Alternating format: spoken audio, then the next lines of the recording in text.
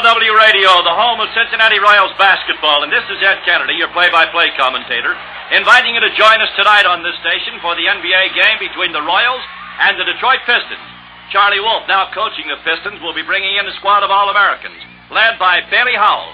We'll be at the mic and hope you'll be at your radio tuned to WLW. Time is 8:30 tonight on WLW Radio Cincinnati. It's now 10 o'clock a.m.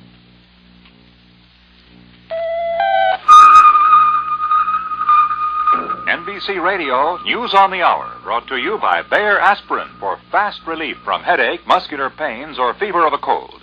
Now here is Russ Ward, NBC News. President Kennedy, in his second day of speechmaking in Texas, is defending the Jfk'S warplane as a powerful force of freedom. We'll have a report from Texas coming up.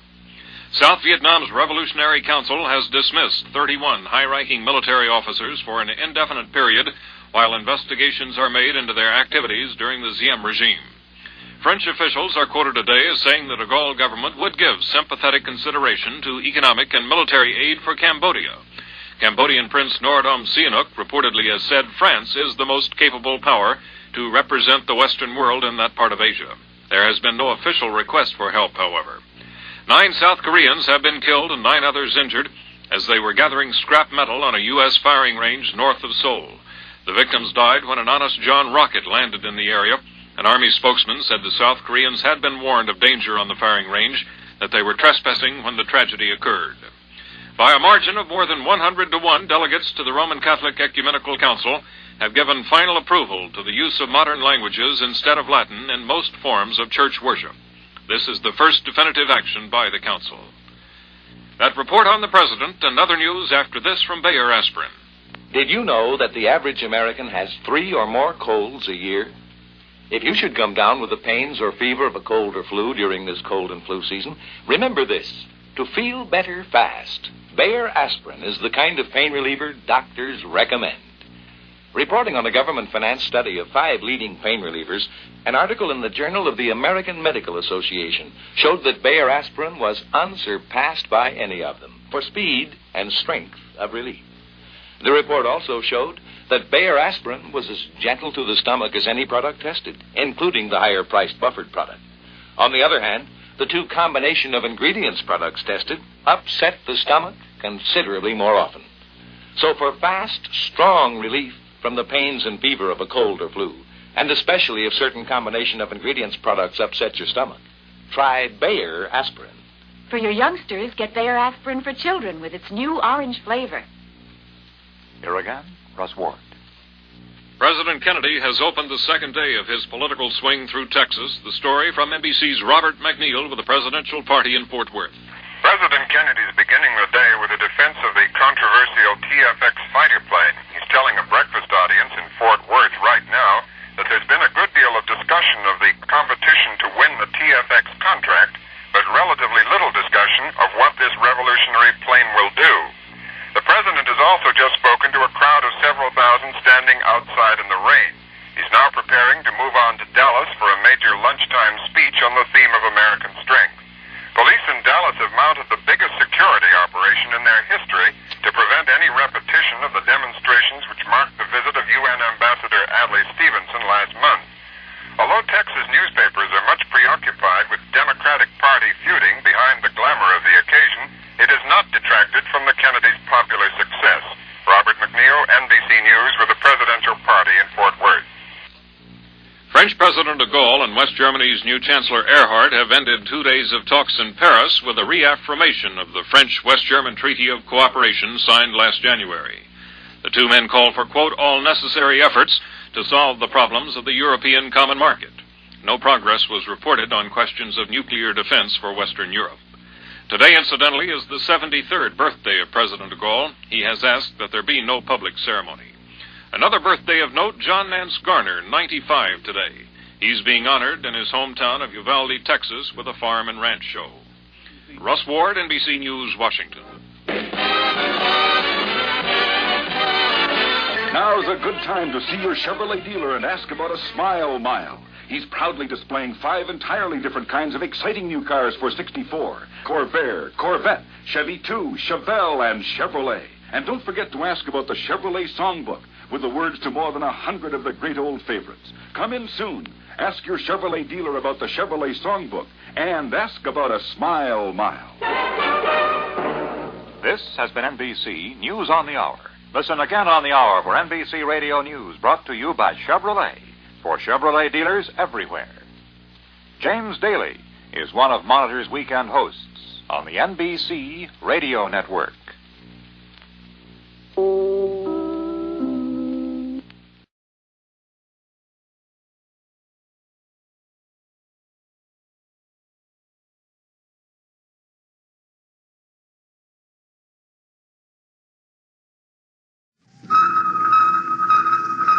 NBC Radio News on the Hour, brought to you by Wynn's friction-proofing products to correct and prevent car trouble from radiator to gas tank. Now here is Martin Agronsky, NBC News. President Kennedy denounced critics of his foreign policy today as prone to confuse rhetoric with reality. On the second day of his Texas tour, the president used a Dallas speech to contend that those who advance seemingly swift and simple solutions to every world problem will end in endangering the nation's security. Though the president didn't mention Arizona Senator Barry Goldwater by name, there was no doubt his remarks were aimed at the man who is now regarded as the front runner for the Republican presidential nomination. Acting Commerce Secretary Franklin D. Roosevelt, Jr.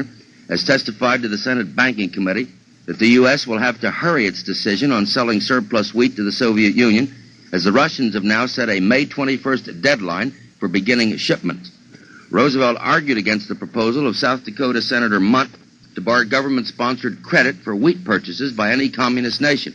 He contended this restriction would bar U.S. businessmen from getting a fair chance to win a part of Russia's annual $4 billion of trade with the free world. At the United Nations in New York, the 17 member states of the presently postponed Geneva Disarmament Conference voted to resume negotiations at Geneva next January 21st. And more news after this from Wynn's Friction Proofing. Carefree driving begins with a can of Wynn's and a can of Wynn's today. Did it happen this morning? Did you step on the gas and finally realize that the pep and zing your car used to have is gone? Sort of takes the joy out of driving, doesn't it? Well, there's a very good answer to your problem. It's called Wynn's Friction Proofing. Wynn's Friction Proofing restores a healthy measure of the pep your car has lost with age. It increases power and gas mileage, makes starting easier on cold mornings. But best of all, Wynn's Friction Proofing penetrates the surfaces of the moving parts inside your engine. It smooths and seals these parts to hold engine wear to an absolute minimum. Next time you stop for gas or service, add a can of Wynn's Friction Proofing to your crankcase. Your satisfaction is guaranteed, or your money back. So add a can of Wynn's today.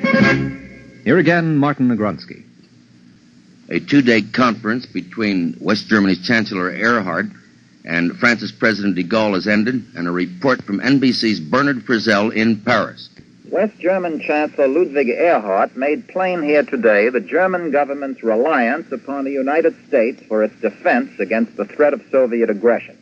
That was the note on which Erhard wound up his two-day visit here to President de Gaulle. The French were reportedly careful not to present to Erhard a choice between themselves and the United States. But the Germans were said to be astonished at the sharply critical attitude of the French toward American policy. A joint communique called for all necessary efforts to get the common market moving forward again and to increase trade with the United States through the forthcoming Kennedy round of negotiations for tariff reduction. But no concrete agreements were announced. This is Bernard Frizzell, NBC News, Paris. Democratic Senator George McGovern of South Dakota, home state of the Fisher quintuplets, has a letter from a constituent that he finds hard to answer. The constituent writes that he doesn't mind a bit all the gifts to the Fisher family, but that he feels he's being unfairly treated despite his similar circumstances. I've got 5 children, too, he complains to Senator McGovern, and just because mine came one at a time, no one has given me a cent. Michigan's Governor George Romney insisted today at the Midwest Governors Conference in Omaha that he is not seeking the Republican presidential nomination next year. This is Martin Agronsky, NBC News, Washington. When your child is sick with a cold or flu, remember what doctors recommend: bed rest, plenty of fluids, and aspirin to reduce fever and relieve pains. When you give orange-flavored Bayer aspirin for children, your child will feel better fast. And knowing he feels better, so will you. Each tablet is the 1 1/4 grain dosage doctors recommend for children. And it gives you such confidence to know you're giving the best. So always give orange-flavored Bayer aspirin for children. This has been NBC News on the Hour. Listen again on the hour for NBC Radio News, brought to you by Bayer Aspirin for Children. Emphasis adds to your listening enjoyment. Weekdays on the NBC Radio Network.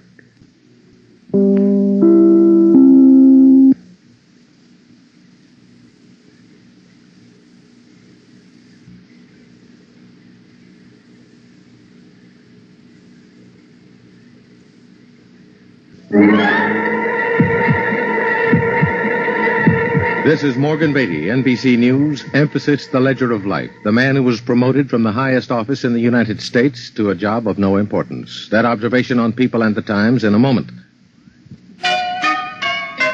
Enjoy those wonderful wines from Mogan David, Mogan David, Mogan David. Wonderful wines from Mogan David, Mogan David wines. The home sweet home wines you'll enjoy, delicious as can be. The wines like Grandma used to make bring back treasured memories. Enjoy those wonderful wines from Mogan David wines. It's here, the cheeriest, cherriest wine you ever tasted. It's Mogan David Pure Cherry Wine. Not too sweet, not too tart. Any time's the right time to enjoy it. Mogan David Pure Cherry Wine.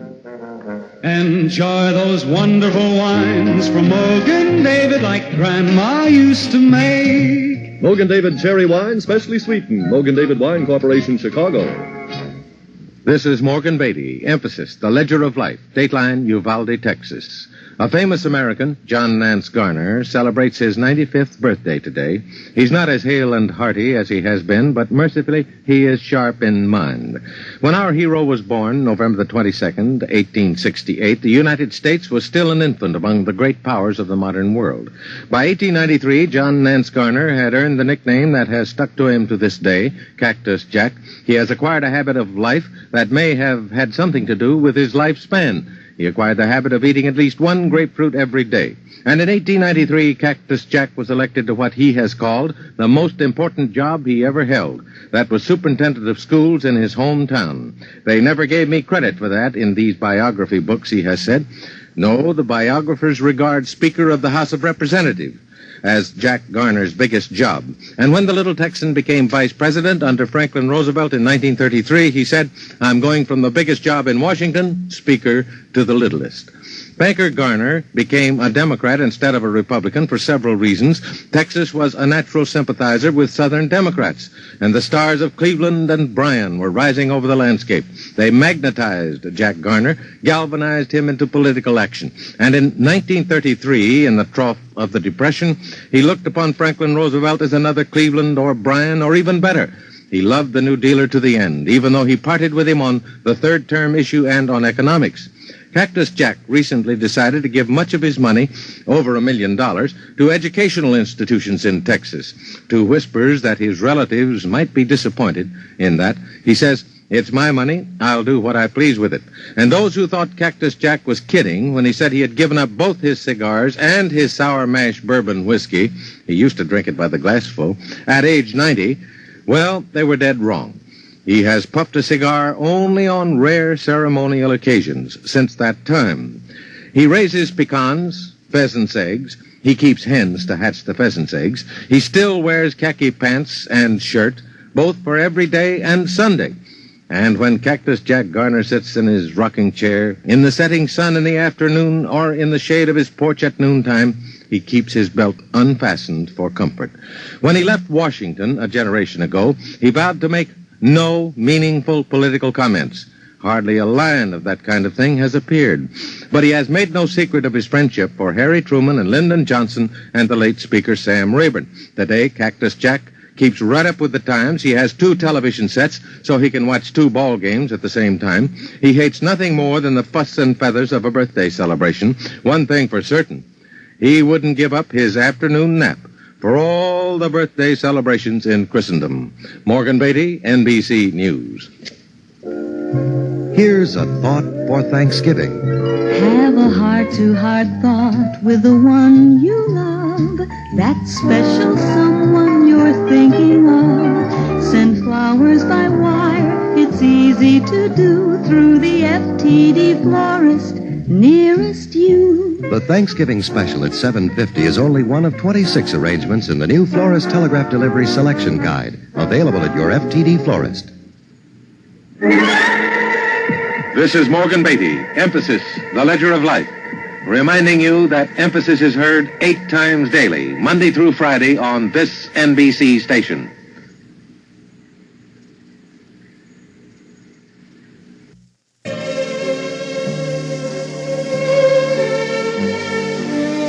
Stations, this is a 30-second hotline bulletin talk-up.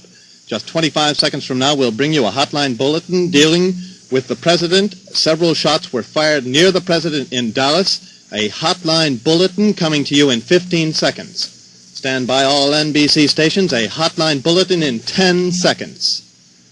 A hotline bulletin in 5 seconds.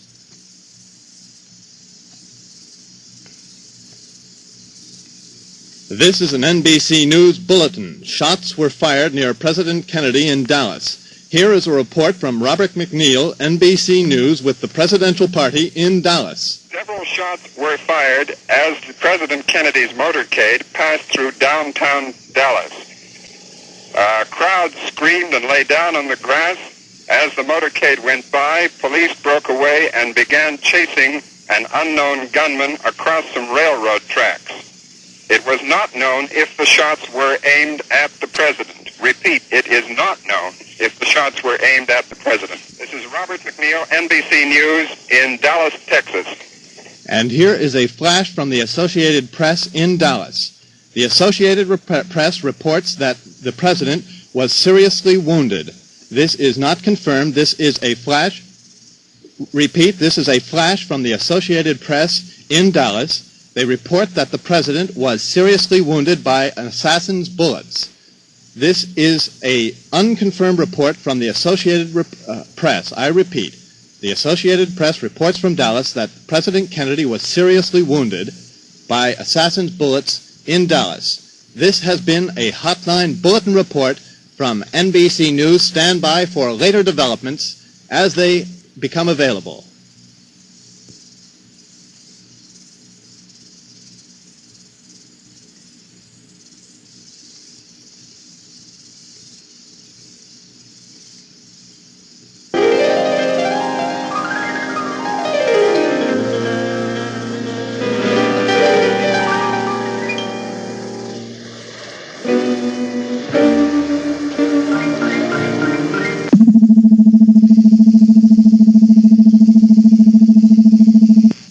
Stand by, all NBC stations. This is a 30-second hotline bulletin talk-up.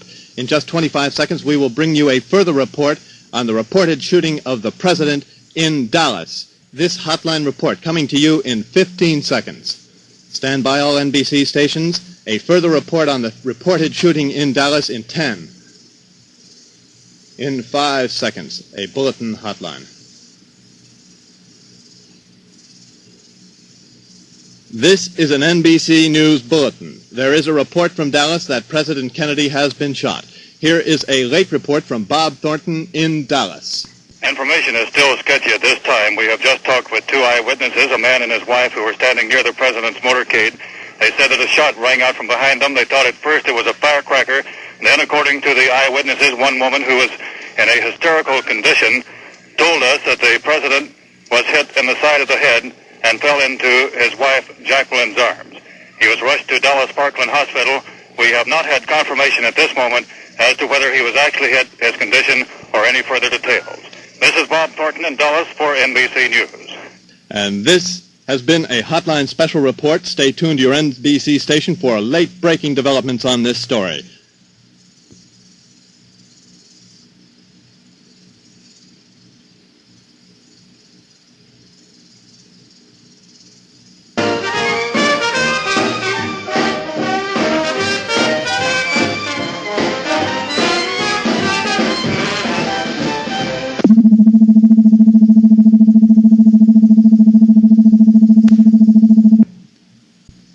Stand by, all NBC stations. This is a 30-second hotline bulletin talk-up.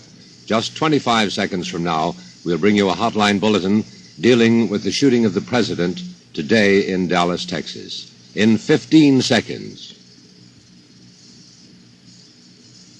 In 10 seconds, we will bring you a special hotline bulletin. In 5 seconds.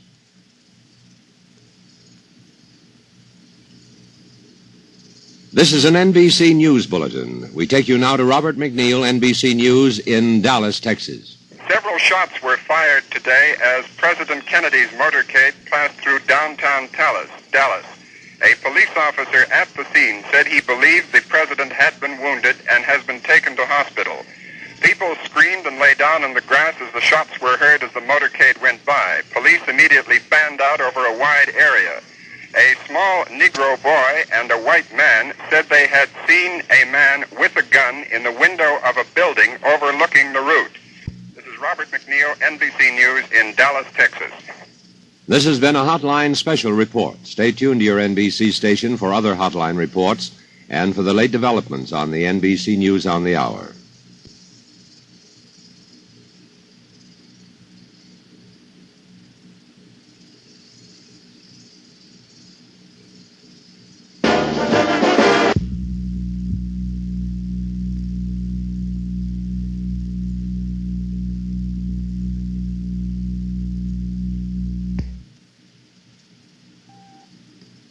This is NBC News. Here is Peter Jfk'S in Washington. President Kennedy has been shot. As of now, there is no final official report on his condition. Here now, piece together the news items we have as they have reached us from Dallas, Texas. Within the hour, President Kennedy and Texas Governor John B. Connally were cut down by would-be assassins' bullets as they toured downtown Dallas in an open automobile. Representative Albert Thomas, Democrat of Texas, says he's been informed the president and Governor Connally were both still alive after having been shot in an assassination attempt.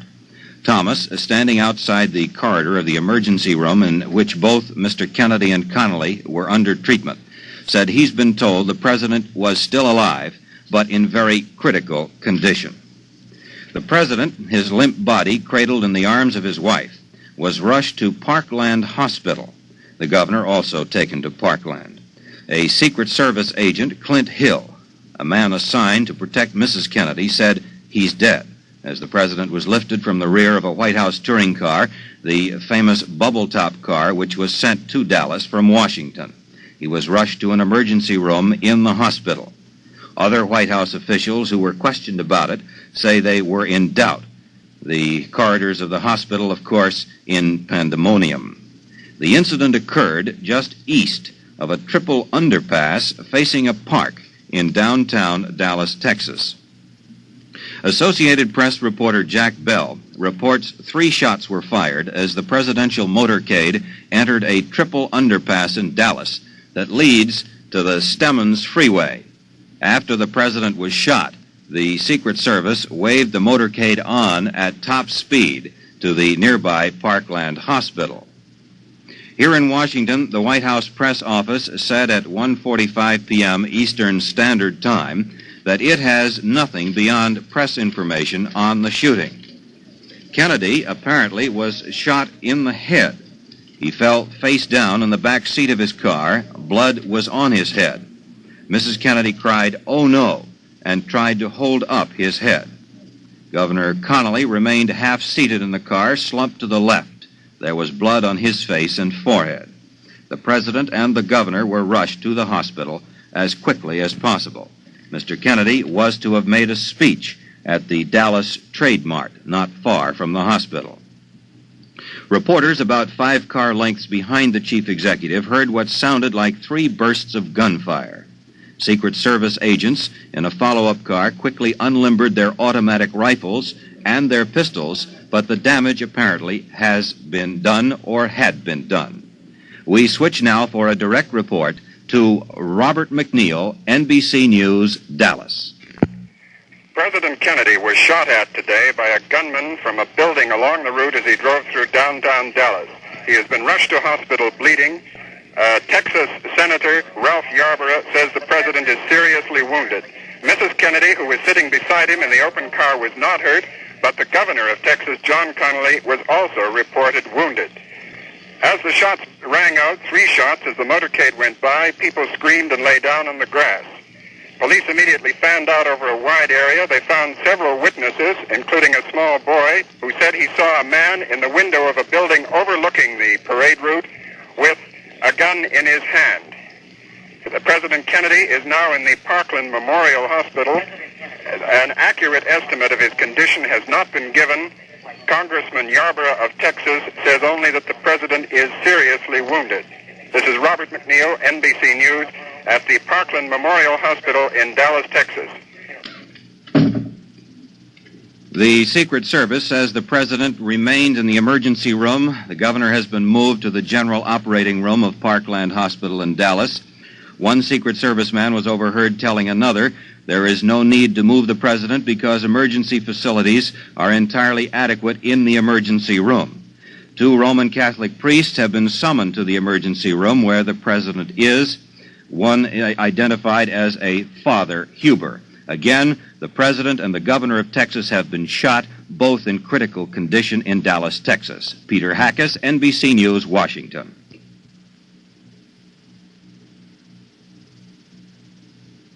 Now here is Edwin Newman, NBC.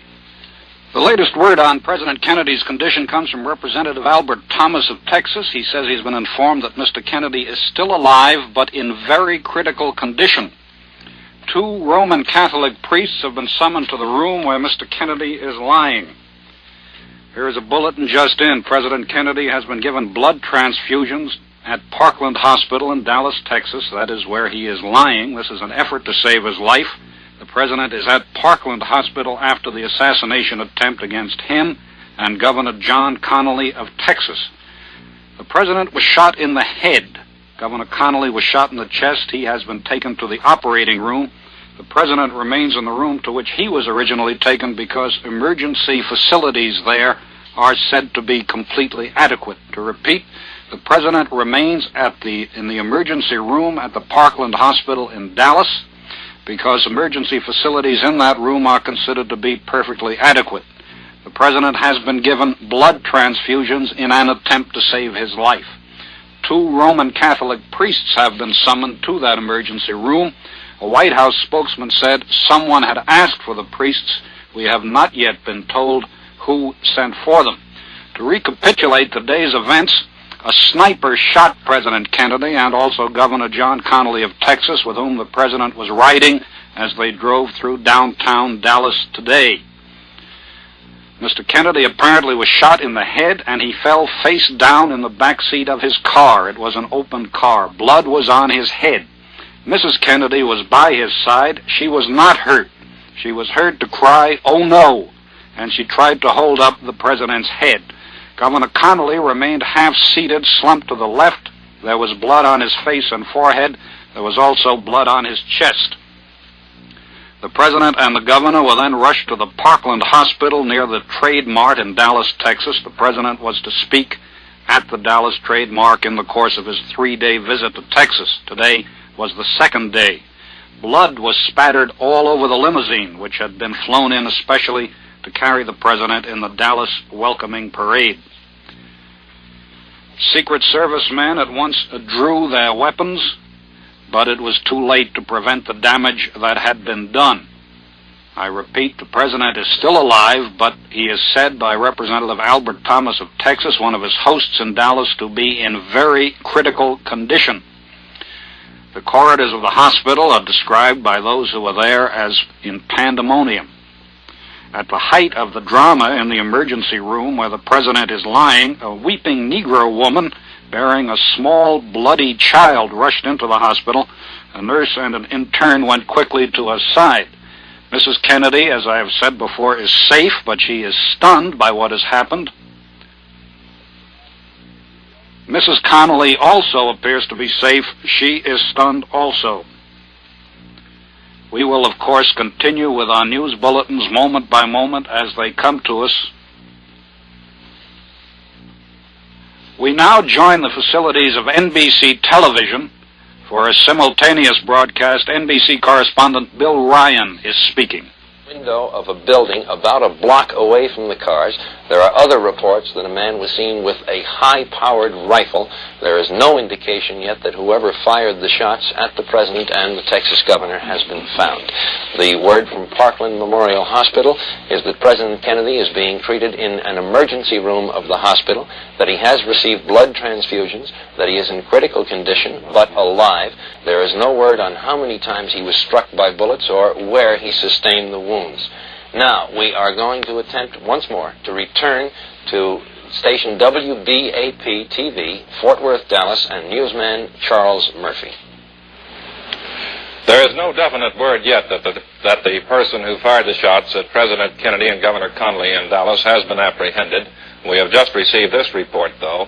Moments ago, authorities took a young man into custody. They took him to the county sheriff's office near the Triple Overpass, near where the shooting occurred. The man was neatly dressed. He's in his early 20s. He is protesting vehemently his innocence, and he says that he has witnesses to prove that he is innocent. 2 Roman Catholic priests have been summoned to the emergency room where the president is. A White House spokesman said someone had asked for the priest, but did not say whom. Blood transfusions have been administered to President Kennedy. Governor Connally has been moved to the general operating room. Repeating, just moments ago, authorities have taken a young man into custody in Dallas, but there is no definite word that this is the person who might have fired the shots at President Kennedy and Governor Connally. Charles Murphy reporting from WBAP-TV, Fort Worth, Dallas. These additional details from the hospital in Dallas. Officials at the hospital say the president has been given a transfusion of B-positive blood. They are calling for fresh blood of that type to have it ready if additional transfusions were needed. Mrs. Lyndon Johnson, the wife of the vice president, was escorted by Secret Service agents into the emergency room where the president is being treated. Now, for Washington reaction to this tragic story, we go to NBC News Washington and David Brinkley. Bill, there isn't a great deal as yet because obviously the news has just got here. It was taken to Congress, which of course recessed immediately to wait to see what has happened. We've checked with the White House, which has told us it doesn't know any more than we know, and in fact has been listening to us to see what it could find out. The president's brother, Edward Kennedy, Teddy Kennedy, was on the floor of the Senate and was informed of the news by the Senate Democratic leader, Senator Mike Mansfield.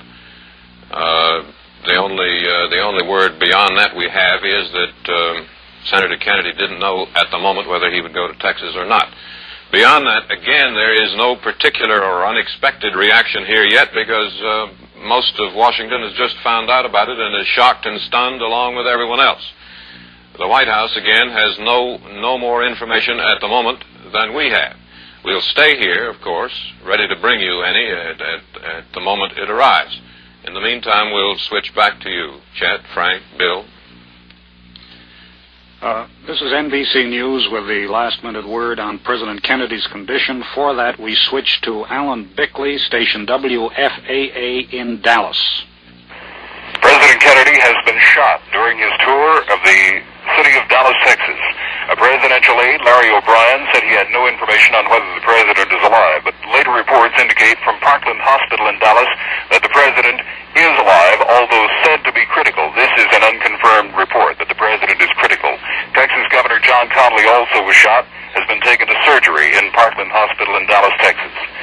When the president was shot, Mrs. Kennedy jumped up and grabbed him, crying, "Oh no." Then the Secret Service ordered the motorcade to speed on to the hospital. Apparently, from witnesses at the scene, we can deduce that the attempted assassination was committed by a slender white young man about 30 years of age, probably from the vicinity of the Texas Book Depository building in downtown Dallas. Police and Secret Service men have now cordoned off that building. The center of downtown Dallas is in a virtual state of siege. They are combing the floors of the Texas Book Depository building in an effort to find the suspected assassin. This is Alan Bickley reporting for NBC News.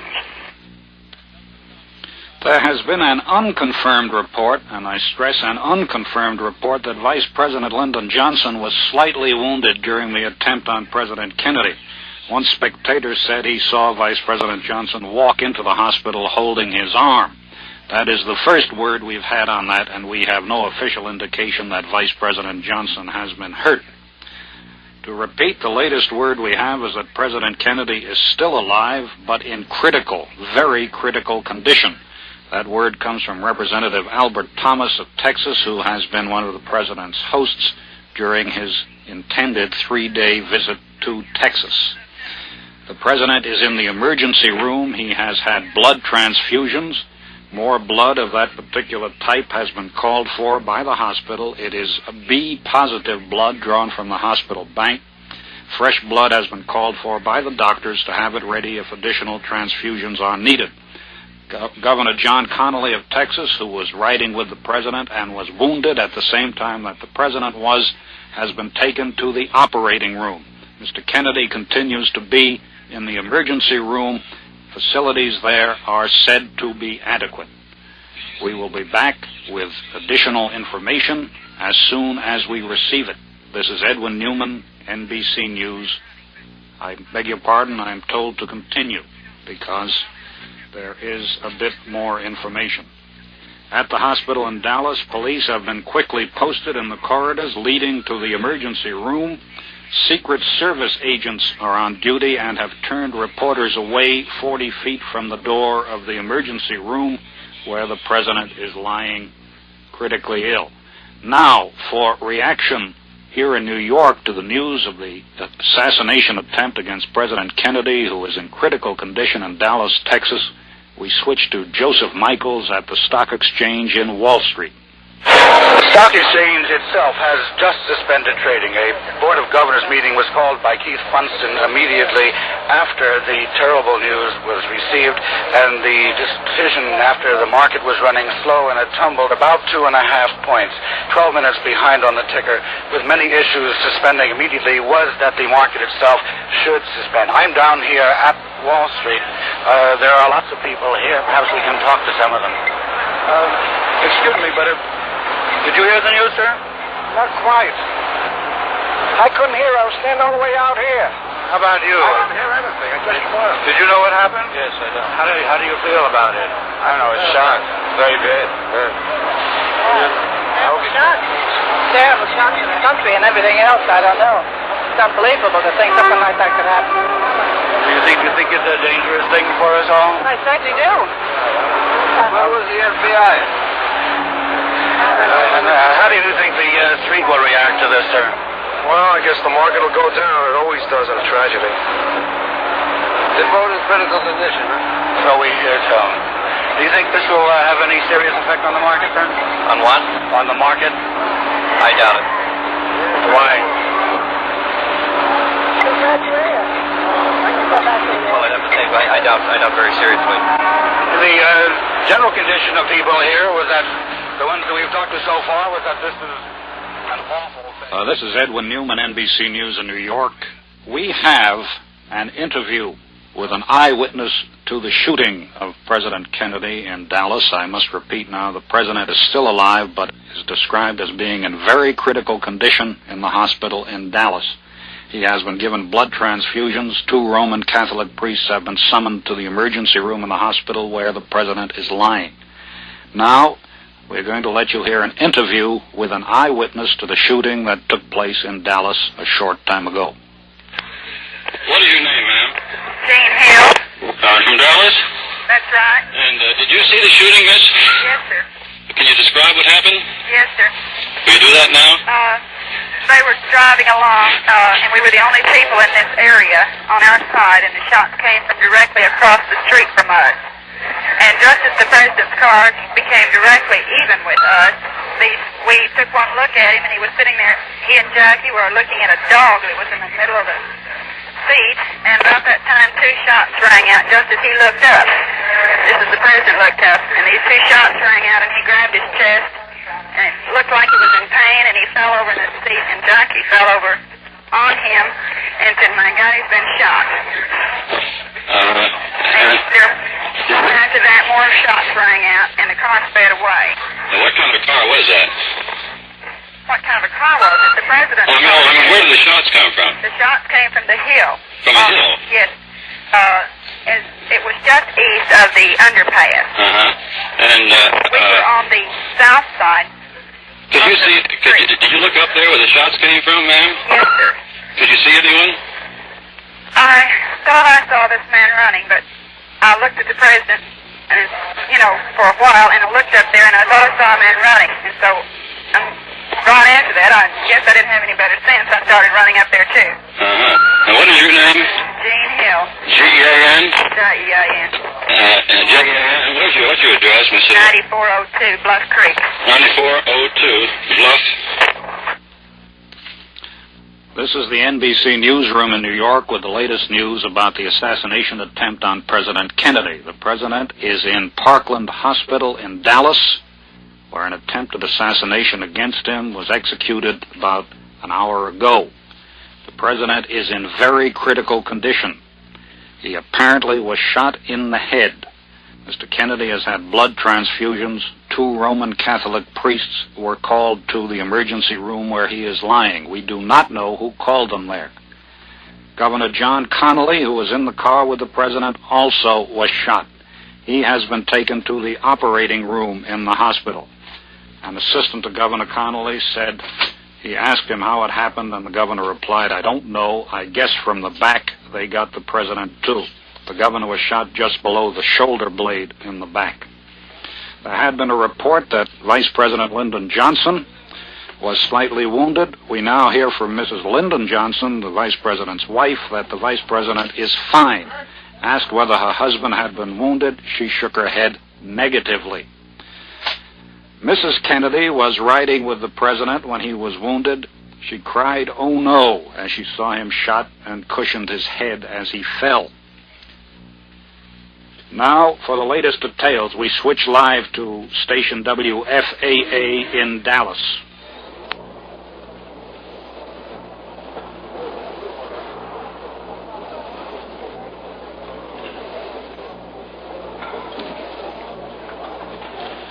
This is the NBC newsroom in New York. We try again to get the latest details from station WFAA in Dallas.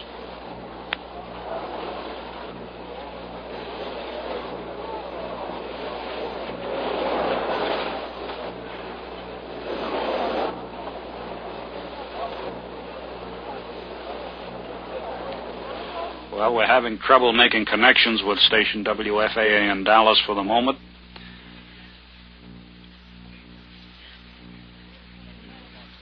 We now join the NBC television network telecast for the latest information. Anxious members of the White House staff gathered, including Major General Chester V. Clifton, military aide to the President, and Brigadier General Godfrey McHugh, the Air Force aide. Mrs. Evelyn Lincoln, the President's Secretary, Pamela Tenure, Press Secretary to Mrs. Kennedy, and other members of the staff were shown to a special waiting room not far from the emergency room area where the President was lying. As Frank McGee has reported on direct word from our correspondent in Dallas, a crowd is gathering outside Parkland Hospital in Dallas.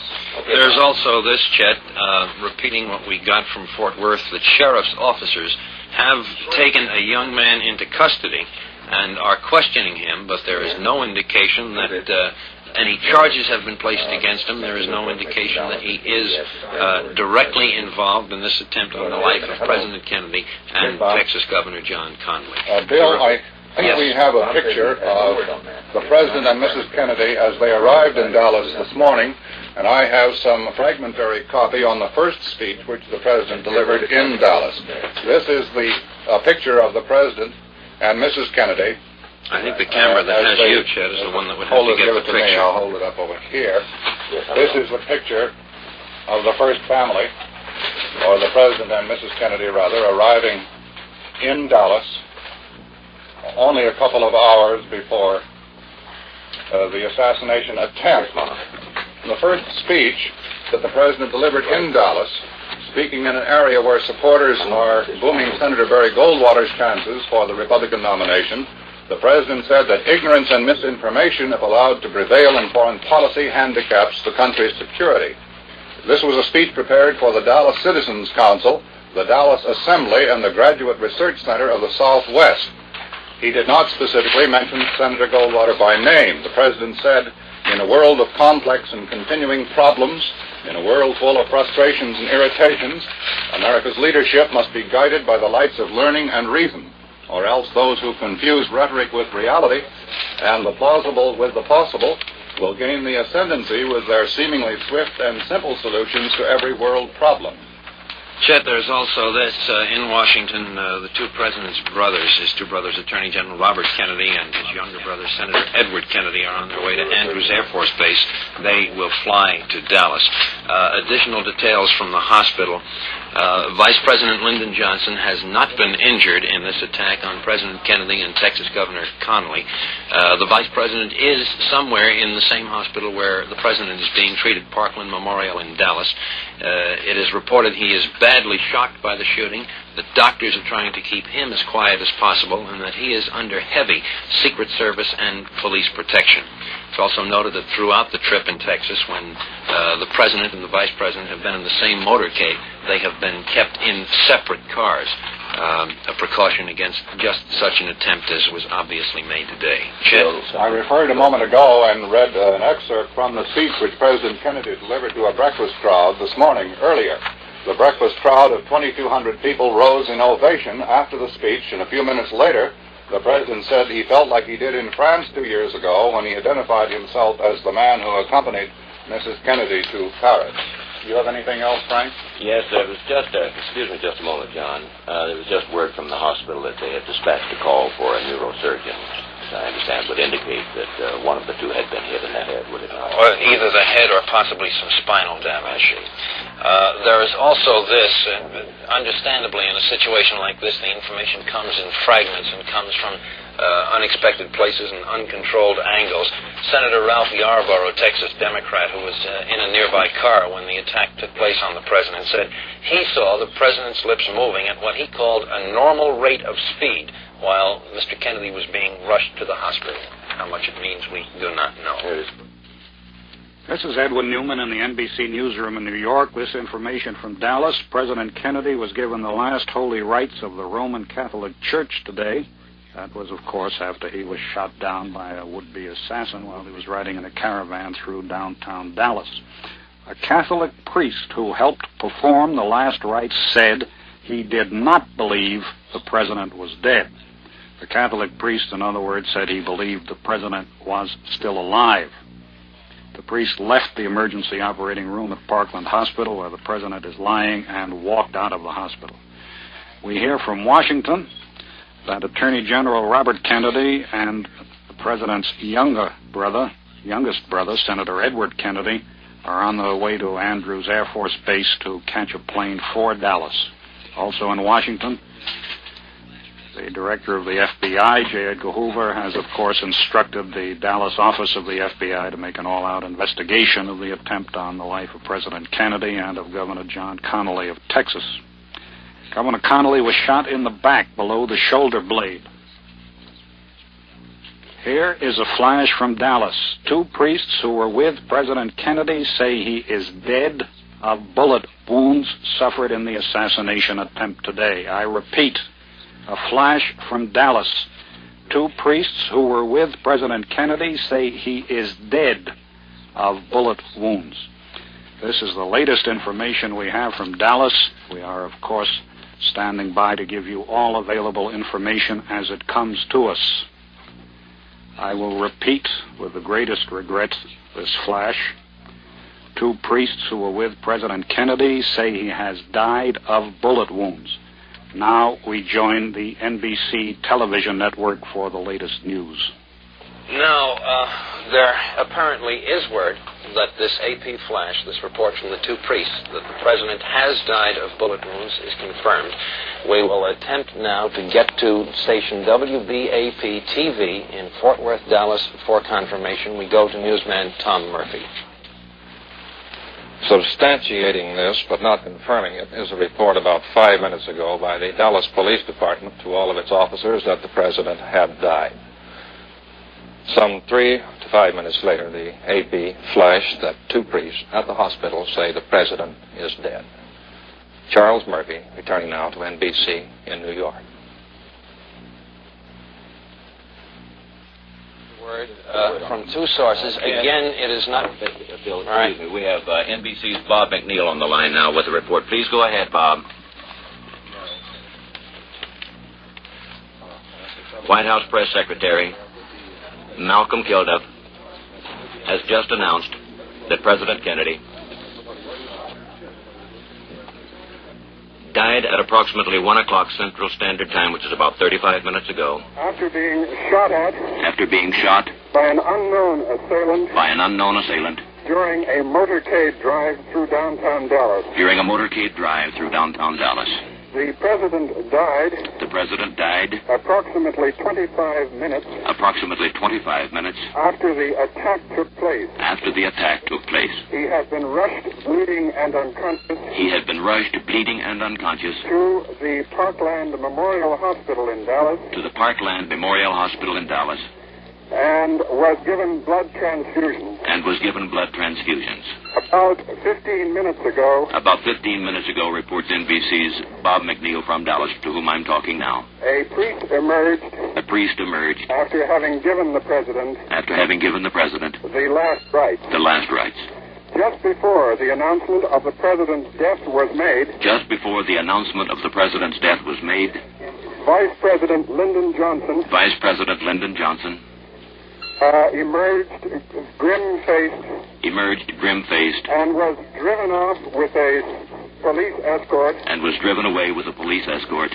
To assume. The constitutional responsibilities. The constitutional responsibilities. Of the presidency. Of the presidency. A casket. A casket. Has just been brought into the emergency ward. Has just been brought into the emergency ward. Of this hospital. Of this hospital. For President Kennedy. For President Kennedy. The attack took place. The attack took place. As the president was just completing. As the president was just completing. What amounted to. A triumphal drive. A triumphal drive. Through downtown Dallas. Through downtown Dallas. Encountering the biggest. Encountering the largest. And in some ways the most friendly crowds. And in some ways the most friendly crowds. Of his 2-day Texas tour. Of his 2-day Texas tour. Dallas police. Dallas police. Had put into effect. The most stringent security precautions in the city's history. The most stringent security precautions in the city's history. Because they had anticipated. There might be some demonstrations. Against President Kennedy. Like those which marked the visit. Similar to those which marked the visit of UN Ambassador Adlai Stevenson. On October 24th. Mrs. Kennedy. Who was sitting beside the president. In the open car. Was not hurt. However, the governor of Texas. John Connolly. Who was also in the car. Was wounded, reportedly in the chest. And more blood. A repeat, Bob. Further supplies of blood. For transfusions for the governor. Have just been brought into the hospital. The shooting came. According to witnesses. From the second floor. Of a building called the Texas School Book Depository. Which is about 100 yards. From the tree-lined parkway. On which the president was driving when the shooting occurred. 3 shots were heard. Frank, that's about all I can tell you at the moment. Bob, thank you very much. We'll keep the line open. Okay, we'll keep the line open. That was a report from NBC's Robert McNeil at the hospital in Dallas, Texas, confirming by way of word from the White House press secretary that President Kennedy is dead. The death, according to Malcolm Kilduff, who was acting as the president's secretary on this trip, came roughly 39 minutes ago at about 1 o'clock Dallas time. There is further word that Vice President Lyndon Johnson was taken from the hospital, and he was not wounded. He has been taken from the hospital off to a secluded place. He will assume the constitutional duties, succeeding now the late John Fitzgerald Kennedy, the former president, the late president of the United States. Now, it is necessary, even at a time when an event is so fresh upon us, to look forward. We will do that now as we go to NBC You're on Washington teaching, Bob. and Yes. Brinkley. I'm relaying. Right, I'm relaying your words. The whole situation is, of course, that the Vice President, Lyndon Johnson, will be given the oath of office as President of the United States as soon as it can be done. I haven't had time to check this, but I believe the oath can be administered by anyone who can, a justice of the peace or anyone who can administer an oath. Had it happened in less unfortunate circumstances, he normally would be sworn in by the Chief Justice of the Supreme Court. But in this case, he will be sworn in by anyone who has the power to do it. That means, therefore, that Lyndon Johnson will be President of the U.S. and will finish out Mr. Kennedy's term running until January of 1964. What happens then, obviously, we don't know. The next in line for the presidency then, after Mr. Johnson, becomes John McCormick of Massachusetts, Representative John McCormick of Massachusetts, who is the Speaker of the House. He is, as I say, next in line. We were told a few minutes ago the Air Force had 4 jet airplanes on the ramp at nearby Andrews Air Force Base, ready to take off for Texas, and perhaps by this moment they have. I don't know. This is Edwin Newman in the NBC newsroom in New York. We switch at once to Robert Goralski, NBC News, at the White House in Washington.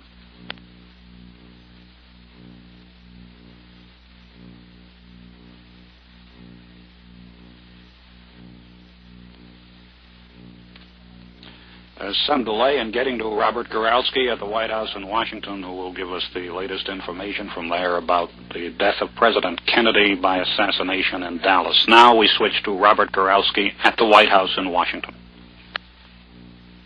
Secretary of State Dean Rusk has just been...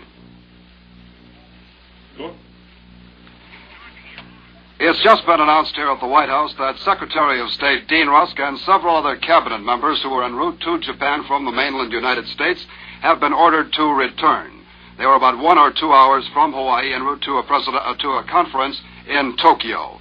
Also aboard the aircraft is Presidential Press Secretary Pierre Salinger. It's not known yet whether the plane carrying Secretary of State Rusk and Mr. Salinger will return to Dallas or come back to Washington directly. There is still no verification or confirmation here at the White House of the reported death of President Kennedy. The staff that has remained behind here at the White House is getting its information via radio and television. They have no further information. Attempts are being made now by press officials here at the White House, pressed into service because of the lack of the ordinary persons that newsmen would contact, to reach Kenneth O'Donnell, presidential assistant, or Malcolm Kilduff of the White House press staff. The children of President and Mrs. Kennedy are presumed to be on the second floor at the White House at this hour. This was a school day for young Caroline in the first grade. John Jr. is also believed to be in the White House. They were to go to Middleburg, Virginia tomorrow for the weekend, at which time they were to join the President and Mrs. Kennedy. Here at the White House, the secretaries are ashen-faced. They're on the verge of tears, and I might add reporters are feeling the same way and look the same way. Robert Goralski, NBC News at the White House. The last rites were administered to President Kennedy by Father Oscar Huber of Holy Trinity Church in Dallas. Of course, at this point, the information that comes to us is fragmentary. It has all to be pulled together. There was an eyewitness description of the scene from a man who was 15 feet away when the president was shot. This man is Charles Brehm, B-R-E-H-M. He said the president was waving and the first shot hit him, and that awful look crossed his face. The president died 44 minutes ago, 1 o'clock Central Standard Time in Parkland Hospital in Dallas, the result of an assassination attempt against him as he was riding through the streets of Dallas in a car with his wife, with Governor John Connally of Texas, and with Mrs. Connally. Mrs. Kennedy and Mrs. Connally are safe. though the last word we've had describes both of them as stunned. Governor Connolly was wounded. He was shot in the back below the shoulder blade, was taken to the emergency operating room. Vice President Lyndon Johnson, who was not injured and who was riding in a separate car from that in which Mr. Kennedy was riding, was taken from Parkland Hospital under heavy police escort. He is to be sworn in as the next president of the United States. This attempt on President Kennedy's life was the third within 30 years on an American president. President Franklin Roosevelt was shot at when riding in an open car in Miami with Mayor Anton Cermak of Chicago. The president was not hit. Cermak died. President Truman was shot at when he was in Blair House in Washington. He was not hit. President Kennedy was shot at today and was killed. At this point, we join the NBC television network. The United States was in a car behind the Kennedys and the Connollys. He is to be sworn into office as soon as possible. He rushed to the hospital and then was whisked away again by Secret Service men. His whereabouts, certainly, and as we can understand, is being kept secret. Yes. Kennedy lived about an hour after a sniper cut him down as his limousine left downtown Dallas. Automatically, of course, the mantle of the presidency falls now to Lyndon B. Johnson, a native Texan who had been riding 2 cars behind the chief executive. Here's one other little bit of information. The priests came out of the ward at approximately 1:37 p.m. Central Standard Time.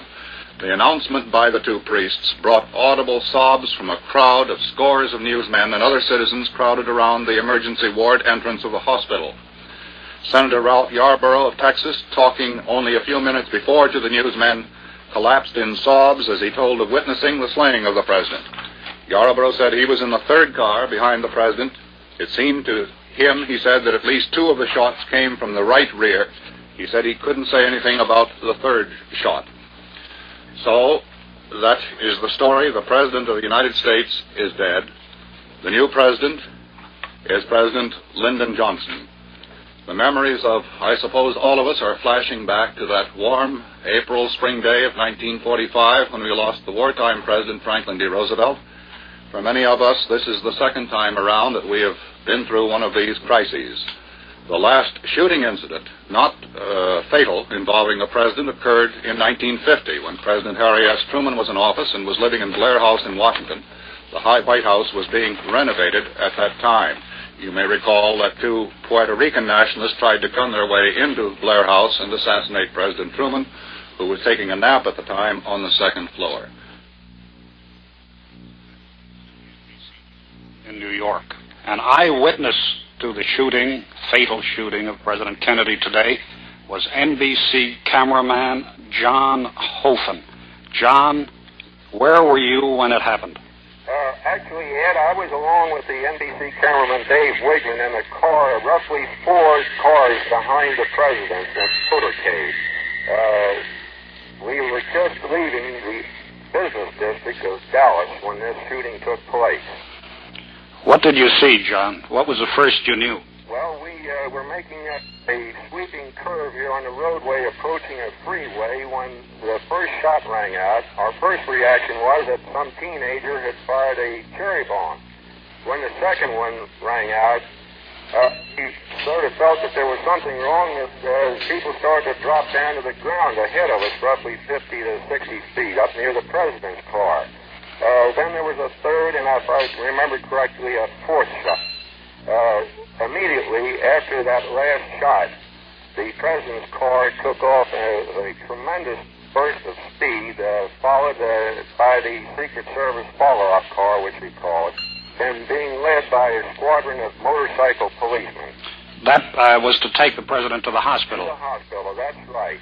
Our portion of the motorcade had remained behind momentarily. A cameraman had jumped out of the car and were making pictures. We did not know at that moment who had been shot or who was doing the shooting. So naturally, we were shooting everything, any people on the ground or running. John, just let me interrupt to tell the audience that you are John Hofen, NBC cameraman. You are an eyewitness to the fatal assassination attempt of the president today. Cameraman, I'm part of the NBC White House camera crew. Yes, I'm the sound man. Now, I would like to ask this. We then regained composure, I should say, and jumped back into the car, and our driver took off. As we drove about 50 feet, we picked up one Secret Service agent who had been left behind in the rush. He jumped in the car with us, and we took off very fast at a high rate of speed to catch up to the president's car, but it was almost impossible. They must have been driving at I would say 90 or 100 miles an hour with him. John, when the shooting happened, did you actually see the president or Governor Connolly? Could you see anybody in that car? No, unfortunately for us, the president's car was the first car in the motorcade, immediately behind the motorcycle escort. Right behind the president's car is this large open Cadillac limousine, which is, I would say, has about 6 or 8 Secret Service men in it. They immediately stood up and blocked the view, and then, of course, they surrounded the car, and then when they saw what actually happened, they jumped back into this car and went, right behind his in this fast takeoff. Did you see any police activity directed toward the assassin? Yes. 2 or 3 of the motorcycle policemen went running up this embankment. Actually, it was a high, long, great terrace towards this office building. And one of them became so excited he fell off of his motorcycle and it charged up the grass a portion of the way. But they ran through there. We never were able to find out what they did. I since have heard that they have picked up a few suspects. Yes, we've heard that. We do not know, however, of any charges that have been made against anybody. When we arrived at the hospital I would say roughly 3 or 4 minutes behind the president, we were stopped at the emergency entrance, naturally, by the state police, city police, and a few Secret Service who were still down on the lower level. And the Secret Service men who knew us asked us to please remain there, that they would do whatever they could to help us. Just as I was leaving with home in my pocket to make a delivery to go on the air, Malcolm Kilduff, the Associate Press Secretary on the President's staff, came over and quietly said, John, he said, they tell me the President has died. We did not have a strict confirmation at that moment, and of course I have been roughly a block and a half away from the hospital now since talking to him and talking to you. Thank you very much, John. I must interrupt you because we want to switch to Robert Goralski at the White House in Washington.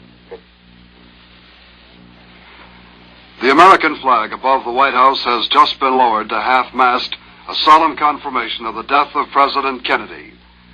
As the flag was lowered, large numbers of people outside the White House noted the flag flying at half-mast. Most of them did not know what had happened. They talked to the White House guards, who had then informed them the President of the United States is dead.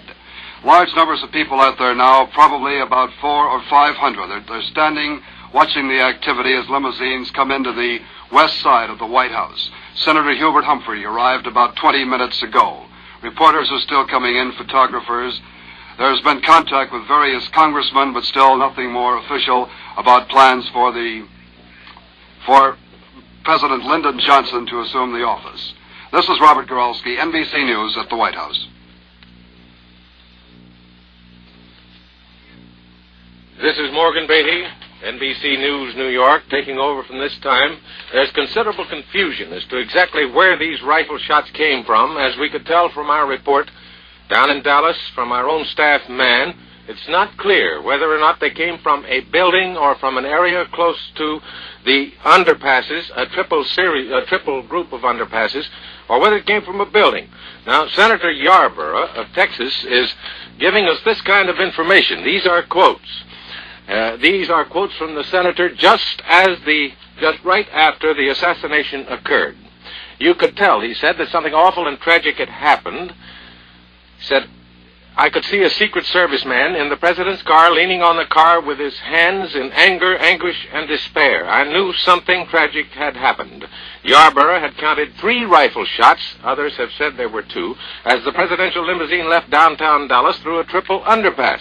The shots were fired from above. Now that we're sure of. Possibly from one of the bridges or from a nearby building. That's the senator's view. But another witness, television reporter, said he saw a gun emerge from an upper story of a warehouse commanding an unobstructed view of the presidential car. We've already had fleeting references to this warehouse building and a gun emerging from a window. So you see, we still don't have enough information, and there are people under arrest. The sheriff's office in Dallas has several persons under arrest. And, of course, the standard report is that they have a white man, about 30 years old, under arrest, and a rifle has been recovered from the scene of the shooting, and it was a foreign-made rifle. Of course, this kind of reporting is very difficult at this time. The police themselves are busy trying to organize, along with the Secret Service and other government agencies, the Federal Bureau of Investigation. John Edgar Hoover has issued orders to his men to cooperate, and they have not yet coordinated all of the information they have. But it's quite certain that they have a great deal more information about the assassination of President Kennedy than they are revealing at this time. And now we switch to John Jfk'S in Miami. Havana Radio has just broken into its regular news broadcast with a bulletin and is broadcasting the news of President Kennedy's death to the Cuban people. The radio announcer, a woman, is broadcasting the regular United Press International dispatch from the United States. She is detailing all of the information she has at this time. This is John Jfk'S, NBC News in Miami. It's also clear from the reports we have that the Secret Service agents assigned directly to the president, that is, the men in the car or around the car with him, were almost certain he had been killed from the beginning. The president was shot, we can now either repeat or confirm, through the right temple, and the bullet went cleanly through his head. The White House physician has now stated it was a simple case of a bullet straight through the head. At least one Secret Service man at the entrance of the hospital kept murmuring. One of Mrs. Kennedy's Secret Service men kept murmuring as the car went up to the hospital and the president's body was being taken out that he's dead, he's dead. I'm sure he didn't know at that time he was dead, but Secret Service men know you can't be shot through the head, temple to temple, without being about as close to death as a man can be. And the question of administering the oath to the Vice President, Mr. Johnson, has still not been resolved, but the Secret Service has thrown an extraordinary guard around the Vice President. Mrs. Johnson was seen by reporters not too many minutes ago, and she was asked how the Vice President was, now the President of the United States, and she said, he's fine. We repeat what we've told you before, that Vice President Johnson was not shot. The other man shot was Governor Connolly of Texas. And the governor, by the way, has talked with Mr. Huber, his principal assistant. He is in apparently fairly good condition. He has said that he saw the whole thing, and they got the president too, he told his assistants. The doctors have discovered that Governor Connolly of Texas has been shot just under the shoulder blade in the back, and the seriousness of it has not yet been determined, but he's conscious. He's able to talk to his friends. And Mr. Huber said that the governor had asked him, he had asked the governor what he could do for him, and the governor had asked him, please just take care of Mrs. Connolly for me. So apparently the governor of Texas is not injured as badly as it would appear that he had been at first.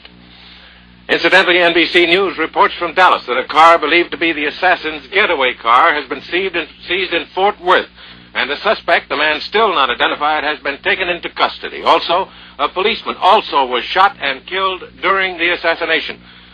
Incidentally, Fort Worth, as you know, is very close to Dallas, and a car could have got to Fort Worth with no trouble at all, provided the assassins had planned in advance how to get away from the motorcade in Dallas. Incidentally, a Negro woman rushed into the hospital where President Kennedy was taken with a wounded child. Now, whether the child had been injured in some other kind of situation or whether in the situation that occurred during the assassination of the president was not clear. The woman and the child were taken to the emergency quarters of the hospital. Incidentally, from Rome, the word is spreading very fast. England, we've heard from Havana, Europe, all are on the alert to news of the assassination of President Kennedy. From Rome, we have a report from Vatican City. Cardinal Francis Spellman of New York said tonight that he was shocked and grief-stricken to hear of President John Kennedy's death. These kind of statements, ladies and gentlemen, we'll be getting regularly and at frequent intervals for many hours to come. Incidentally, if the president was indeed alive, as most reports indicate he was, he lived about an hour after the sniper had cut him down in his limousine near downtown Dallas. The president was 46 years old, and of course, if it had been possible for him to have survived this shot, his vigor unquestionably would have pulled him through, but it was not. And incidentally, if you have any questions about the vice presidency, automatically the mantle of the presidency falls to the vice president on the death of a president. That means that he doesn't have to take any oath of office immediately. He is President of the United States. That's Lyndon B. Johnson of Texas, and as we reported to you, he was unhurt because he was automatically kept in another automobile so that there would not be the double close risk of the president and the vice president together in a situation of this kind, particularly in travel areas. And now let's see what they're doing on NBC TV News at this point. They have new reports on the president's assassination. The practice she's developed the last couple of days took the initiative in going over to the fence, and she and the president walked all along the fence, shaking hands with both hands, and the crowd was really delirious with them. And this kind of reaction was something like the reaction that was encountered in the big crowds all the way through the town. Very friendly. I saw only one hostile sign all the way through the motorcade, which went about 10 miles. And then suddenly, in the middle of this bright sunshine, the friendly crowd, and nobody expecting anything, these three muffled shots were heard. And it couldn't have been a more startling, gruesome contrast to the very pleasant, sunny, friendly atmosphere that he'd received, despite all the warnings that things were going to be difficult for him here in Dallas. Why was that, Bob? Because of Adlai Stevenson's recent visit? Well, this had been the thing that made the police worry, and Dallas got such a bad name around the world after the attack on Stevenson that the authorities were determined that there would be no repetition of this. You remember the ambassador was, someone spat on him and someone hit him over the head with a poster. They mobilized a third of their entire city police force with extra paddy wagons around the corner and everything else, and put on a strong propaganda campaign in the newspapers and on the radio and TV stations to make sure that the name of Dallas was not dragged in the mud again by any unfavorable incident when the president came. And that is why it was such a contrast. What is the situation in the room where you are at the hospital now? Well, I'm in a little small waiting room where emergency patients wait to be taken into the operating rooms where they're treated. And there are a few policemen who are the only ones left in the long corridor leading to the room with double swinging doors, behind which we assume the president's body is being placed in the bronze coffin, which was taken in about half an hour ago, and from which we expect it to come out shortly.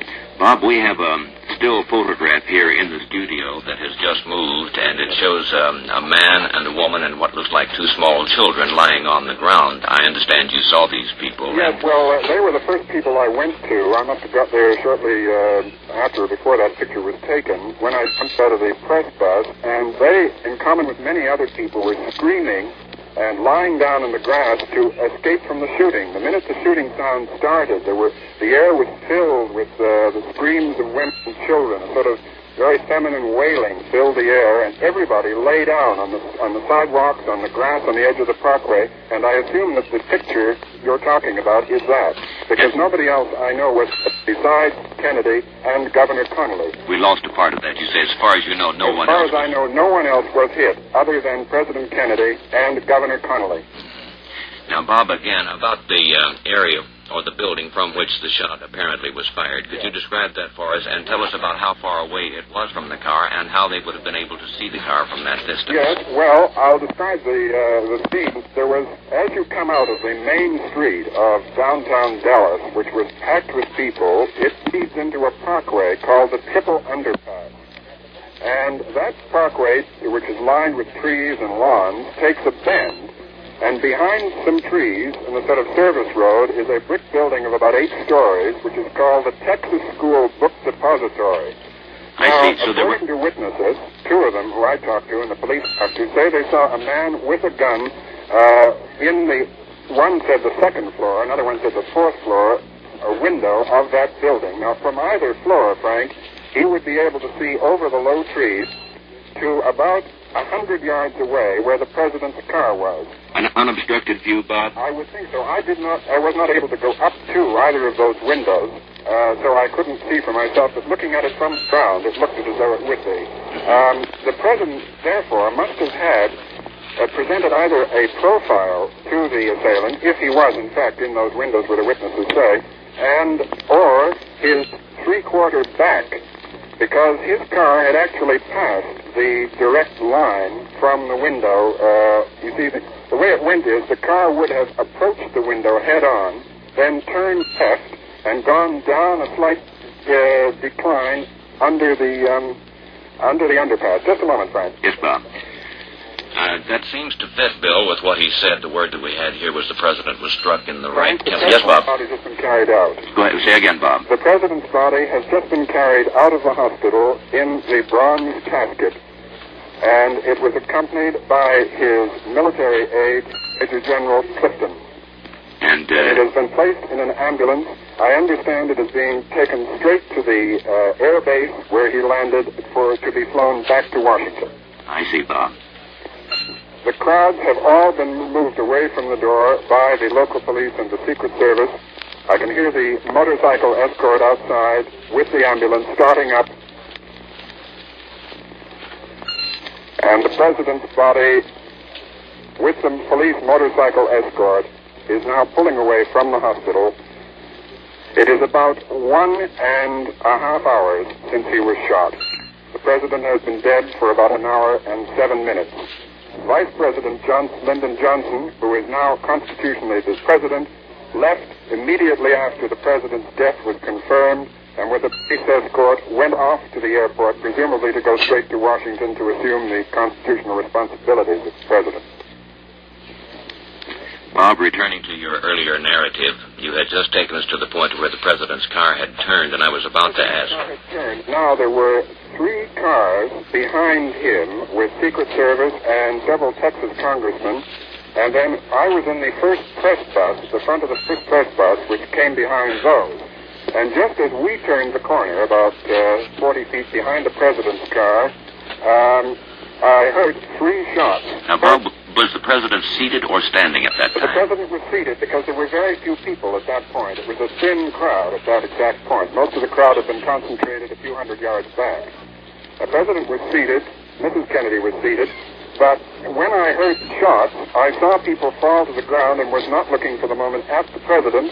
The car immediately disappeared under the underpass and speeded up to go straight to the hospital. And I left the press box and went to this building from which shots reportedly came. Mm-hmm.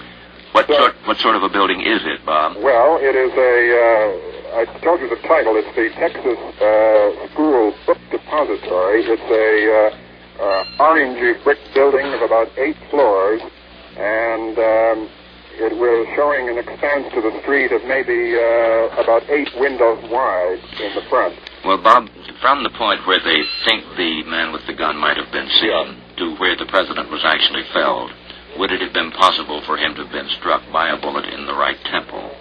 That's his I believe that if he was using a high-powered rifle with a telescopic sight, one policeman told me he understood it was a high-powered rifle. I don't know about the telescopic sight. I assume that from that distance it could be. I see. Could be. About how fast was the president's motorcade going at the time of the slowly. fire? It was about, by that time, having just gone around the corner, it was probably between 15 and 20 miles an hour. Mm-hmm. And Vice President Lyndon Johnson was how far behind? I'm not sure, Frank, which car. There was a jumble of congressmen in the car immediately behind, and I'm not sure which car Vice President Johnson was in. And then you say, of course, that the motorcade speeded up immediately and rushed toward the hospital. Disappeared under the underpass, and I had jumped out by that time and was running with the police. They thought the assailant had fled over some railroad tracks, and they chased him through what they thought was the assailant through several trains. Standing on the tracks, and I went with them, and therefore didn't see the president immediately as he went under the underpass. Well, did they apprehend this person they were chasing? No, they apprehended nobody at that time. They went back and started talking to witnesses on the scene. I see. Just a moment, Frank. Yes, Bob. Which car was that? There is also this that could be added. We have... Frank, I'm told that Vice President Johnson was in the car directly behind the president. I see. Now, Bob, from the point where the assassination occurred to the hospital is about how far in time and distance would It's about a mile and a half. I was able to commandeer a private car. Hold it, Bob. We have a little information here, please. We are now going to the United Nations, where I'm told delegates from the member nations are expressing their condolences to Ambassador Adlai Stevenson. So we switch now to the United Nations. I call now on the Secretary General. Mr. President, as Secretary General of the United Nations, Bob? I would like to express hang on. profound sorrow at this most tragic event and to be associated in the condolences to Mrs. Kennedy, to the members of the bereaved family, and to the government and people of the United States. I request members of the General Assembly to rise and observe 1 minute of silence in tribute to the memory of President Kennedy, after which I shall adjourn this meeting in sign of mourning.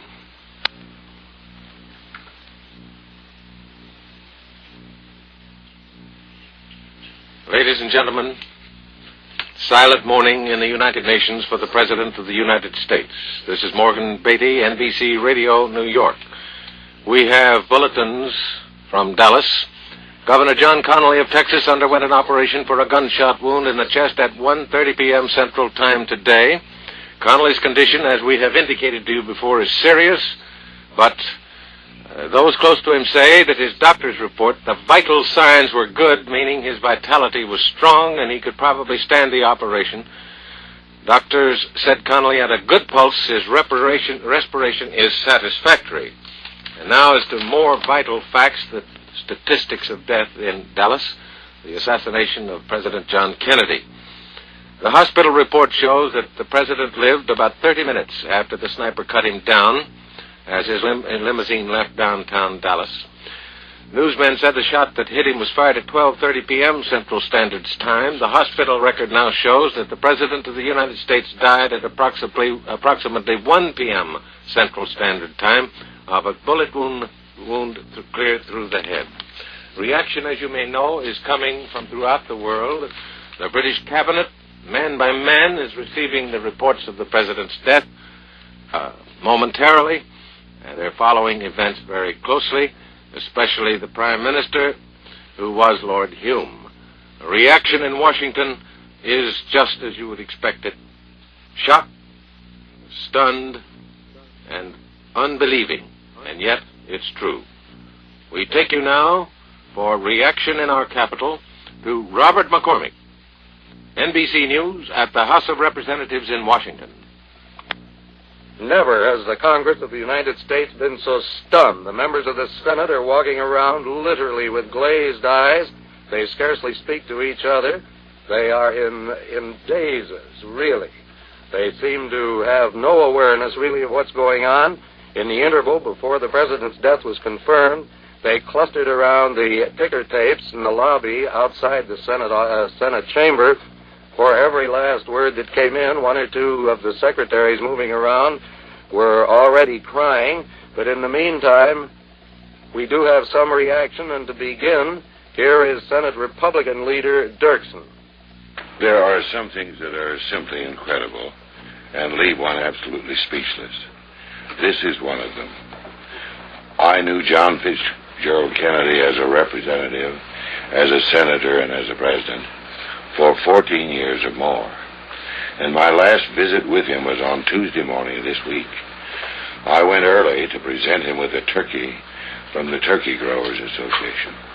He was so amiable, so affable, so agreeable, and he looked in the very pink of condition, notwithstanding a rather rugged tour in the state of Florida.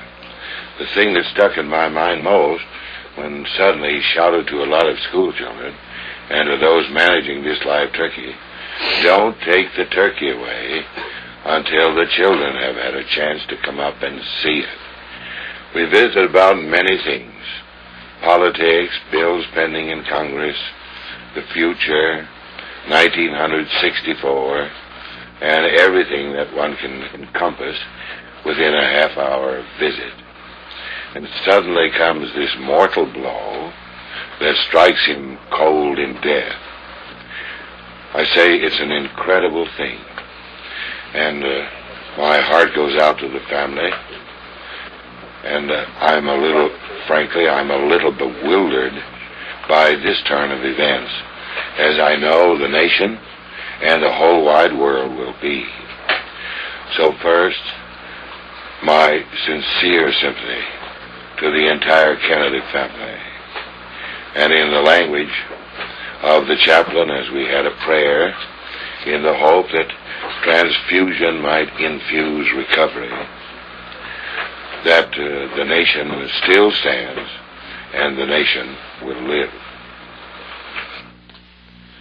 And ladies and gentlemen, the tribute of Senator Dirksen of Illinois from Washington. And now we have urgent bulletins from Dallas again. We reported to you not too long ago that the report that a policeman had been shot. Now we have detail to a certain extent. A Secret Service agent and a Dallas policeman were shot and killed today some distance from the area where President Kennedy was assassinated. We have no more information on that, but from the Secret Service, Lieutenant Eric Kaminsky reports the assassin weapon appears to have been a high-powered Army or Japanese rifle of about .25 caliber. The rifle had a scope on it, the same kind of rifle, apparently, that Medgar Evers, the Negro leader, was shot with in Mississippi. The entire building, as we've noticed before, or told you before, this was a warehouse near the underpass where the president was traveling. But the entire building, this warehouse where the sniper was located, was evacuated sometime before the president passed by. People were working in the building, however, at the time of the shooting. Dallas Police Inspector J.H. Sawyer says police found the remains of fried chicken and paper on the 5th floor of that building. Apparently, the person who had been there quite a while. And after the fatal shots were fired, the stricken President's Secret Service, of course, the driver, raced away immediately to the hospital. And we have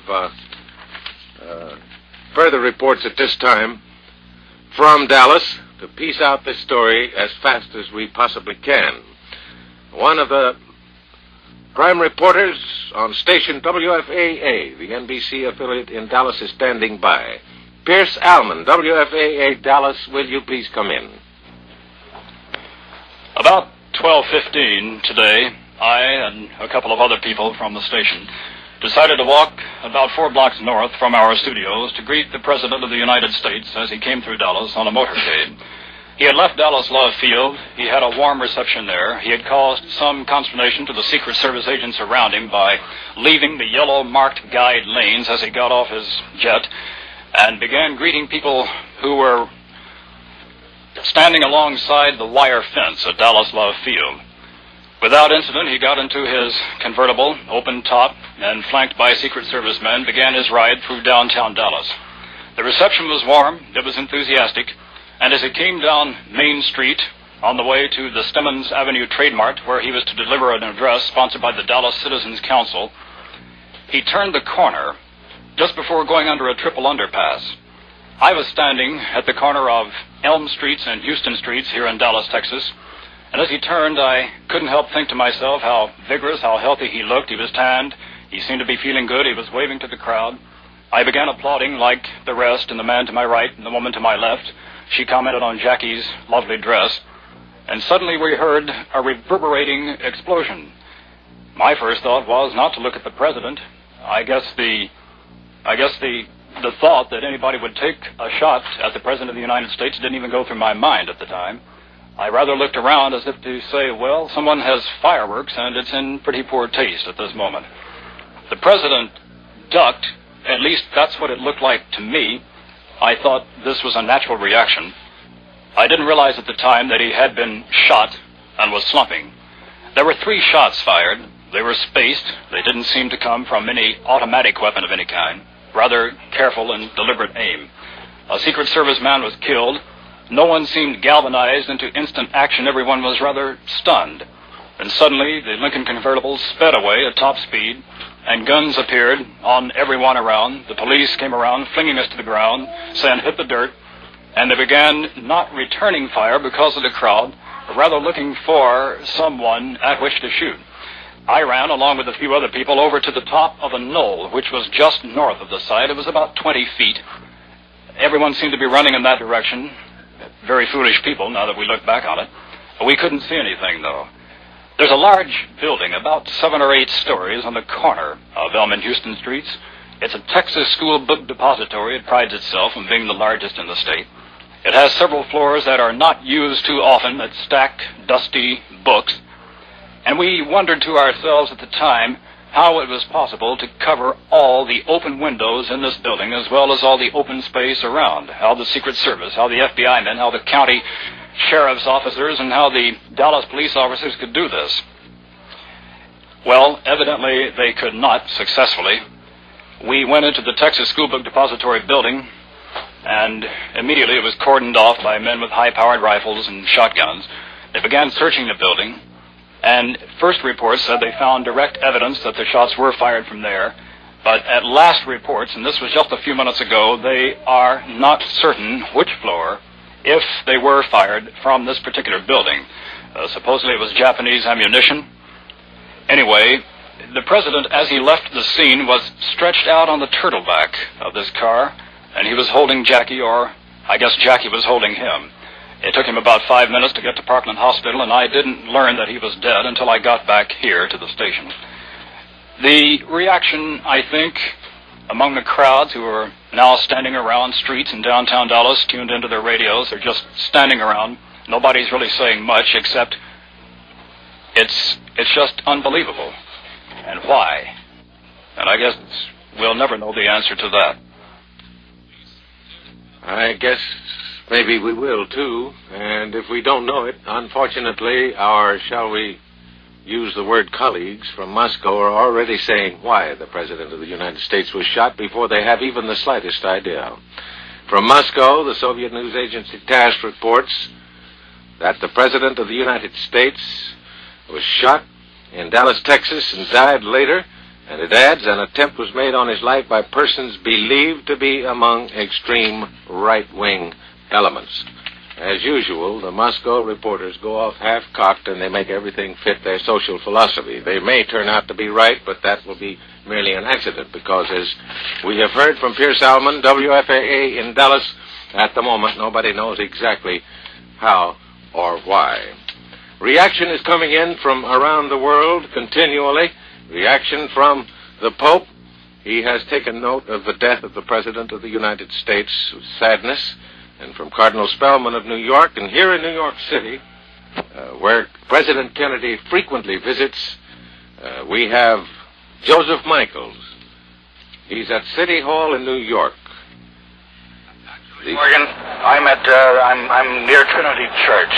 Trinity Church, the famous Trinity Church at the head of Wall Street. This was a huge blow to everyone. The stock exchange closed at 2:09, closed by the Board of Governors when the floor was in a chaotic condition. Perhaps you can hear the bells behind me now. Trinity Church's bells are ringing again. Our reaction is not from presidents or heads of church, but from his fellow citizens, among them first a young Negro. Losing Kennedy is like losing a father, because he's been like a father to everyone in this nation. It hurts everyone in this nation. We're going to miss him very much. I don't know why they did it. Kennedy didn't do nothing to nobody. On the contrary, he tried to help everybody in this home. For everybody, he tried to help as much as he can. I don't know why and how they could do anything like this to him. Sir, what will it do to business? Well, I don't think it'll affect business at all, sir. I believe that we had a great president who was doing a lot for business, and I believe that he set a trend that Americans will recognize and follow, and I think, if anything, it will help us become more dedicated to helping our businesses and helping our nation. What will it do to the causes that he believed in? Well, I believe the causes that President Kennedy believed in are the causes that all Americans believe in. Whether or not someone said they were a Kennedy man prior to this, I'm sure that we all join today in grieving for him and in recognizing that he had at his heart the hearts of all Americans, and that he was striving to accomplish for this nation what we all would want to. all over the city, wherever there's a radio turned on, as of course we have had to keep our radio turned on to keep abreast of what is happening. With me now are people gathered around any such means of information. The feeling is mostly shock. People find it hard to put into words how they feel. They wander around looking stunned. They pick up a newspaper from the stand and look at it almost unseeingly, and then ask each other if it's true. And then people ask each other what's going to happen next. And like all of us, except for the fact that we have faith in our country, nobody has any of those answers. Soon after President Kennedy was assassinated today in Dallas, a white man in his mid-20s was arrested in the Riverside section of Fort Worth. Apparently, he is connected, by the police at least, with the shooting of a Dallas policeman. This is quite a mystery. A Secret Service man and a policeman, a Dallas policeman and a Washington Secret Service man, were shot some distance from where the assassination occurred of President Kennedy. We have not yet had word as to exactly what connection the shooting possibly in Fort Worth had. But this man who was arrested in Fort Worth was a man with black curly hair. He wore a red shirt. He said he was not connected with the assassination of the president. He told that to reporters, but he was urged on by the police. His hands were handcuffed, and he was taken to the Fort Worth City Jail. And now, Irving, a few more facts and detail from Dallas, if we may, at this point. President Kennedy's body was removed from Parkland Hospital in Dallas, Texas at 2:05 p.m. Central Standard Time. It was taken away in a long, green-colored ambulance with off-white curtains tightly drawn. Mrs. Kennedy rode in a passenger seat in the ambulance. That's the type of vehicle with two seats for passengers.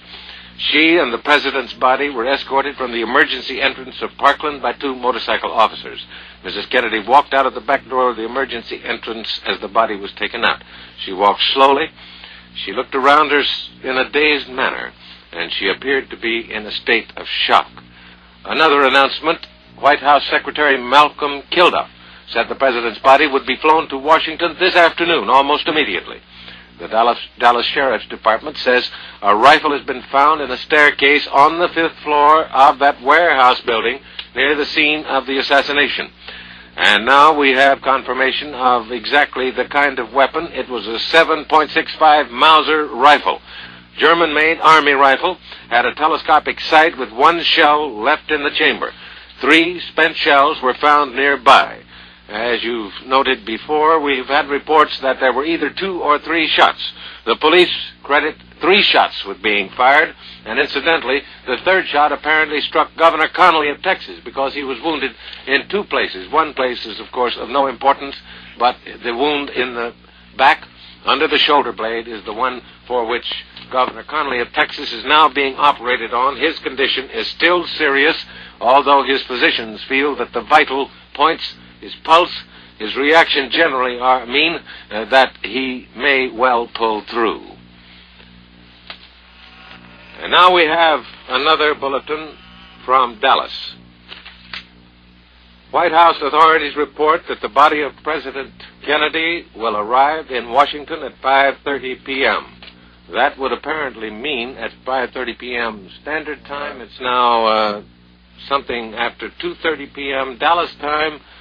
I assume we can guess that the body will be flown back to Washington immediately, so that the episode in Dallas will be completed within a very brief period of time.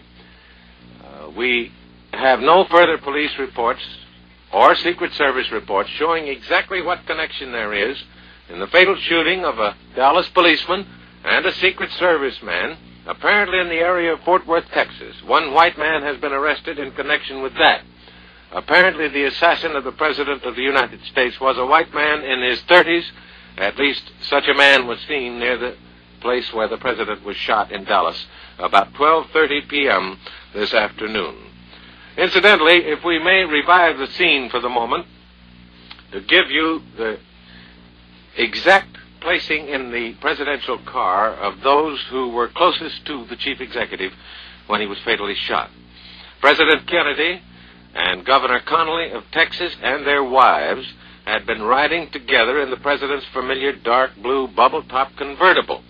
They were leaving downtown Dallas at the time the assassination occurred near a triple culvert, and the shot that was fired at the president was fired from apparently the 5th floor of a warehouse by a 7.65 Mauser, that is a German army rifle. Apparently 3 shots were fired. One struck the President of the United States in the right temple and went cleanly through his head. The White House physician has said it was a simple case of a bullet going clear through a man's head.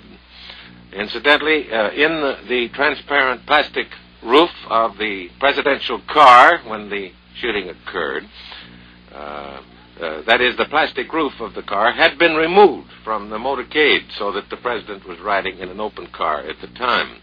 Secret Service agents riding with the president and in a second convertible, following closely behind, immediately drew pistols and automatic weapons, but there was no possibility of their firing at anybody with any effect without causing some kind of an accident.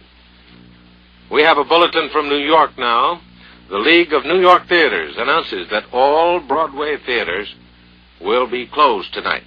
Willard Keith, spokesman for the League, says all League members' shows on the road also will be closed tonight in the beginning of the period of mourning for the death of the President of the United States.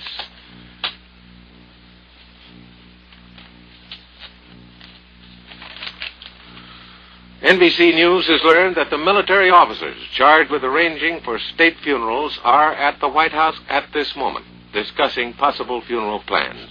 Mr. Kennedy is the first president to die in office under the new Defense Department setup.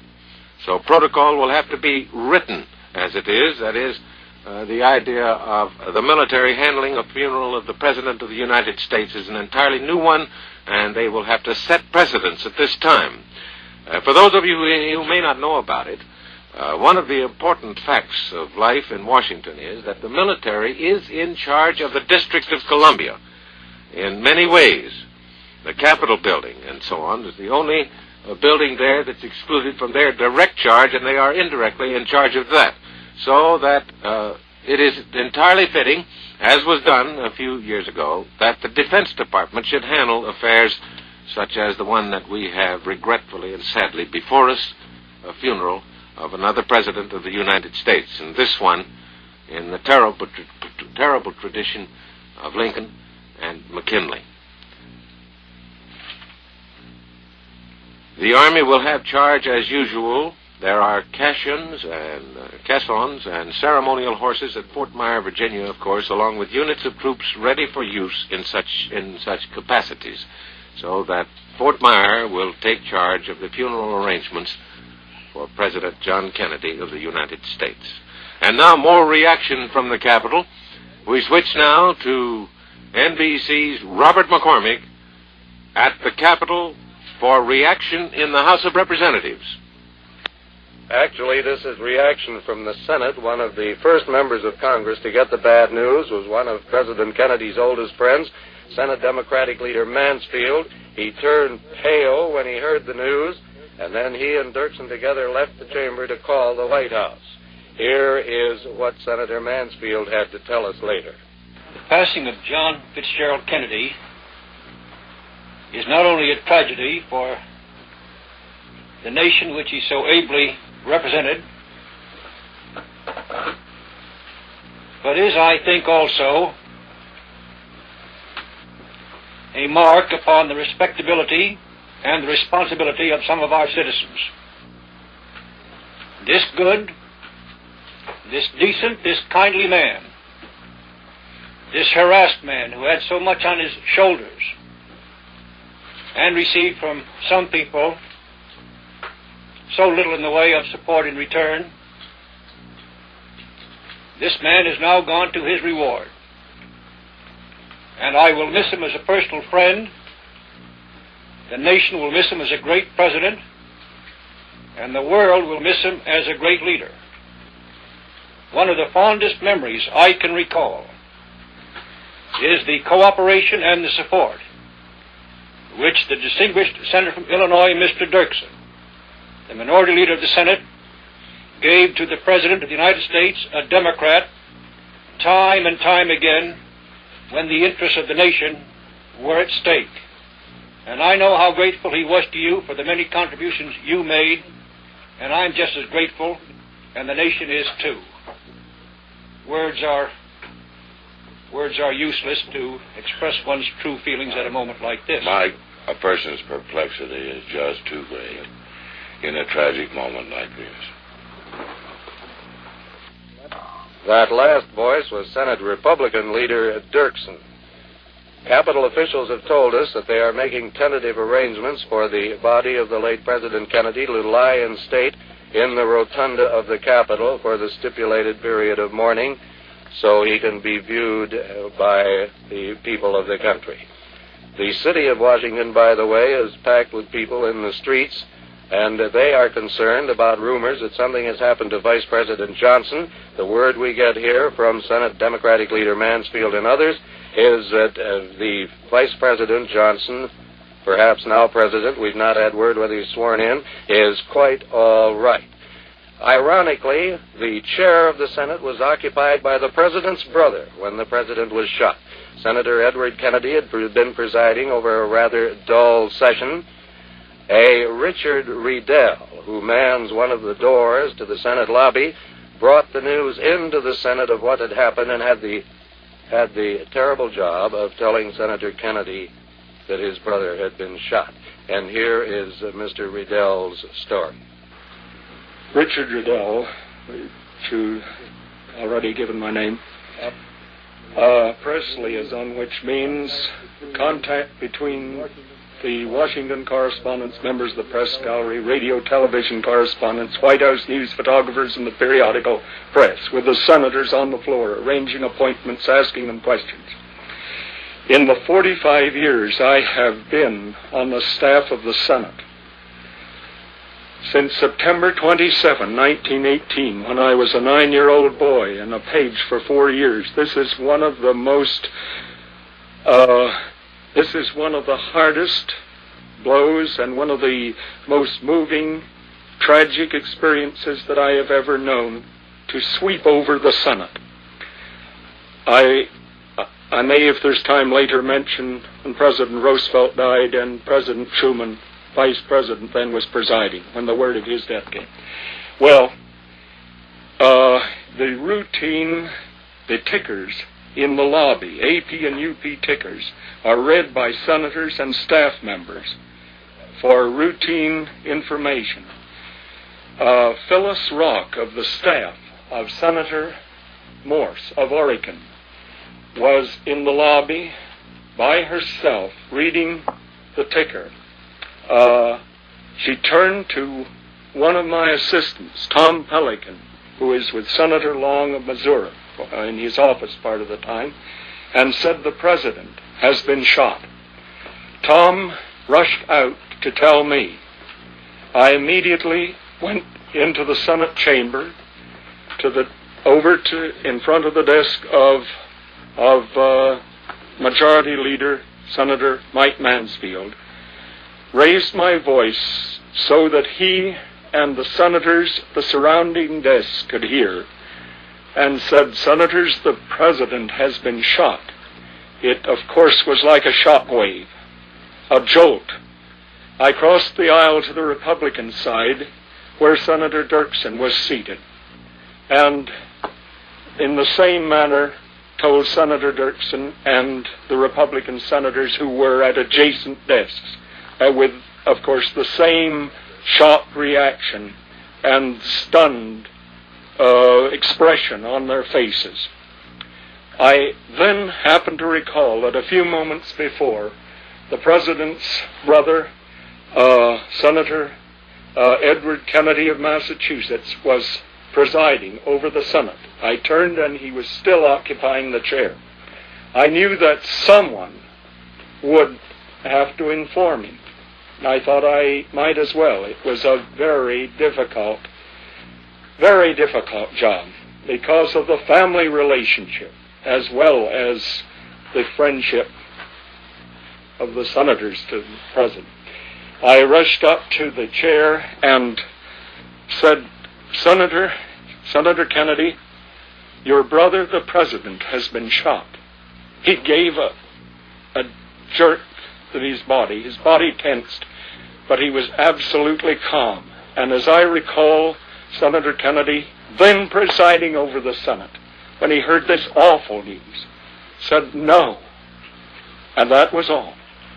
In an orderly manner, he gathered up the papers on his desk his routine office work that he brings when he presides over the Senate, so that he can conserve the time, the long hours presiding over the Senate by working at his office work. I walked off the rostrum with him with my arm around Senator Kennedy, patting his shoulders, and said, "Senator, if there's anything any of us can do, let us know. My own suggestion would be that you contact the Air Force and have them rush you out to Texas to your brother's side in a military jet." Well, of course, that turns out now to be unnecessary, because the President's body is being flown back to Washington, and it's expected to arrive there at 5:30 p.m., and in that connection, we can report that President Johnson is expected to take the oath of office as President of the United States aboard an airliner before flying immediately back to the nation's capital. The entire Kennedy party, of course, is flying back immediately to Washington. And from Dallas, the mystery concerning exactly how and why this assassination occurred seems to increase rather than decrease with the passing of time and the gaining of more information.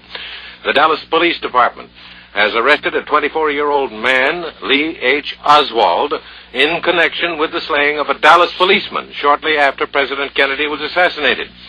The man is also being interrogated to see if he had any connection with the slaying of the president. Oswald was pulled screaming and yelling from the Texas Theater in the Oak Cliff area of Dallas. He brandished a pistol. Officers took it away from him after a scuffle. Police officer M.N. McDonald, who was cut across the face in the scuffle, quoted Oswald as saying after he was subdued, "Well, it's all over now." That may or may not mean anything in connection with the assassination of the president. A large crowd was congregated around the theater and witnessed the arrest. Police had to hold the crowds back because many apparently connected the arrested man with the slaying of the president and wanted to get at the man. The officer who was slain earlier was J.D. Tippit. He'd been killed by a man answering the description of Oswald in the neighborhood a short time before. Tippit had been slain with a pistol. As you know, the assassination of the president was accomplished by a German Mauser 7.65 rifle. Robert Kennedy has left his Virginia estate, his Virginia home, for the airport to fly to Texas. But whether or not he was intercepted at the airport and told to remain in Washington, we do not know. And we also repeat to you that the identity of the assassin of President Kennedy, or assassins in case there were more than one, is not immediately known.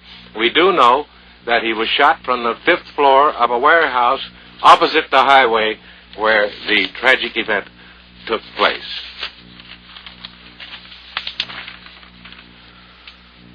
Dr. Malcolm Perry, the attending surgeon at Parkland Hospital in Dallas, said when he arrived at the emergency room, "I noticed the president was in critical condition with the wound of the neck and head." When asked if possibly the wounds could have been made by 2 bullets, he said he did not know. He said immediate resumptive measures were taken, and Dr. Kemp Clark, chief of neurosurgery, was called along with several other members of the staff. Dr. Perry said they arrived immediately, but at this point the president's condition was critical and moribund, meaning that he was dying. A tracheotomy was performed to assist the president's breathing. The doctors said an oxygen machine was used, and an electrocardiograph machine was attached to record any heartbeat. When asked to specify, Dr. Perry said the entrance wound was in the front of the head. Before, we had been told it was from temple to temple. Well, of course, that could be in front of the head.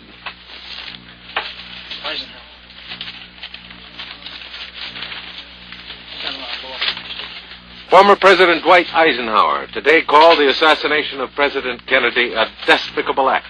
The former president, in a statement issued from his suite at a hotel in New York, said this: "I share the sense of shock and dismay that all Americans feel at the despicable act that resulted in the death of our nation's president. Mrs. Eisenhower and I also join with all other citizens in expressing our personal grief and prayerful concern to Mrs. Kennedy and all other members of the family. Take note of that one statement about our nation's president. Oftentimes people confuse the person of the man in the White House with the office of the presidency.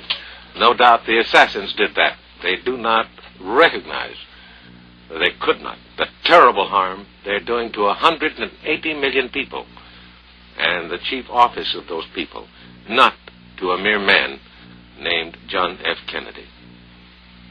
Comment from Chief Justice Earl Warren. He says, I was stunned and shocked to hear of the president's death. It's interesting to note that Chief Justice Warren had sworn President Kennedy in as the chief executive of our nation. And now more details on Moscow, the way the news has been broken to the people of Russia. Moscow radio broke into its home services news bulletin to tell Soviet listeners that President Kennedy had been shot.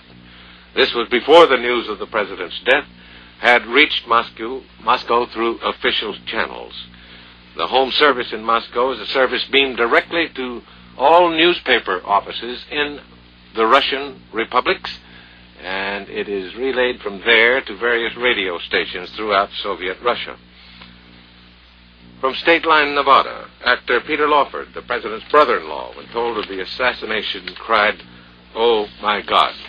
He's married to the sister of President Kennedy. Incidentally, an employee of the Kennedy family notified Joseph P. Kennedy, the father of the president, and Mrs. Kennedy that their son had been shot.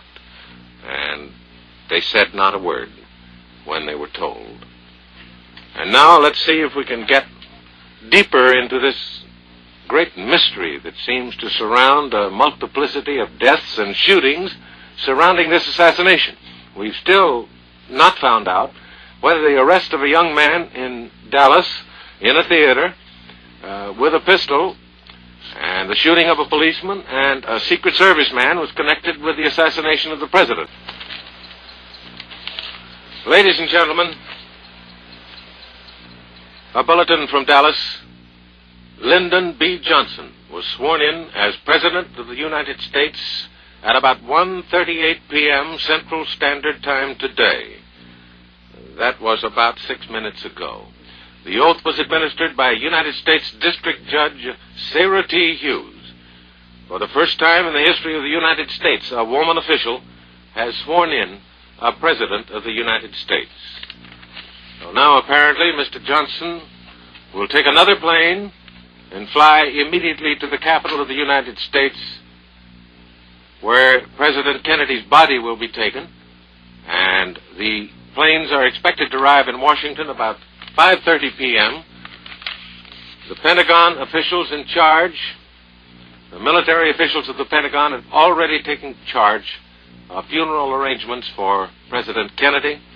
There will be a lying in state in the rotunda of the Capitol, as there has been in the case of all presidents and in the case of many prominent Americans, including the late Senator Robert Taft. The president will lie in state very near the place where Abraham Lincoln lay, where President McKinley, another victim of an assassin, lay after his assassination, and President MacArthur, who died before McKinley. President Kennedy becomes the fourth president of the United States who was assassinated in office. Another one was shot and wounded, President Teddy Roosevelt. Let's get a report from Nancy Dickerson at Andrews Air Force Base near Washington. The body of President Kennedy is due to arrive here at Andrews Air Force Base at 5:25 this evening. The route the body will follow once it does arrive here back in Washington has not yet been announced. It's being decided now. The President's sister, Mrs. Eunice Shriver, has already taken off for Otis Air Force Base. She was accompanied by her brother, Senator Teddy Kennedy. Both were red-eyed. They looked obviously as if they had been crying. It is presumed that they went up to Otis Air Force Base to pick up Mrs. Rose Kennedy and bring her back here. The President's plane, or one of the President's planes, entitled The United States of America stands at the ready out on the runway, seeming to rev up in case it's needed. There's a sense of shock and deep disbelief here as the flags at the Air Force Base have been lowered. This is Nancy Dickerson of NBC News at the Andrews Air Force Base. And now, a most impressive statement about the death of the president, a very brief one, from a man revered by all Americans, former President Herbert Hoover, who only recently passed through the illness of his lifetime and whose life was despaired of for some time. This is the voice of the true conservative in the United States of America. I am shocked and grieved to learn of President Kennedy's assassination. He loved America, and he has given his life for his country. I join our bereaved nation in heartfelt sympathy to Mrs. Kennedy and their 2 children. The voice of the true conservative, who's always American and loyal to the office of the presidency of the United States. So few of us understand the full meaning of that office, entirely apart from the man in it. And now, on hand in the Senate of the United States is a man who has covered the activities of 3 presidents. Ray Shearer at the Senate. Ray, will you come in? One by one, Morgan, the leading figures of the Senate and the House have been appearing in the Senate gallery, ashen-faced, white, stunned, making statements. Senator Goldwater said, "It is a both shocking and dreadful thing that a thing like this could happen in a free country. The president's death is a profound loss to the nation and the free world. He and I were personal friends. It is also a great loss to me. Mrs. Goldwater and I offer our heartfelt sympathies to Mrs. Kennedy and the president's family." The senator then announced that he has canceled his scheduled appearance tomorrow night in Grand Rapids. Charles Hellick, the House Minority Leader, has just been here. He said the assassination of President Kennedy is an unspeakable crime against all the people of this country. The world should know, Halleck said, that in this hour of national tragedy, Americans stand together as one, shocked and grieved at this unbelievable news. Political differences had no part in the personal affection I felt for President Kennedy, an affection I have reason to believe the President felt for me. Here now, Senator Russell of Georgia. The news of this dastardly crime, he said, has stunned and shocked the American people and the friends of freedom throughout the world. The assassin's bullet has stricken a brilliant and dedicated statesman at the very height of his powers. My personal relations with the President, both as a fellow member of Congress and during his presidency, have always been most cordial, and I have a deep sense of personal loss. The heart of the world goes out to the members of his family in this tragic hour. Senator Byrd was here about 15 minutes ago. He said, "I am deeply shocked. The assassination of President Kennedy is a disaster to the nation and to the free world. I cannot find words to express my personal distress." Hubert Humphrey said, "America has lost a great president. The world has lost a great leader. I have lost a good friend. What an incredible tragedy. Our prayers go out to President Johnson. His task is great. His responsibility is unbelievably heavy. He will need the cooperation, faith, and help of every American. He has mine." That from Hubert Humphrey, possibly the president's closest associate in Congress. Senator Wayne Morse said, "In this dark and tragic hour, a great president has fallen. The immorality of the assassination is beyond understanding. All the world has lost a great leader and a wonderful human being. Let us pray for his loved ones." Senator Daniel Inouye of Hawaii, he said, "This Black Friday will be long remembered by the people of our nation. We have lost a great man, a man of compassion, a man of strength. The loss of his leadership will be long felt by our nation and the free world." This from Senator Edmund Muskie, Democrat of Maine. "It is difficult to adjust to the shock of the news. It is impossible to comprehend the motives of one who would do this to his country. We have lost a great leader. I have lost a good friend. If I were to suggest what President Kennedy would say if he were here, it would be, this is a time to pray for our country. We must be restrained in our reactions. We must stand together, and I repeat, pray for our country." Now from Senator John Tower of Texas. "In company with all loyal Americans, I am shocked beyond words at this terrible tragedy that has been visited upon our land. My heart goes out to the President's family and to all our beloved land in this time of national shame. Leaders of both political parties have joined to welcome him to our state as our national leader, as the President of all people. There are no words to express my shock and dismay. My prayers are also with the family of our governor, that is Governor Connolly of Texas, that he might soon recover from this cowardly attack and lead our state as he has ably done. Our republic has survived these crises before, says John Tower, in other places and in other times.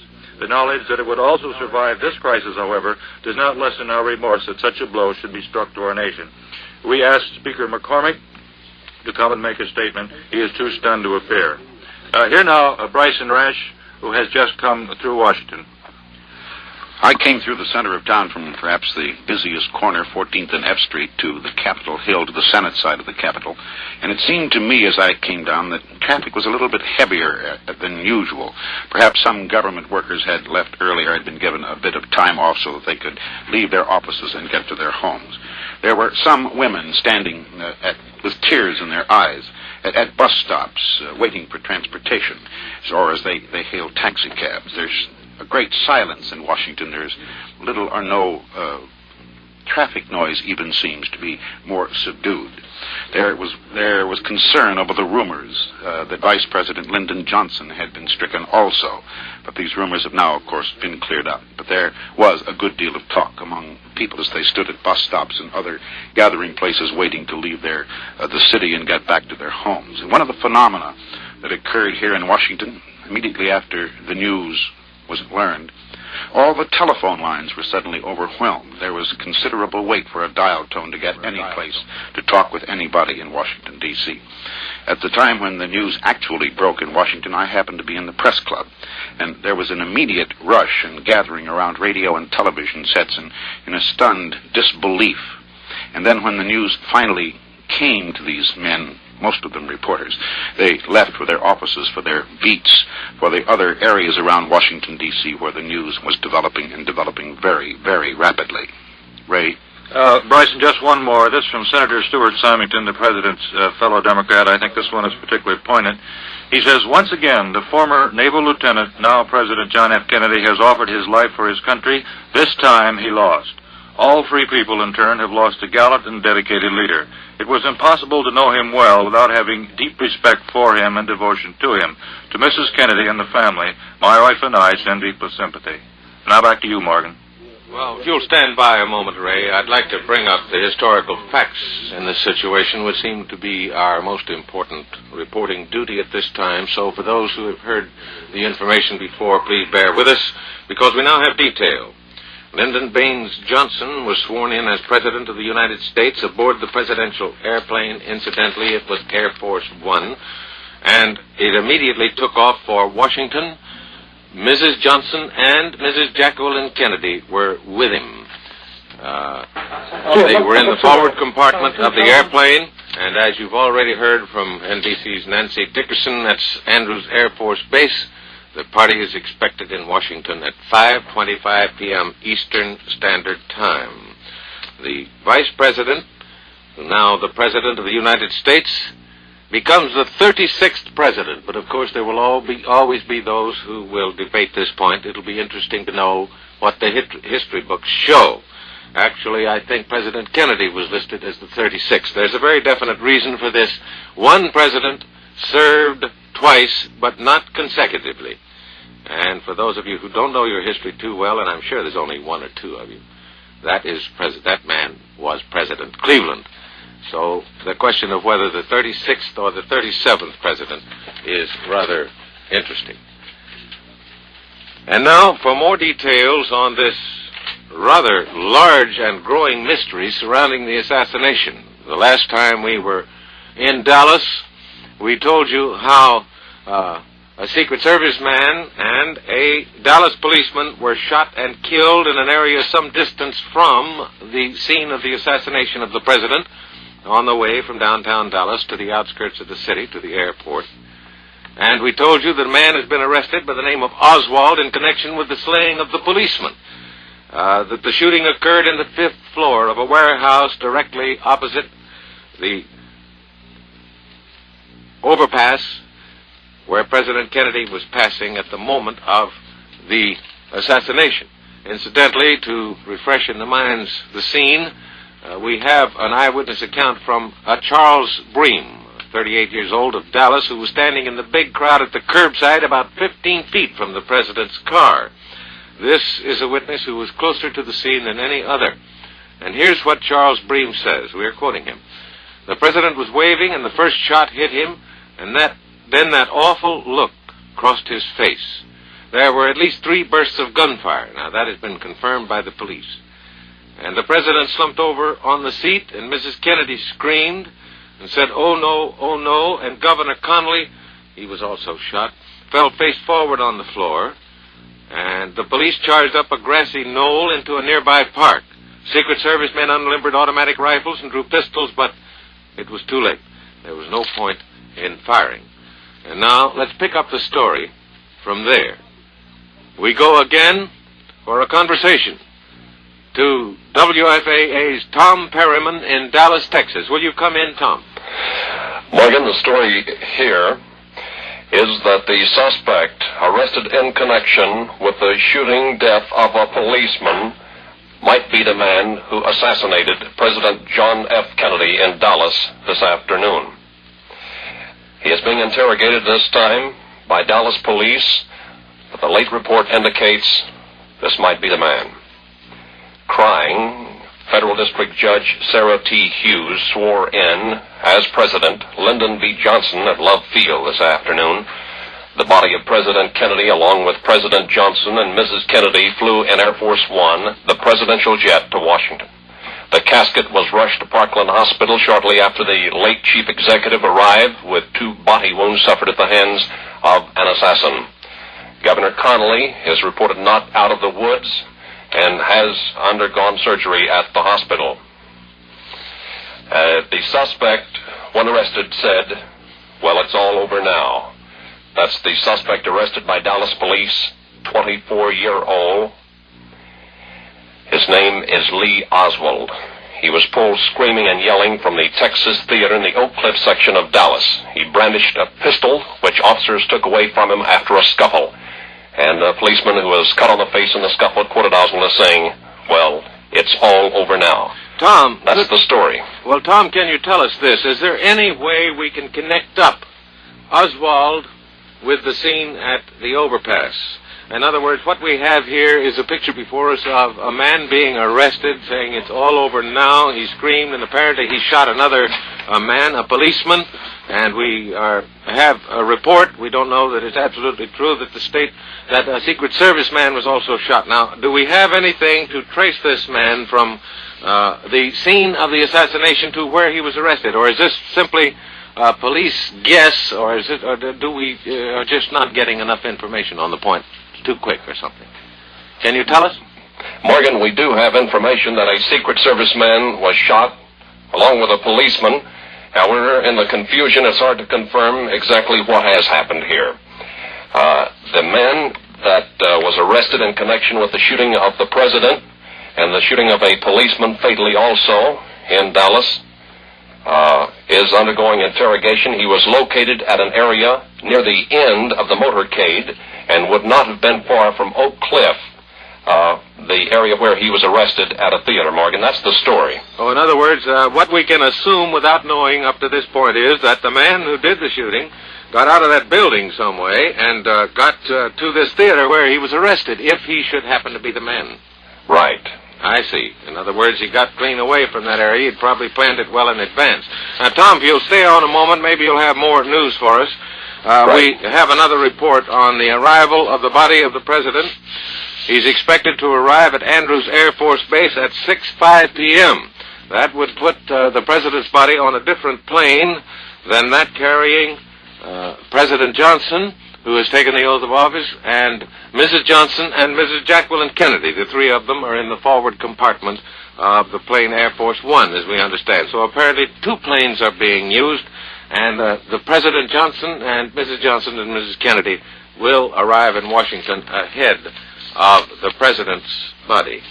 And as we have been told, the Pentagon, the military officials of the United States, have taken charge of funeral plans and mourning period for the president in the District of Columbia, and it has already been determined that the body will lie in state in the rotunda of the Capitol, where so many prominent Americans have laid in the past.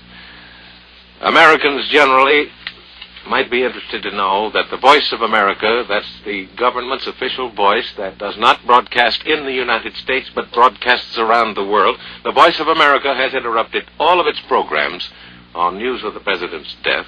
The announcers of the Voice made impromptu commentaries in 36 languages to reassure listeners of the continuity of the government of the United States, despite Mr. Kennedy's death. Our government will continue to explain to people overseas just what mechanism is set in motion when a president is dead. In many nations, there is not a continuity of government, but in the United States, there is a continuity of government, and it might be interesting for some Americans who may not know to realize that this is the oldest nation in the world that has established a continuity of government. Of course, the British government is much older, but they do not have the means of continuity that we have. We have automatic continuity, and what happens is this. Under the law of succession to the presidency, incidentally, that law was recently amended. The vice president automatically assumes the nation's top office, as did Mr. Johnson in Dallas, and he serves out the remainder of the president's term. When he takes the oath is not a matter of importance at the moment. He automatically becomes president on the death of a president. In the event the vice president should leave office, the Speaker of the House of Representatives, at this time, Mr. McCormick of Massachusetts, takes over and also serves out the rest of the term. If there's no House Speaker, or if he fails to qualify for the presidency, you have to be a natural-born American to be president of this country. The president pro tem of the Senate assumes the office of president. Then, in the line of succession, Secretary of State, Treasury, Defense, the Attorney General, Postmaster General, Secretary of Interior, Secretary of Agriculture, Secretary of Commerce, and Secretary of Labor. This all detail merely to assure all persons everywhere inside and outside of our borders there is absolute continuity of government in the United States regardless of what may happen to a president. Incidentally, the Voice of America is using all of its 10 million watts in 36 languages to news and reaction to the death of the President of the United States and his playing solemn and secular music, oftentimes hymns.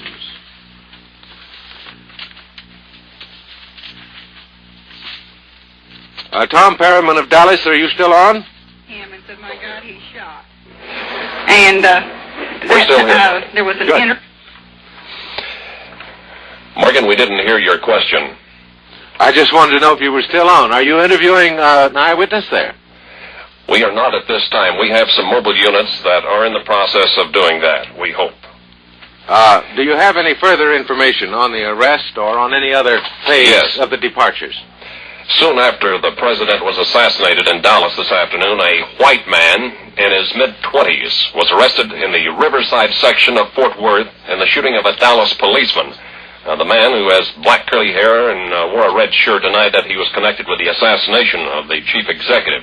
But his hands were handcuffed and he was taken to the Fort Worth City Jail. As you know, one man in Dallas was arrested at a theater after allegedly shooting a policeman, and was arrested in connection with the assassination of the president. There was thought to be a connection between the shooting of the policeman and the shooting of the president. Now that's the latest we have on it, Morgan. Another arrest, however, it's not known if there is a connection with the assassination. Oh, now this means two white men are in custody. Right. This one man was arrested in Fort Worth in connection with the shooting of a Dallas policeman. I just wanted to make it clear to the listeners, we have reported the arrest in Fort Worth previously, but we have not indicated clearly that Oswald, the man arrested in the theater, and the man arrested in Fort Worth are two separate men, and there is a possibility then that both of them have been arrested in connection with the assassination. That's right. Now, since the police found signs of fried chicken and 3 empty shells on that 5th floor, and they found a foreign-made rifle, a Mauser 7.65, and they have noted indications that the man on the 5th floor had been in that building. It was empty except for workmen, as I understand it. Then we have here the developing situation that there must have been a long-planned operation here that was intended to strike the president at exactly this point. In other words, this was no sudden, shall we say, assassination without premeditation. That's right, Morgan. What it appears here, The motorcade, which had just passed through the downtown crowd, standing 10 and 12 feet deep along each curb, broke apart in pandemonium as Secret Service agents rushed Kennedy and Connolly to the hospital where he was shot. Now, Kennedy was shot at a spot where there were very few spectators, after driving almost within handshaking distance of many thousands of people. This area, ironically, there were very few people, but evidently a good eye shot from a building where the sniper was. Good. All right, Tom, then, is there any more information about Governor Connolly? The last we heard, of course, is that he's still in serious condition. They are operating on him. He's shot between the shoulder blades or just under the shoulder blades in the back. Apparently, a danger there from blood internally. And also, there's indications that he might have been shot in another place, but not so seriously. Do you have any more information on his condition? Right. We're being told right now they opened up his ribs. Roger Reddy is standing by and has just learned of the condition of the governor, so we'll turn it over to Roger Reddy. Roger? The governor's condition, Tom, is reported serious by hospital spokesman right now. They opened up his chest and discovered 4 broken ribs and a bruised lung. The lung had collapsed, but they re-inflated it. Governor Connolly received transfusions.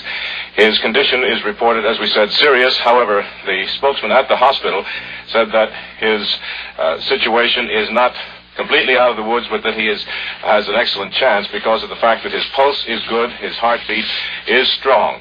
There was no damage to any of the major arteries of the heart area. He was shot by a bullet that entered in his back and came out through his right chest. Well, may I ask, I'm sorry I'm not immediately aware of this. I believe he's a rather strong man, virile and young. What, do you, either one of you know his age, Governor Connolly? Yes, his condition, general condition of health was reported good. He was strong. His age is in his favor, and his condition of health was in his favor at the time of the shooting. And the fact that he was not hit directly in the heart is going to help his chances to survive. Oh, we're glad to know that. At our hands his age, but probably was around 45, 46, somewhere around there. That was our impression, that he was about the age of the president, which was 46. And now, gentlemen, we have an emergency report coming in from Europe. Come in, will you please? Welshengen in Bonn, Germany. How are you, Morgan? Yes, Bonn. The reaction here is, of course, as stunned as anywhere else. There's also something more. The West Germans have just ordered all their armed forces on what they call alert condition number 1. That is the highest alert short of all-out war. The reason is that they fear an aggressive Russian move in the wake of the president's assassination. Well, certainly they are closer to the danger of war in Europe than any other nation, and always have been. And this is an understandable alert, but they do not expect any sudden decision on the part of the Russians, do they? Well, they seem to be very fearful, Morgan. There has been no unusual activity on the border or on the Berlin Wall since the news of the president's death came in, but the West Germans are in a very awkward position. Their defense minister is now on the high seas en route to the United States, where he was due to call on the president and other American officials. And the new chancellor, Ludwig Erhard, is, as you know, on his way back from Paris. He's due just about this time at the Bonn railway station after a 2-day visit with General de Gaulle in Paris. And, of course, the West Germans are very nervous with all their leadership out of town, out of the country, and so they have ordered this alert, even though, as you say, there's no immediate cause in the sense of intelligence information to justify it. Yes, but as we have noted before, the Russians themselves have shown a great deal of ignorance of the continuity of government of the United States, despite the fact that they know the physical aspects of it. Therefore, it is not an unwise thing to stress and emphasize that the free world and its allies are not in any way discommoded, even though we are in the midst of personal and national tragedy. Anything further to report, Wells? Well, the former Chancellor Konrad Adenauer, who was, also retired only last month from his office, and who has had certain differences with Mr. Kennedy, came up with a very warm tribute tonight. He said that the president's work will live in history. He said Mr. Kennedy has given his life for freedom and peace. The socialist leader, the SPD, Socialist Party leader here in Bonn, has said that the event is one of the most shocking in the last decade.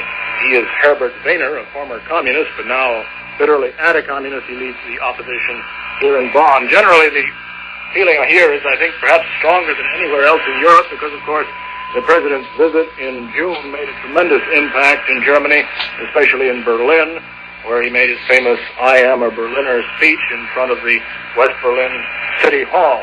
The people were weeping openly tonight in West Berlin and also here in West Germany. Defense Ministry employees, by the way, have been summoned from their homes, and they are now filing into the Defense Ministry, which is in an old Nazi Wehrmacht barracks on the edge of Bonn, to take up night-long vigils as part of the alert condition or mobilization condition number 1 that has been ordered by the West German government. Anything further, or are you through for the moment? That's about it right now. The German television has canceled all its programs. They're playing simply solemn music. And in the meantime, the 400,000-man German army, which, by the way, is the largest in Europe except for our own, is moving into mobilization positions all along the 800-mile border that separates East and West Germany. And our own troops in West Berlin and West Germany are also on an alert, although we understand it's not of the highest grade. In other words, it's not the all-out alert that has been sounded for the West German forces themselves. Thank you, Wells Hangen, NBC News in Bonn. You may be interested to know that all radio stations throughout Western and Eastern Europe, and Eastern Europe, of course, includes the satellite powers of Russia, all radio stations of Europe broadcast only funeral music after announcing the death of President Kennedy by assassination. Television stations kept up a steady flow of bulletins and canceled regular programs. Church bells tolled in many capitals. We switch now, once again, to Dallas, Texas, to WFAA. Tom Perryman, will you come in? Yes, we will, Morgan. Governor Connolly was shot 3 times. A bullet entered his right arm, his left leg, and the back. He is reported in very, very serious condition, but not critical condition. Also, we have 2 of our newsmen at the mic right now. Both were there when the president was shot. I would like for you to hear the comments of Mel Couch and Pierce Allman. Mal, could you tell us what you saw? Yes, I was in the 8th car in the motorcade. There were 5 other newsmen, myself, in this car.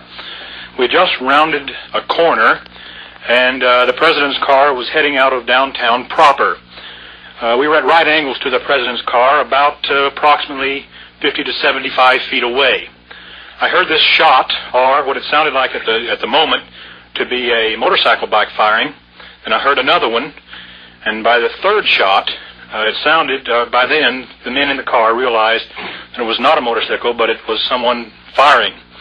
Our car rounded the corner just as the president's car sped off down underneath an underpass and out onto what is known as Stemmons Expressway. I looked to the left of me as a policeman fell, pulled his pistol. To the right of me, 2 citizens dropped to the ground, and I had a chance to take a quick shot of the window from whence the assassin fired his weapon. That was an eyewitness report from Mal Couch, WFAA TV newsman. Pierce Allman also was nearby when the president was shot. Can you add anything briefly, Pierce? Not at all, Tom. I heard the 3 shots. I glanced. The president was down in the car. I thought he was ducking, which was a natural reaction. And Jackie was just beginning to clutch at him, and he and Jackie, then the car sped off, and I ran over to the Texas School Book Depository building where the shots occurred. And I didn't see anybody run out or run past. We just got back from there. That's the story from here, Morgan. Thank you. I would like to note at this time we have word from the White House Secret Service detail about the confusion surrounding those who died along with the president. The White House Secret Service detail denies that any Secret Service man was killed in the Dallas assassination. Now, that's the report that's been bothering us from the beginning of this report to you on the assassination of President Kennedy, because we did know and had confirmation that a Dallas policeman had been shot. And, of course, the man apparently connected with that has been arrested in a theater.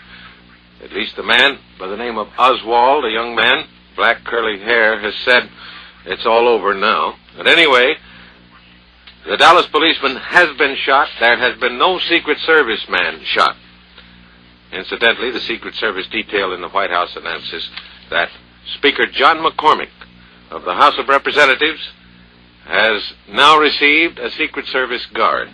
He is next in line for the presidency behind Lyndon Baines Johnson, who has been sworn in as President of the United States and is now en route to Washington. The Police Department of Dallas, Texas, reports that Lee H. Oswald, who was arrested in a theater in the outskirts of that city soon after the assassination of President Kennedy, is the prime suspect in the assassination of the president. They identify Lee H. Oswald, this curly black-haired man in his 20s, as a chairman of a Fair Play for Cuba committee. Now, in that connection, it is interesting to note what the Fair Play for Cuba committee is in the United States, or the various committees that were formed in universities primarily a couple of years ago. I happen to have reported the Fair Play for Cuba committee formation. This committee was originally formed with $5,000 traced directly by the Federal Bureau of Investigation from the hands of the Foreign Minister of Cuba, Raul, to an American, and it was intended to build a backfire against the government of the United States here. Now, this does not indict all Fair Play for Cuba committees, but the fact is that Fidel Castro was the father of the Fair Play for Cuba committee idea in the United States, and the proof is complete and absolute from beginning to end. So we repeat the bulletin just received from Dallas, Texas. Lee H. Oswald, a young man in his 20s, black curly hair, was arrested in the theater in Dallas as the prime suspect in the assassination of President Kennedy. He scuffled with the police. He wounded one of the police. And when he was finally subdued after a pistol was taken away from him, he said, well, it's all over now. So all of the evidence points to the fact that the police of Dallas are on the track of a very tragic connection involving the death of the President of the United States. There was a slight further detail on that point. Oswald worked in the building from which the shots were fired at the President. His supervisor said he was there at noon. That was a warehouse about 8 stories high. The shot was fired from a 5th or a 6th-story window that has not been definitely determined yet. And there were workmen in the building refurbishing it for some reason or another. There were no tenants at the time in the building. So Oswald was a worker in this building, and he had been there at noon, was seen there by his supervisor at that time. The man's name is Lee H. Oswald. He's been identified as a chairman of a Fair Play for Cuba committee, and the Fair Play for Cuba committee was formed with money, dollars, supplied directly by Fidel Castro through his foreign minister, who was then in the United Nations about 2 years ago, or 3 years ago. And we now have what at least is an indirect connection with the situation. As we've reported to you, maybe we have more detail on this now. Let's take a try for it. We switch once again to Dallas, Texas, WAFAA. Tom Perrigan. A man has been arrested, Lee Oswald, a 24-year-old man who said 2 years ago he wanted Russian citizenship, is being questioned to see whether he had any connection with the assassination of President Kennedy. Under questioning now by police, reliable sources indicate he's the man, according to the questions that have been asked and the way he has answered them. The rifle that was used to kill the president has been picked up by police. Ballistics tests are being undertaken at this time. Oswald was an Oak Cliff, Dallas man, Oak Cliff, a section of Dallas, and he's undergoing questioning now, and sources that we have talked to indicate that he is the man. That's the latest story from here, Morgan. Thank you very much, Tom. Right alert and on the job. Just as we get the official bulletin from the Police Department of Dallas. We have confirmation that this man had asked for Russian citizenship. I believe you said as recently as 2 years ago. And now we have more detail on the arrest of the prime suspect in the assassination of President John Kennedy. We return to a conversation with Tom Perriman, station WFAA in Dallas, Texas. Will you come in, Tom? Morgan, federal officers have been going over the man very closely for a considerable period of time now. The witnesses to the president's assassination are in the next room at police headquarters, but they have not yet looked at the man. As we told you, the rifle used for the president's assassination has been recovered and is undergoing fingerprint analysis at this time. Now, the report to us is now that Oswald was picked up in New Orleans not long ago and fined $10 for distributing communist literature.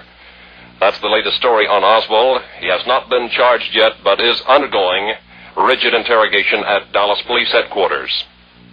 Well, it is significant that the police and the federal authorities are taking their time. They are giving us identifications of this man as at least a fellow traveler, probably a communist. He is identified by the police as a chairman of a Fair Play for Cuba committee, a group formed directly by money furnished by Fidel Castro through his foreign ministry, and now we learn additional detail of a communist-type background. Let's go again to WFAA in Dallas, to Tom Perriman. Will you come in, Tom? The report we have right now is that Governor Connolly, also shot, is reported in satisfactory condition. Dr. Robert Shaw says he'll have to stay in the hospital at least 2 weeks. Also, we have an eyewitness report to the shooting, and would like for you to hear that now. I am L.J. Lewis, 500 East Jefferson Avenue in Oakville. And we were sitting in the office here, and we heard the shots. And I just casually made a remark. I said, I bet they have him cornered. And so I looked up the street and saw the suspect coming down the street, and he was reloading his revolver and stuck it in his belt when he got, just across the street from us. And he turned and went up the street, and I immediately phoned the police, and one of the boys here in the office, Warren Reynolds, and Pat Patterson, they followed the suspect up the street where he turned behind the service station and to the alley. I immediately phoned the police, and Warren and Pat Patterson, followed the suspect on up the street. And after that, well, I mean, it's just a matter of time, till all the police and everything were around here. We have now a rare opportunity that comes in history for an eyewitness of this caliber, Senator Ralph Yarborough, a man competent, highly able to observe thoroughly, an opportunity to hear him say exactly what happened from his point of view, because he was in the motorcade directly behind the president. We take you now to Nancy Dickerson, NBC News, Washington. Yarborough, you've just returned on the presidential jet, come back from Texas, Dallas this morning. Could you describe the situation to us in the cavalcade when you were there and what happened after the shots were fired? Well, they were booming shots. You could tell they were not firecrackers or pistols. They were either rifle shots or small bombs. But the Secret Service men were between the car that I was in with Vice President Johnson and Mrs. Johnson. We couldn't tell immediately what was going on, but after the first 2 shots, the Secret Service man in the front seat whirled to us and told us to get down. And you could tell that something very terrible was happening. And then what happened? Did you all go to the hospital? The cavalcade immediately speeded up at a very high speed and raced. It was some miles to the hospital. They raced past the place where the noon meeting was to be held, past the mark where thousands of people were gathered inside, and went directly to the hospital at a terrible rate of speed. This was a deed without a name. This was one of the most horrible crimes in American history, and it takes away the most brilliant leader I've ever known at a crucial time in the history of the world. This is an unspeakable tragedy to the family and to the nation. Senator Yarborough, were you with President Kennedy talking with him this morning before this occurred? Oh, before the cavalcade. Oh, yes, I talked with him. He was optimistic and enthusiastic about things in Texas. The crowds were so great the people had turned out with such great greetings. There were so many more than were there when he came in 1960, and so much more enthusiastic. It was, someone said that, well, Mrs. Kennedy was enjoying it too. The people wanted to see her so, and the crowds were so vast and so cheerful and so glad to see her, to see him. Did you see her, Mrs. Kennedy, afterwards at the hospital? Yes, I saw Mrs. Kennedy after that. I think the whole nation, the whole world sorrows with her at the loss of her husband, the father of our children, and this great leader of this nation and the free world. This is the saddest day I've known in American history, my lifetime. Thank you very much, Senator Yarborough. This is Nancy Dickerson of NBC News at Andrews Air Force Base. It is very important that so many people disagree. It happens in automobile accidents. Why shouldn't it happen in other events that are not exactly accidents? It is important that so many disagree as to how many shots were fired. We now are advised officially from the hospital, and no doubt the autopsy on the President's body tonight in Bethesda Naval Hospital near Washington will bear this out, that the President was shot twice. Now, it has been reported before that Governor John Connally, with him in the car, was shot twice, and yet witnesses heard only 3 shots. We do know for sure that the President has been shot twice. It is possible that one of the shots of the 3 also struck the governor, or maybe 2. But in any event, he has been shot twice. And, by the way, they have operated on Governor John Connally. A lung has been reinflated that had collapsed as a result of the wounds. He has been shot in the back, one of the major shots. But it is still the report in Parkland Hospital in Dallas, Texas, that Governor John Connally is, while he's in serious condition, is not in critical condition, and that he continues to show improvement at this time.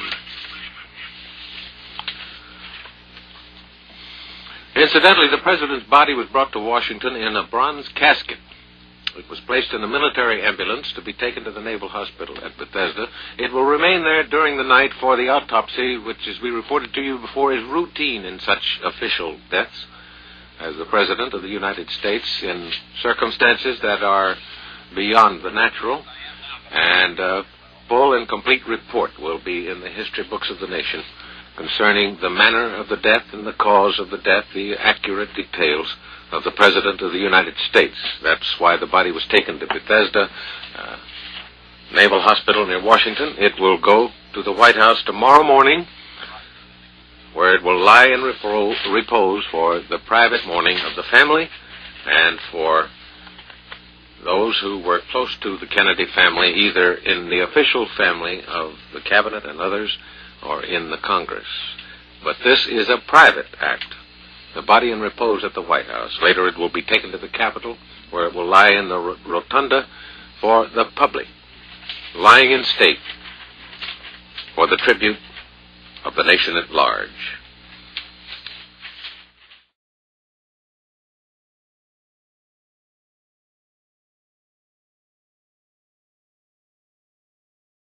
And now to get more of the story from Washington to Edwin Newman in Washington.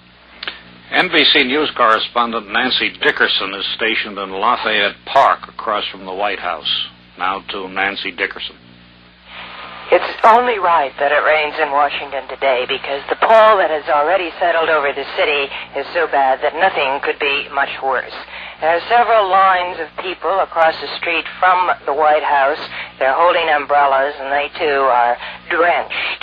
They're not saying much. They're just holding a faithful vigil. There are really 2 centers of activity here as you stand and watch across the street from the White House. One is in President Johnson's office. His old office is the Vice President, in the Executive Office building. Now, the other one is in the White House, centering around the Press Secretary's office. And the activity goes back and forth between these 2 places. For the time being, President Johnson's office is deferring to the White House operation, and all official acknowledgments are coming from there. Mr. Johnson's office is a very, very busy place. The phones are ringing constantly. Secret Service are preventing most people from trying to get up there. interesting thing about Mr. Johnson's telephone situation is that he always believed that even the Vice President of the United States should have his private personal telephone number listed in the telephone book.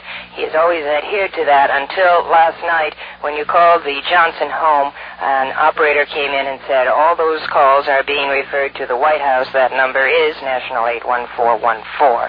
So for the first time since he's been in public office, President Johnson does not have his private phone listed in the telephone. Well, as is well known, the speech that President Kennedy was to deliver in Dallas yesterday concerned in part the Jfk'S fighter plane. Just before Mr. Kennedy, left for Dallas, he had called Deputy Secretary of Defense Roswell Gilpatrick, who for a few days had been under fire by a somewhat hostile committee on Capitol Hill concerning the Jfk'S fighter plane. Mr. Kennedy called to congratulate Gilpatrick and said he had done well and said, "Don't be concerned about the criticism. After all," said Mr. Kennedy, "I've been criticized a lot too."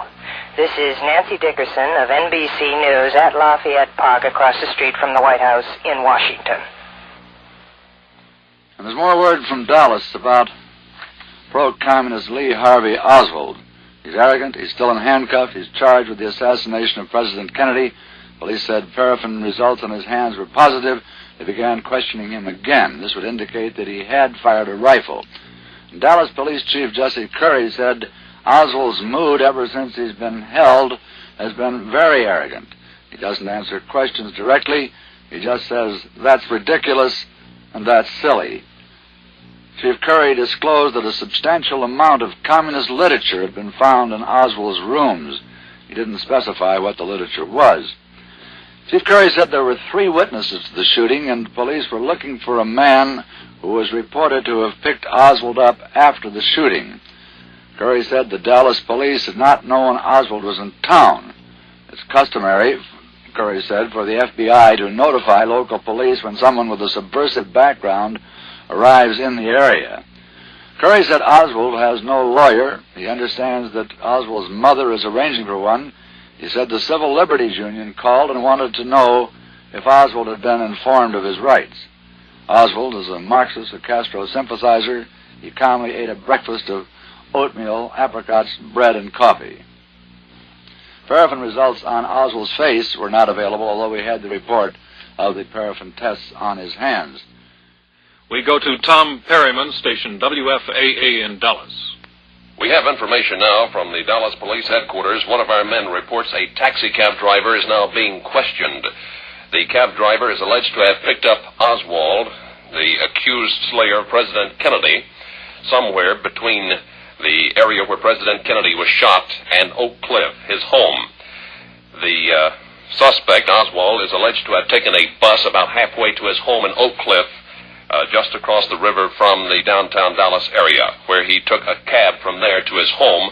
He changed clothes there and went to the theater a short time later.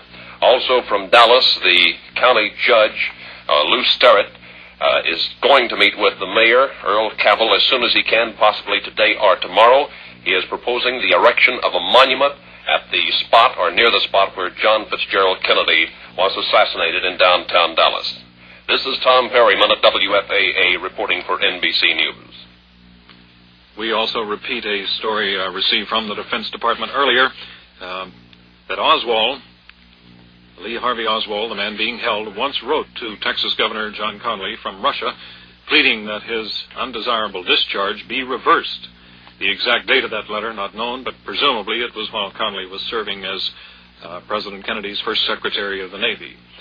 All of which raises a new question whether the real target of the assault was Mr. Kennedy or Governor Connally. The two were riding with their wives in the presidential car when 3 shots rang out from that high-powered rifle from a high-level window overlooking the parade route. Mr. Connally was seriously injured, but is in satisfactory condition now. The president, of course, killed in that assault. And this just in from Dallas, Homicide Chief Captain Will Fritz said today, the assassination case against Lee Harvey Oswald is cinched. He said flatly, this is the man that killed President Kennedy. 24-year-old Lee Harvey Oswald, being held in Dallas, Texas, for the assassination of the president. Now we try again for NBC's Robert McCormick in Washington. Robert McCormick is taking a brief time off. This is Edwin Newman. What were you hoping to hear from us? Reaction perhaps to the news that the police officer in Dallas has said that the case against Oswald is cinched. That is a rather extraordinary thing to say at a time like this, and they must have certainly what evidence they consider conclusive against Oswald. I wonder what they have learned that they did not tell us about earlier. Have you heard anything on that? Edwin, we're waiting for pickup now from Dallas on this later development. It does seem a little odd that the case is cinched this early. They have perhaps made other tests. They had given us earlier, you remember, the results of the paraffin tests on the hands. They had not given us the result of the paraffin tests on the face.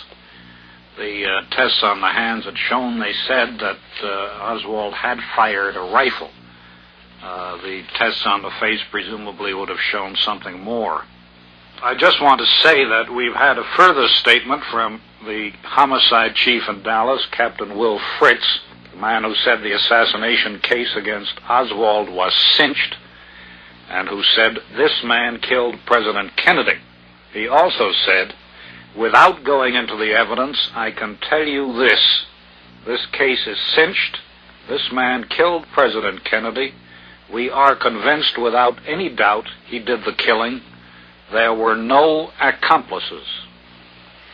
So the homicide chief of the Dallas police has said that he is convinced that Lee Harvey Oswald killed President Kennedy and that he did it without help from anyone else. Now, Russ, earlier today they had revealed that they had arrested a second man and were questioning him. Do you judge from this, then, that they have deduced that the second man was not connected with the crime? Ed, allow me to interrupt you. We go right now to Tom Pettit with later developments on this story. Tom Pettit in Dallas. Here's an example of the detail work going on. Captain Will Fritz of Homicide, who's heading the investigation, said they now have found out that Oswald left the book depository store from which the fatal bullets were fired at President Kennedy, that he's headed toward home, that he first took a bus, finding it too slow, switched to a cab. Then he went to his apartment, changed clothes, and went to the movie theater, where he later was apprehended after allegedly killing a Dallas police officer. They have located the cab driver. They have located the bus driver. These are two of the many witnesses who are being interrogated in building the case. Fritz, in his first appearance a few moments ago before newsmen, said it is a cinch case. This is Captain Fritz, head of the homicide squad, who's been conducting the investigation and interrogation. Captain, can you give us a resume of what you now know concerning the assassination of the president and Mr. Oswald's role in it? There's only one thing that I can tell you, without going into the evidence. Before first talking to the district attorney, I can tell you that this case is cinched, that this man killed the president. Captain Fritz says it is a cinch case. District Attorney Wade was asked if he thinks it is a cinch case. He said that there is no such thing when there are 12 jurors involved, but it is, he says, a very good case against Lee Oswald. This is Tom Pettit, NBC News, reporting from Dallas Police Headquarters. So you have just heard a pickup from Dallas with NBC's Tom Pettit, in which homicide chief Captain Will Fritz said today the assassination case against the president is cinched, that Lee Harvey Oswald is the man who killed the president. Again, we are quoting homicide chief Captain Will Fritz. Further developments from Washington now as we go back to Edwin Newman. Russ, I wanted to put a question to you that I hoped you might be able to put to Tom Pettit. We have had the statement of the homicide chief in Dallas, Captain Fritz, that the case is a cinch. It has been cinched, and that Oswald is the man who killed President Kennedy, and that he did it alone. There were no accomplices. As Tom Pettit, and I know what difficulties he's laboring under, been able to get any kind of indication from the people in charge of the case as to what the motivation of Oswald was. You suggested earlier this afternoon that it was at least conceivable that it was Governor Connolly of Texas against whom Oswald was acting, if indeed he did act. Have you heard anything more about that? We have not, Edwin. The basis for that speculation comes from Dallas, and it is based on the fact that Oswald had written a letter to Connolly at an unspecified time, possibly while Connolly was serving as President Kennedy's Secretary of the Navy, in which Oswald is said to have objected strenuously to some ill deed he felt was done to him while he was in uniform. Apparently, he held the governor of Texas responsible for this, and there has been the suggestion that perhaps Connolly was the target for the assassination bullet. Again, we must repeat that Oswald declares his innocence. He has not confessed to anything. He has declined to take a lie detector test. And while Homicide Chief Fritz has said the case is cinched, Oswald himself says he is innocent, and the man has not yet gone to trial. So we simply pass along the latest development we get from Dallas. On the question of evidence, we have expect to hear from Pettit again momentarily, in which perhaps we can get further elaboration on that. I would assume, Edwin, that any additional evidence that may be held against Oswald will be held until the case comes to trial, that they certainly would not want to try the case on radio or television. No, quite. They must hold the evidence, and I suppose there would be people in other countries whose judicial and legal systems are different from ours who would be shocked that even this statement has been made, that the police officer in charge of the case says, in effect, that Oswald is guilty. There are other countries that would not permit that to be said, would not permit us to say it on radio or television or in the newspapers. It does seem unusual in that but there is a possibility of a mistrial when such statements are made before the man goes before a jury. I suppose we're getting perhaps too far ahead of the story, but I suppose Oswald's lawyer would almost automatically say it would be difficult, if not impossible, for him to get a fair trial in view of everything that has been said. Still, it is part of our legal system to see to it that he does get a fair trial, and as you have emphasized, and rightly, he is innocent until proved guilty. We might mention in this connection, Edwin, allow me to interrupt, that with the nationwide publicity that has been given Oswald's arrest, a change of venue would seem to me, and I speak strictly from the viewpoint of a layman, a change of venue would be impossible. That the name Lee Harvey Oswald is known now from coast to coast. Is there such a thing as granting a impartial jury to this man anywhere in the country? Well, I think we may say this, that in a case of the surpassing importance and somberness that this one will have, whoever might be tried in connection with such a crime, any jury would surely want to give the most sober sort of attention to the case before it. I think any jury would go into such a case with the most serious intentions and with the deepest responsibilities, and we should be able to count on that.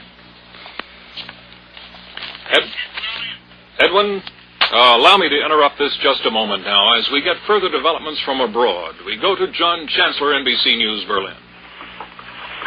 From our vantage point here in West Berlin, several important themes of communist reaction emerged today in connection with the death of the president. The point of most immediate importance to the people of the United States is that the Cold War apparently is not going to turn hot overnight because John F. Kennedy is gone and Lyndon Johnson has taken his place. There are several reasons for this. One is the great length to which Premier Khrushchev of the Soviet Union has gone to demonstrate publicly sorrow and shock over the death of the president. He was echoed in these demonstrations by the highest range of Soviet officials, including an influential and unofficial personality, Mrs. Khrushchev. Premier Khrushchev went beyond telegraphing his condolences today. Moscow let it be known that he returned to Moscow especially from an out-of-town trip so that he could call on the American ambassador for a personal demonstration of his feelings. On top of that, the Soviets are sending First Deputy Premier Anastas Mikoyan to President Kennedy's funeral. Mikoyan serves a double purpose. He is an old and canny Armenian negotiator who has always got along very well with Americans, and he is a man of exalted rank in the Soviet hierarchy. Moreover, the governmental leaders of the East Bloc satellites and their propaganda organizations have been relatively profuse in their messages of condolence and their reporting of the president's death. This applies to some very tough characters in the communist world, including Antonin Novotny of Czechoslovakia and Walter Ulrich of East Germany. Both have sent messages to Washington, and the leading newspaper in East Germany, Neues Deutschland, turned over a remarkably large portion of its front page today to the Kennedy story. In Moscow, the Russians have borrowed film of Mr. Kennedy from the American embassy vaults, and a special obituary program on the late president is now being prepared for Moscow television. President Johnson is described in Moscow tonight as more conservative than Mr. Kennedy, but Moscow says that the policies of the Kennedy administration will be continued. Among other important things to recall, however, about the communist position is the fact, which must be exceedingly uncomfortable to communist propagandists, the fact that the man accused of murdering Mr. Kennedy has described himself as a Marxist and, according to one report, as a communist. Furthermore, the man has lived in the Soviet Union, reportedly sought Soviet citizenship, and married a Russian girl. Now, this poses a propaganda hurdle of gigantic magnitude for the communists, who were very quick off the mark to charge that the president had been killed by a right-wing American racist. So far, the communists have not tried to get over the hurdle, and no one in the Soviet Union, for example, has been told in any specific way of these details about Lee Harvey Oswald. But the voice of America is no longer jammed in Russia, and the people of that country are bound to get the word one way or another. So the Russians have a bad problem. They are beginning to work at a solution. Both the Soviet news agency TASS and Moscow Radio Home Service have called the case against Oswald a suspicious one, and they are jibing about the so-called police story of left-wing elements being involved, end quote. Finally, in their eulogies to the president, the universal communist line is that the world has lost a man who was working toward a relaxation of international tension. And of course, so he was. But by this tactic, the communists are making it possible to say, look, we got along with President Kennedy, and we said so when he died, but we can't get along with President Johnson. The Russians can say that if they want to. We don't know if they will or not. All we can say now is that on the basis of the evidence here tonight, the Cold War will not get a lot hotter tomorrow. John Chancellor, NBC News, Berlin. This is Edwin Newman in the NBC newsroom in New York. Ellie Abel is here with a late report about the funeral plans, the burial plans for President Kennedy. Up to now, there has been no decision announced on where the president is to be buried. It had been assumed he would be buried in the family plot at Brookline, Massachusetts, where he was born. However, we've just had a report that the Attorney General, Robert Kennedy, his brother, was at Arlington National Cemetery this morning, escorted by Defense Secretary McNamara, looking at potential grave sites. So there is this possibility, still unconfirmed, that the president will be buried in the National Cemetery. He is, of course, an accredited and decorated hero from his service in the Navy during the war, and if buried there, would lie alongside so many of his comrades in arms of World War II. If the president were buried in Arlington, Elliot would emphasize what so many people have said, that he did die on duty and in the course of duty. It would indeed, and would remove the whole business from the private family context and put him in a national shrine. I think nobody obviously would object to there being a private family service and burial, and if the president were buried in in a family plot, nobody would object. But I think there is there not, a great feeling that the president belongs to the nation. I'm sure of that, and I'm sure also the decision will be made primarily by Mrs. Kennedy and his brothers.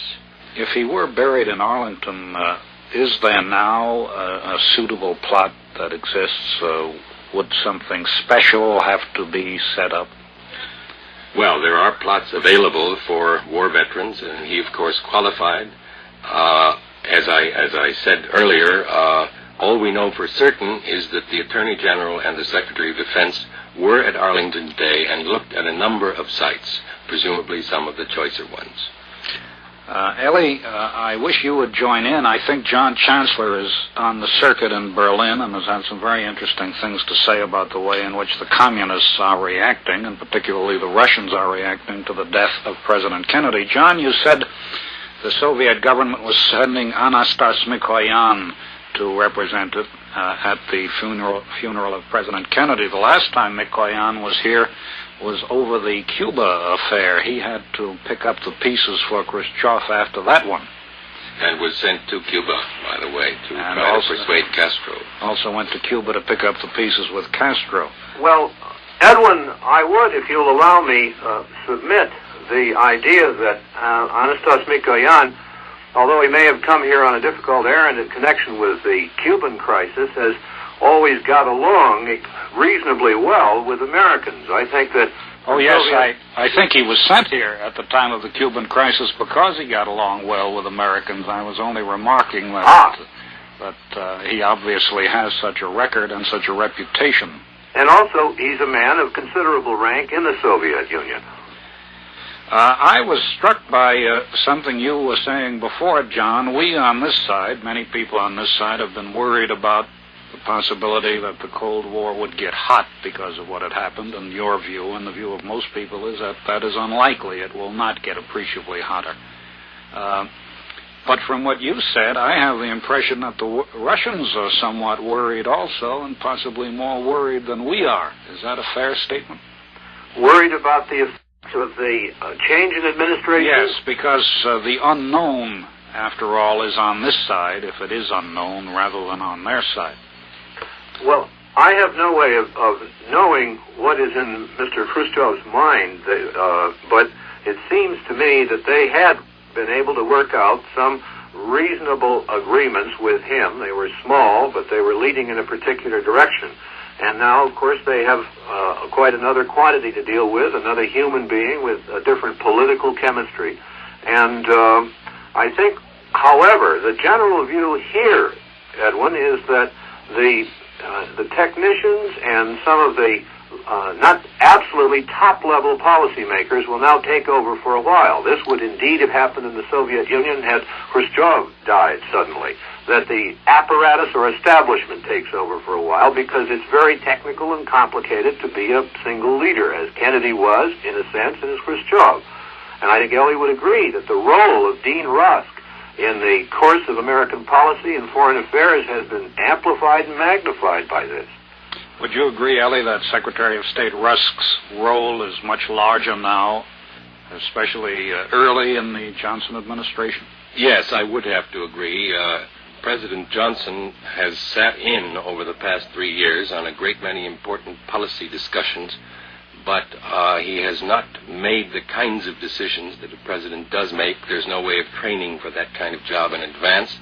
My guess is that he will lean rather heavily on Secretary of State Rusk and Defense Secretary McNamara and others who over the past 3 years have shared the President Kennedy's burden in making these decisions.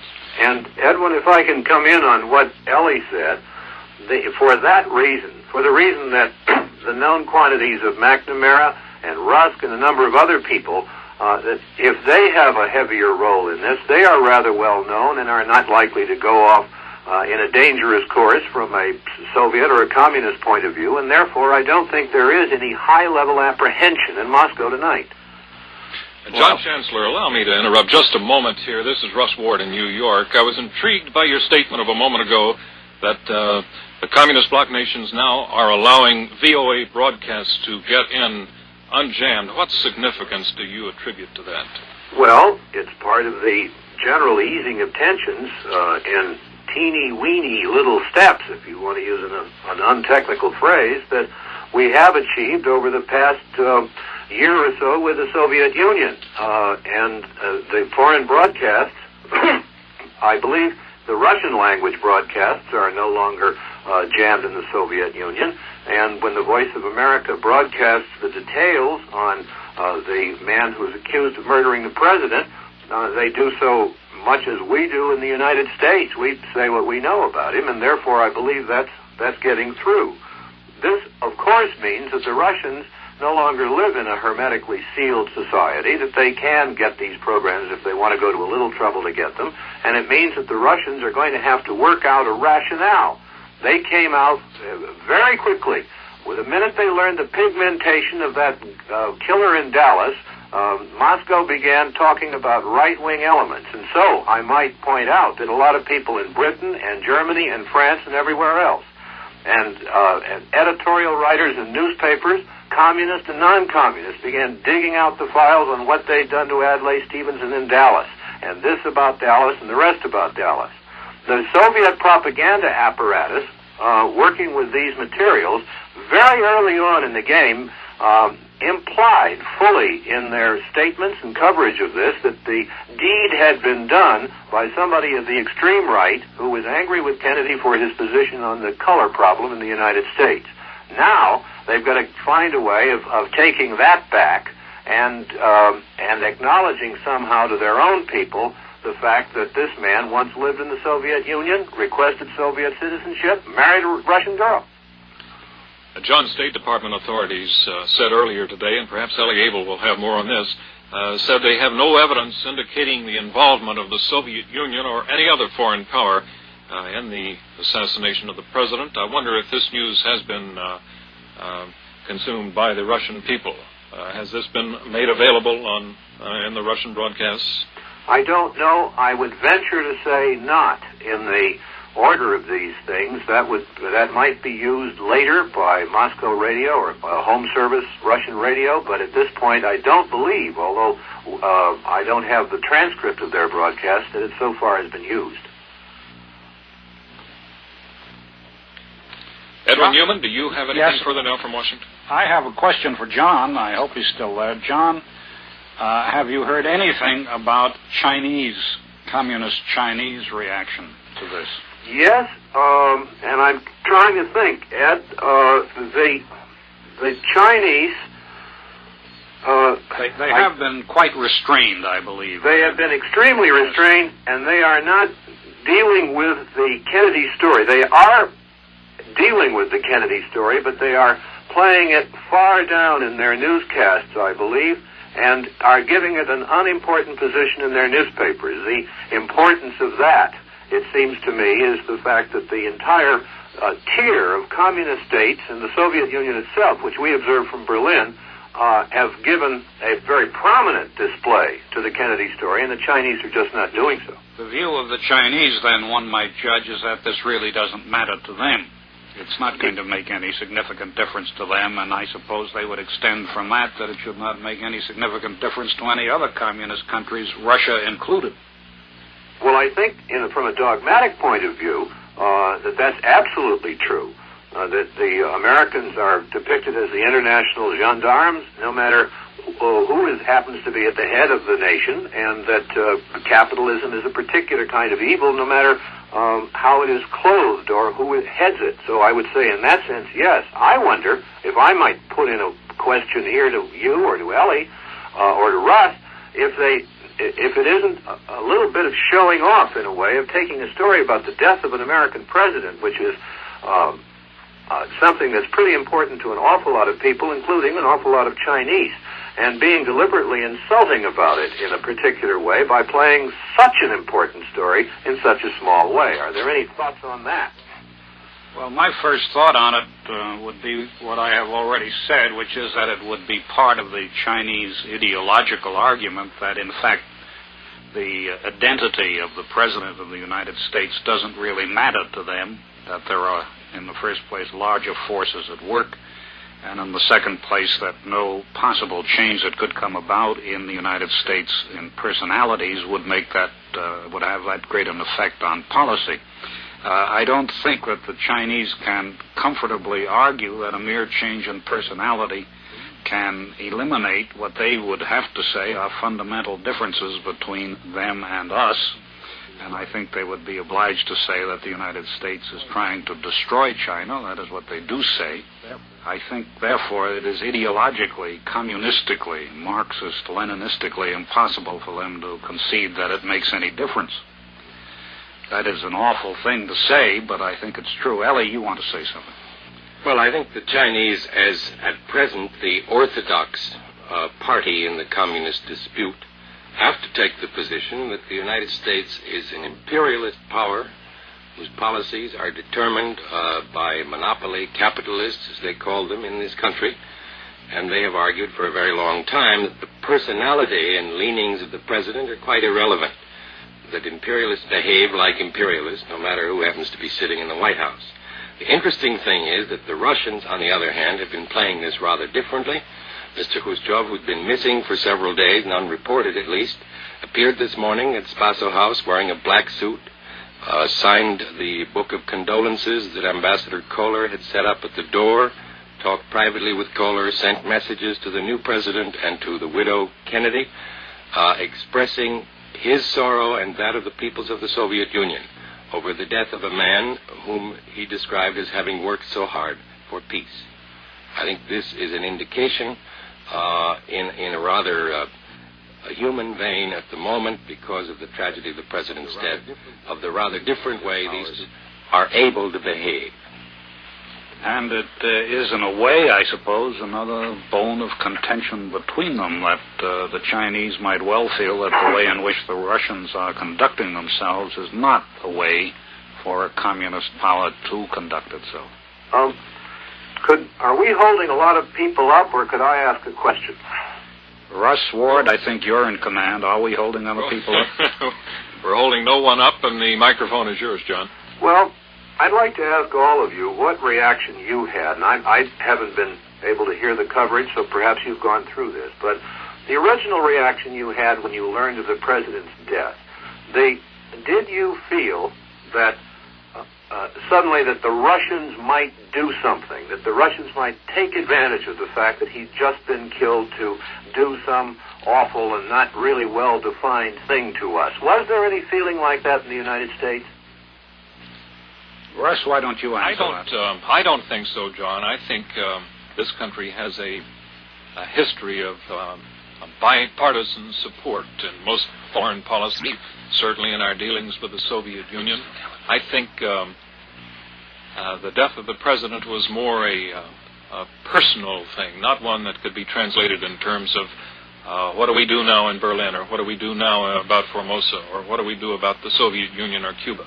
I think that by and large, everyone in official Washington and everyone else is dedicated to the freedom of Berlin, is dedicated to the freedom of this country in its fight against international communism. I don't think for a minute that there were thoughts of sudden collapse of our foreign policy.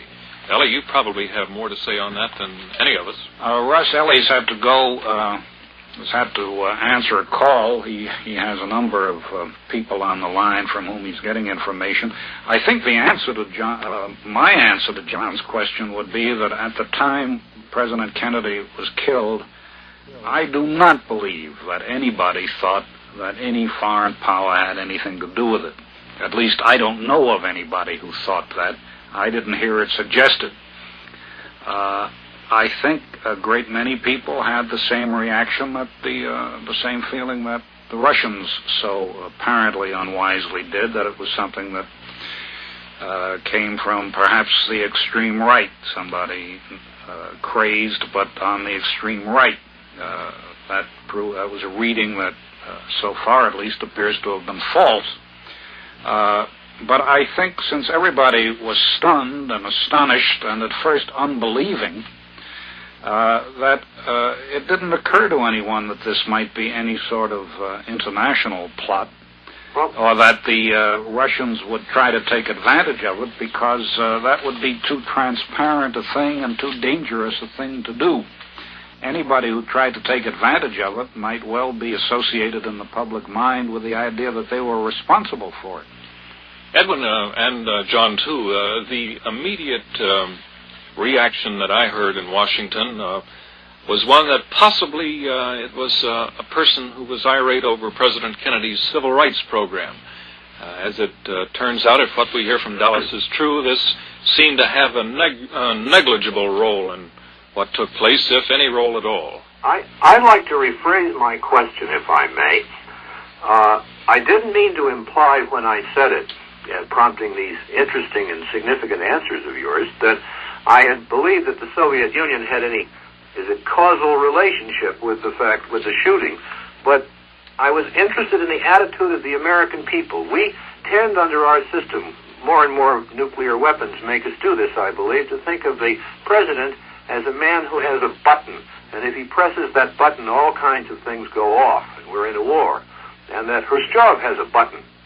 And when one of the two men in the world who control these enormous arsenals of nuclear weapons dies, and there is this moment of uncertainty that follows his death about, excuse me for phrasing it this way, but who's got the button? Did any of these thoughts go through the minds of people you knew or your own minds? And I'm not talking now vis-a-vis the Russians or any plot or any foreign policy things. You see what I'm getting at, Edwin? I see what you're getting at, John, and I do not know of anybody to whom that idea occurred, with the exception of the Germans, apparently, who took certain precautionary measures and put their armed forces, so we understand from Wells, hanging on a very high alert called Alert 1. That is, I suppose, a reasonable enough precaution to take when you are that close and when you don't know what is happening. But I am not aware of anybody who thought that the Russians would try to exploit this. What I was trying to say before was that I think the danger of trying to exploit it would have been overwhelming.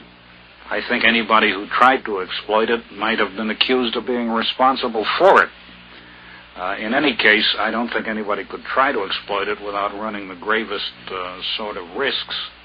Of course, we did have Pearl Harbor. People don't always stop to tell you what they intend to do to you.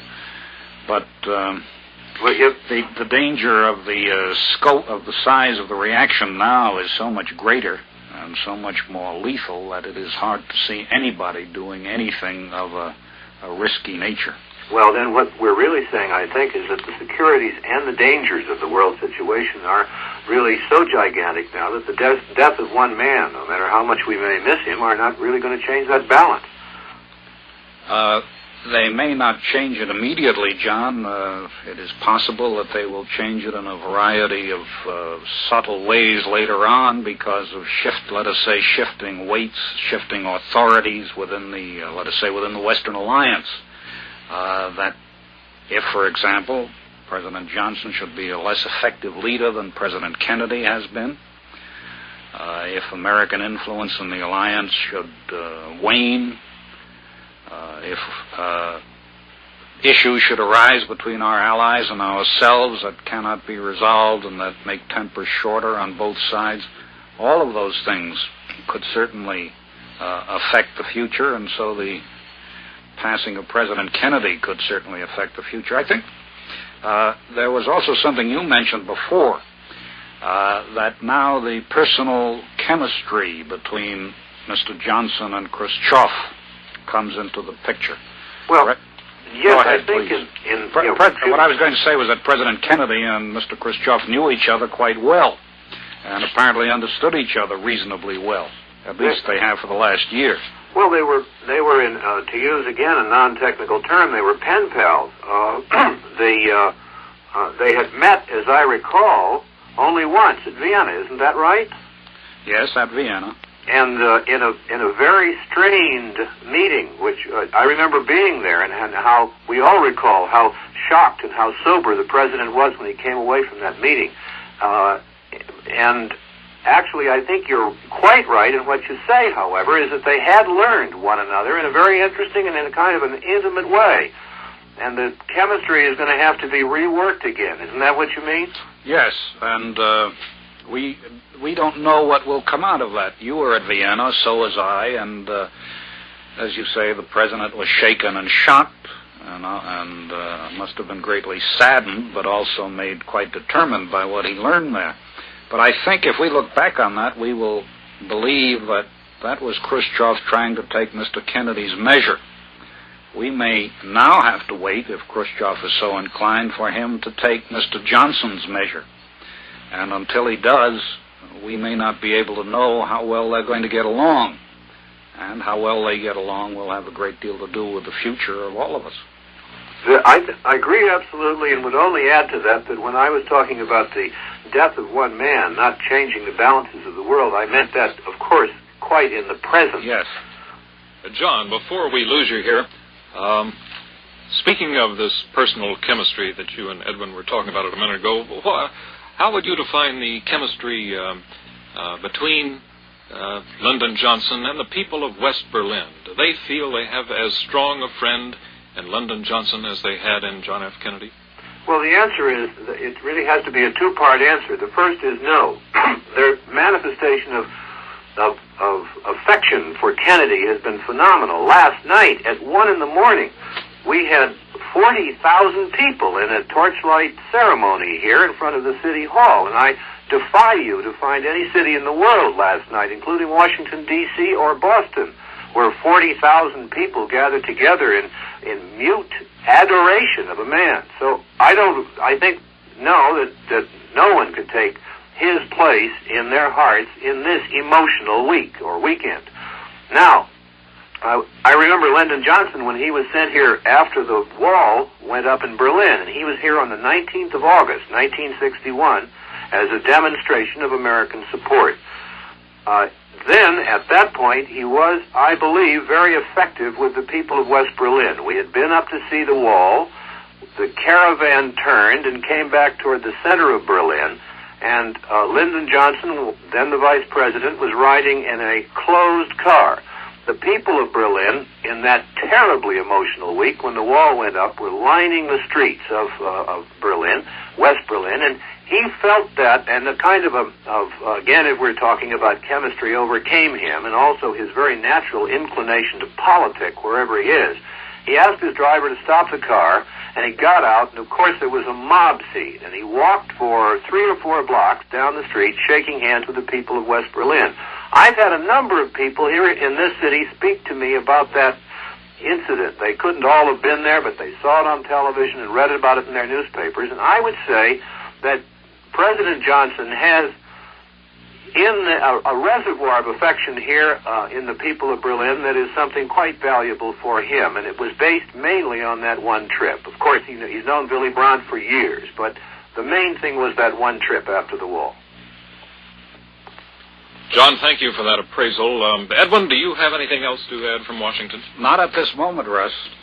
We'll be coming back to both of you later in the day. I might bring you right now this New York Times report from Dallas, Texas. Lee Harvey Oswald, the alleged assassin of President Kennedy, made an informal plea today to communicate with an unidentified individual in New York City. This according to the New York Times. As he was being led handcuffed from a renewed police interrogation this morning, the 24-year-old warehouse worker paused in front of television cameras in a police department corridor and said, "I want to talk to Mr." And then there's a blank in New York City. The name he mentioned sounded something like Aft or Apt, but before he could be clarified, Oswald was pushed on by detectives. Russ Ward. Yes. This is Newman in Washington. I saw that story, and the story I saw spelled the name of the lawyer, I take it was a lawyer, A-P-T. In fact, there is a well-known lawyer in New York who spells his name A-B-T, and who has been the attorney in many cases involving left-wing people. I don't want to go beyond that. My memory doesn't entirely hold up on this, but it is. I'm almost sure the man he had in mind spells his name A-B-T, and is an extremely well-known lawyer. Has been here in Washington in a number of cases, and I think that must be the man he had in mind. I believe his first name is John. That's very interesting. It would seem to further indicate the allegiance that Lee Harvey Oswald had with communist causes. The following is a note for stations. For those local stations that might have some local news or public service announcements of local importance, we will provide stations with approximately 4 minutes for this purpose. It's 5 minutes before the hour and half hour. The network will, however, continue coverage during this period. The following is the cutaway cue. You're listening to NBC's continuous coverage of the events surrounding the death of the late President of the United States, John Fitzgerald Kennedy. Bob, do I hear behind you that the President is coming? He is just walking across, yes. We are looking out the press room window now. He is coming across West Executive Avenue from the Executive Office Building. He is entering the White House from through the west door on the street level. The fish room is prepared now. The cameras are getting set. Our microphones are in order, and we would imagine that it just will take him now a matter of a minute or even less before he comes up from West Executive Avenue, that entrance there, and then into the fish room. Hoping to see more now. He is in the White House now. Bryson Rash is standing next to me with a better view. We don't know anything more about the meeting with former President Truman as yet. We're assuming for the moment that it will be held immediately after the proclamation is read. Bryson? I should assume so. It's impossible to identify anyone as they walk across the street. There's a great group of men coming across under umbrellas with raincoats on in this driving rain, and it's darkness settling over the city, and it's just impossible to identify anyone. Anyone could be with the President at the moment. But he's now in the White House, coming up in the elevator. He'll be in the fish room in a matter of moments. The rain has not only made us awfully wet here, we're soaked through, but it's made identification extremely difficult, as Bryson has pointed out. At the north portico, most of the persons there have their windows rolled up. The inside is steaming. And now we're here. The President is now entering the fish room of the White House. He is walking to the battery of microphones. Ladies and gentlemen, the President of the United States.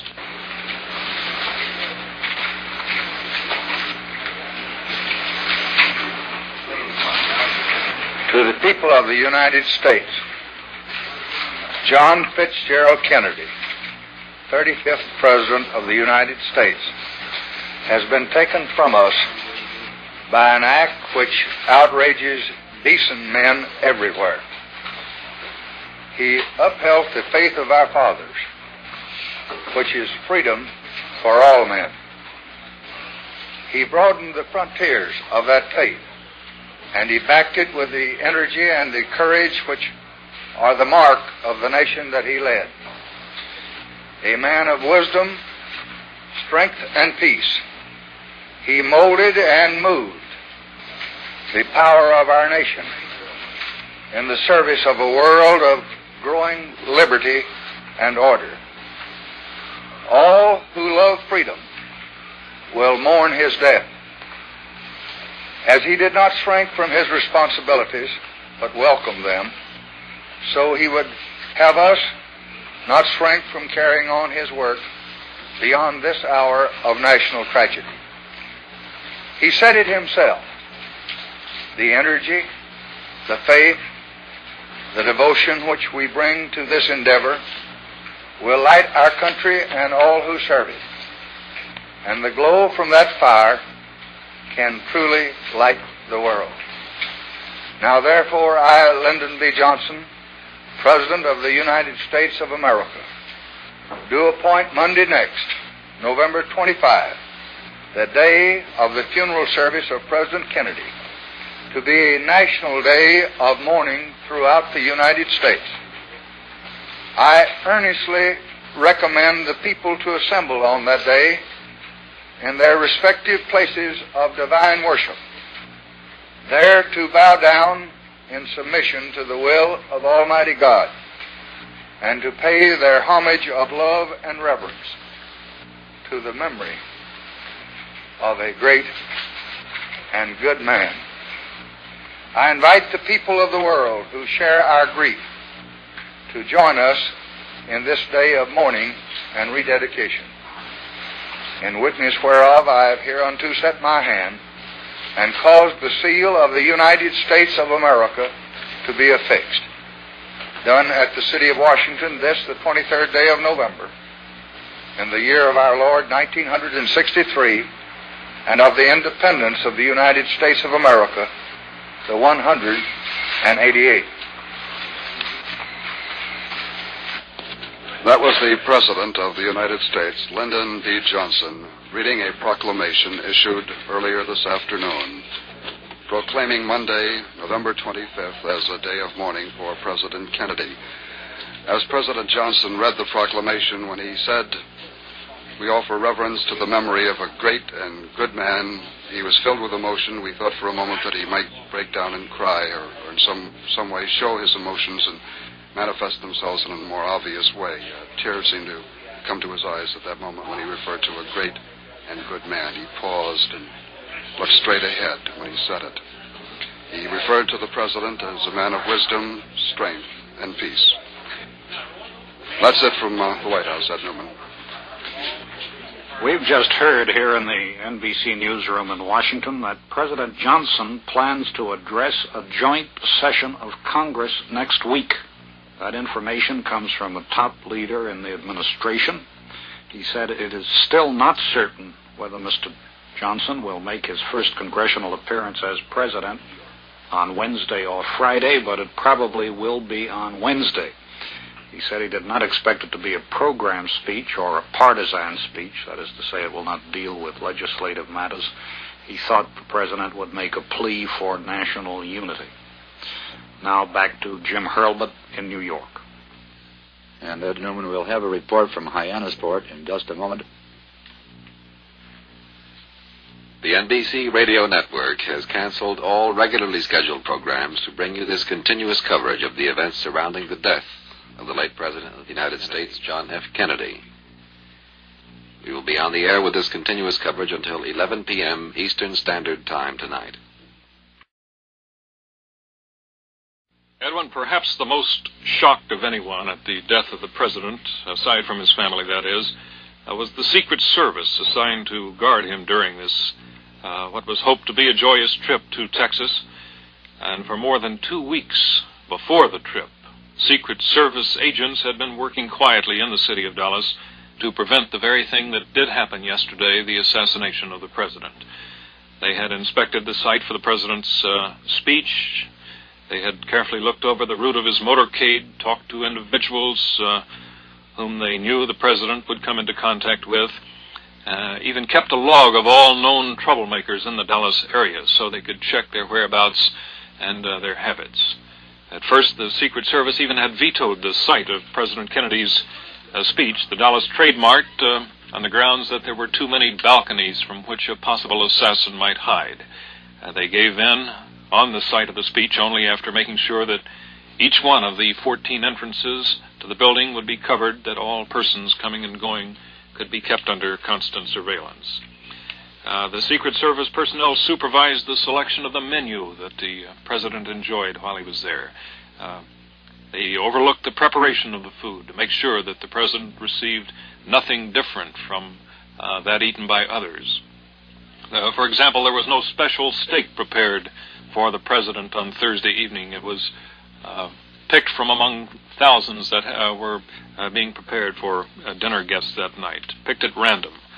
They made sure that all points along the route of the President's motorcade were carefully guarded, especially the points of underpass that the bubble-top limousine had to pass. All congested intersections and places where crowds would gather had an extra complement of police. They even enlisted 350 policemen from the Dallas force to be on hand the day of the assassination. Everything carefully covered, but of course impossible to watch each one of tens of thousands of windows which overlook the route of the motorcade, and from one of those windows the assassin's bullet. We might read to you a letter received by Senator John Tower of Texas some months ago, written by Lee Harvey Oswald, a man being held in Dallas charged with murder in connection with the assassination. Oswald at the time was in the Soviet Union, and he wrote to Senator Tower of Texas as follows. My name is Lee Harvey Oswald, 22, of Fort Worth up until October of 1959, when I came to the Soviet Union for a residual document for a non-Soviet persons living for a time in the USSR. The American Embassy in Moscow is familiar with my case. Since July 20th, 1960, I have unsuccessfully applied for a Soviet exit visa to leave this country. The Soviet refuses to permit me and my Soviet wife, who applied at the U.S. Embassy in Moscow on July 8, 1960, for immigration status to the USA, to leave the Soviet Union. I am a citizen of the United States of America, and I beseech you, Senator Tower, to raise the question of holding by the Soviet Union of a citizen of the U.S. against his will and expressed desires. And it's signed, yours very truly, Lee H. Oswald. The 24-year-old man, at the time he wrote the letter, he was 22, now 2 years later, being held in Dallas, Texas, charged with the assassination of John Fitzgerald Kennedy. We might add that Oswald protests his innocence, says he did not kill the president nor anyone else. We might also mention that Texas does have capital punishment in the form of electrocution. The ailing 75-year-old father of the president has been told that his son is dead from an assassin's bullet. Mrs. Rose Kennedy, the president's mother, Senator Edward Kennedy, their son, and a daughter, Eunice Shriver, all were present at the time. A neurologist, Dr. Russell Bowles, Jr. of Boston, stood by as the sad word was given to the elder Mr. Kennedy. His reaction was not made public. Mr. Joseph P. Kennedy, whose life filled with both success and grief, advised of his son's death shortly after Mrs. Kennedy returned from St. Francis Xavier's Church, where she had attended 2 masses this morning. More on this tragic story now as we go back to Dallas and NBC's Tom Pettit. Now, what is your speculation as to what the motive may have been? I try not to speculate on any crime. I don't think it pays to speculate on a crime. Is there any feeling among the Dallas police force that this might have been avoided? None that I know of. As far as being avoided, certainly you might say that it could have been avoided had you had someone in every window and every building. But the feeling among the Dallas Police Department, as it is with every other citizen in the country, is one of deep grief and deep regret. Thank you very much, Chief M.W. Stevenson, Deputy Chief of the Dallas Police Department. That is the picture at this hour at Dallas Police Headquarters. This is Tom Pettit, NBC News. One of the noticeable and striking aspects of the events since the murder of President Kennedy has been the part played by his brother, the Attorney General Robert Kennedy. It is on Robert Kennedy that Mrs. Kennedy has most relied. He was at the airport last night when she came in. And he has, as far as we know, been with her almost continuously since. There will be we're just told, a press briefing, that is to say a meeting with the reporters at the White House by the White House News Secretary, Pierre Salinger, in about an hour and a half, an hour and 40 minutes from now. And we may at that time receive information as to the definite funeral plans for the president. What we do not know at this moment, it has not been specifically stated where the president is to be buried. The presumption is that it will be in the Kennedy family plot in Brookline, Massachusetts, but that has not been specifically announced. The body is to be taken tomorrow to the Capitol. It will be there for about 21 hours.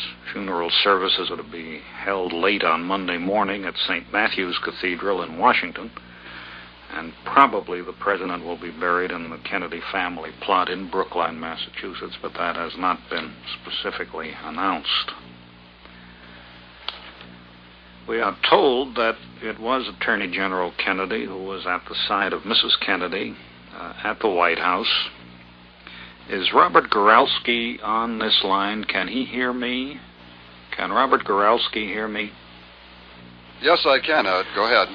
Robert, do you know, has Mrs. Kennedy gone into the East Room? I've been standing out here for the last half hour or so, Ed, and the only member of the Kennedy family that I've seen arrive here at the North Portico has been one of the children of Attorney General Robert Kennedy. That was about 15 minutes ago. I would imagine that most of the family came here quite early this morning, and they have been in the White House for quite some time, and went directly then to the East Room at 10 o'clock, at which time they saw the president's body lying in repose. The newsmen were admitted to the East Room a little after 9 o'clock, and there we saw the catafalque. The casket is draped in an American flag. At each corner, a member of the Armed Services, a member of the Marine Corps, the Navy, the Army, and the Air Force, standing at rigid attention. And while we were in there, there were two priests of the Roman Catholic Church who were praying on two portable kneeling arrangements that had been brought in late last night by two priests from St. Matthew's Cathedral. That will be at St. Matthew's that the president will be, that the Requiem Mass for the president will be said on Monday. We have just received word from Dallas that the gravely wounded Governor John Connally has been told by his wife that President Kennedy is dead. Mrs. Connally talked to the Texas governor shortly after 7 o'clock this morning, Dallas time, and Connally's first question was about the president's condition. After hearing the answer from his wife, he said, "That's what I was afraid of." One of Connally's aides, Julian Reed, describes Governor Connally's condition this morning as much improved.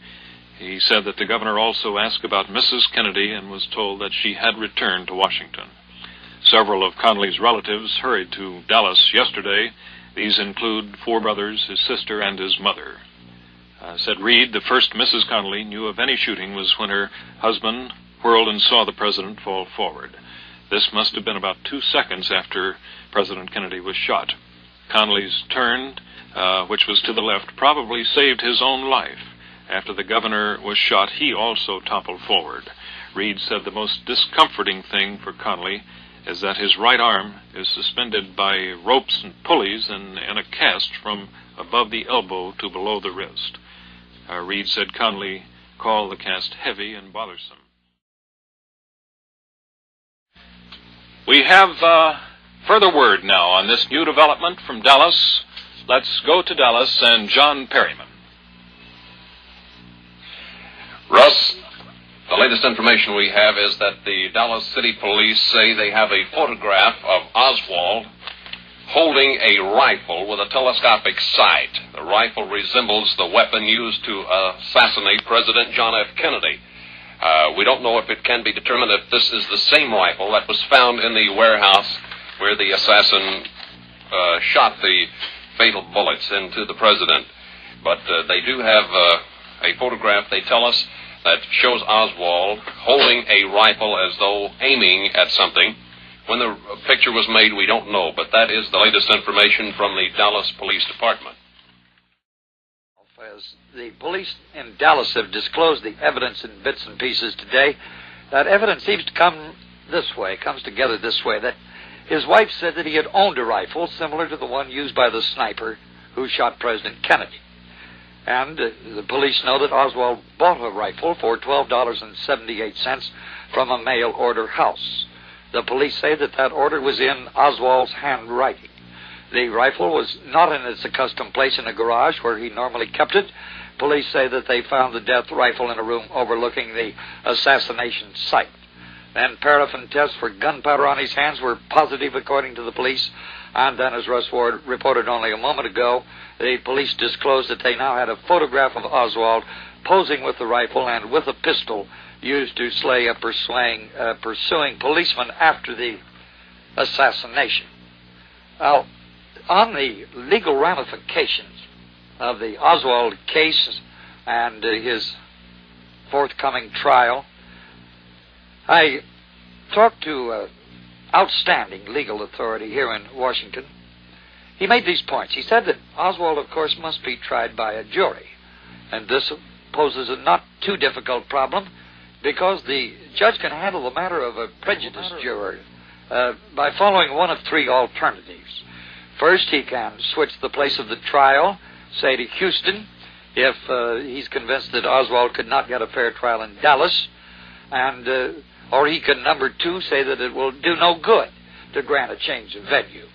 And then third, and most likely, he could grant a continuance of this trial until the burning indignation dies down. And if he follows that course, a conviction undoubtedly would stand up in any of those three cases. However, the way the case is actually being handled in Dallas, as my legal friend sees it, is flirting with danger. There was, for instance, the statement by the Dallas police chief that Oswald's case is a cinch. Well, such statements like that might prejudice the trial in the eyes of some appeals court. Also, television film has been somewhat objectionable from a legal standpoint to a fair trial. Apparently, the only way to move Oswald through the jail where he's being held is to take him through a corridor, which, of course, is always jammed with cameramen and reporters. So the public, and of course the public of prospective jurors down in Dallas, they hear questions shouted at Oswald by the newsmen. They see him pushed and banged into the wall by the crowd. Now, there may be a parallel here developing to a Louisiana murder case in which the Supreme Court ruled last year. It seems that a Louisiana suspect in a murder case was filmed making a confession, making a confession. The film was then shown on television at least twice in Louisiana prior to the man's trial and conviction. The Supreme Court here in Washington then set aside the conviction on the basis of that televised confession. Now, my lawyer friend is convinced that the Dallas police are trying to wring a confession from Oswald, and if one is obtained, that there can be serious legal doubts about his confession and possibly create a case, if he confesses and then is convicted, that could be lead to an appeals court, and possibly the case could end up in the United States Supreme Court, as the Louisiana murder case did. Oswald now has been charged with attempting to kill Texas Governor John Connally. This is the third charge brought against him, that of murdering the president, of killing the Dallas policeman, and now with attempted murder on the life of Governor Connally. Yes. This last charge filed just this afternoon. Peter, did you have anything you can add to this legal discussion we have going? Not specifically, Russ.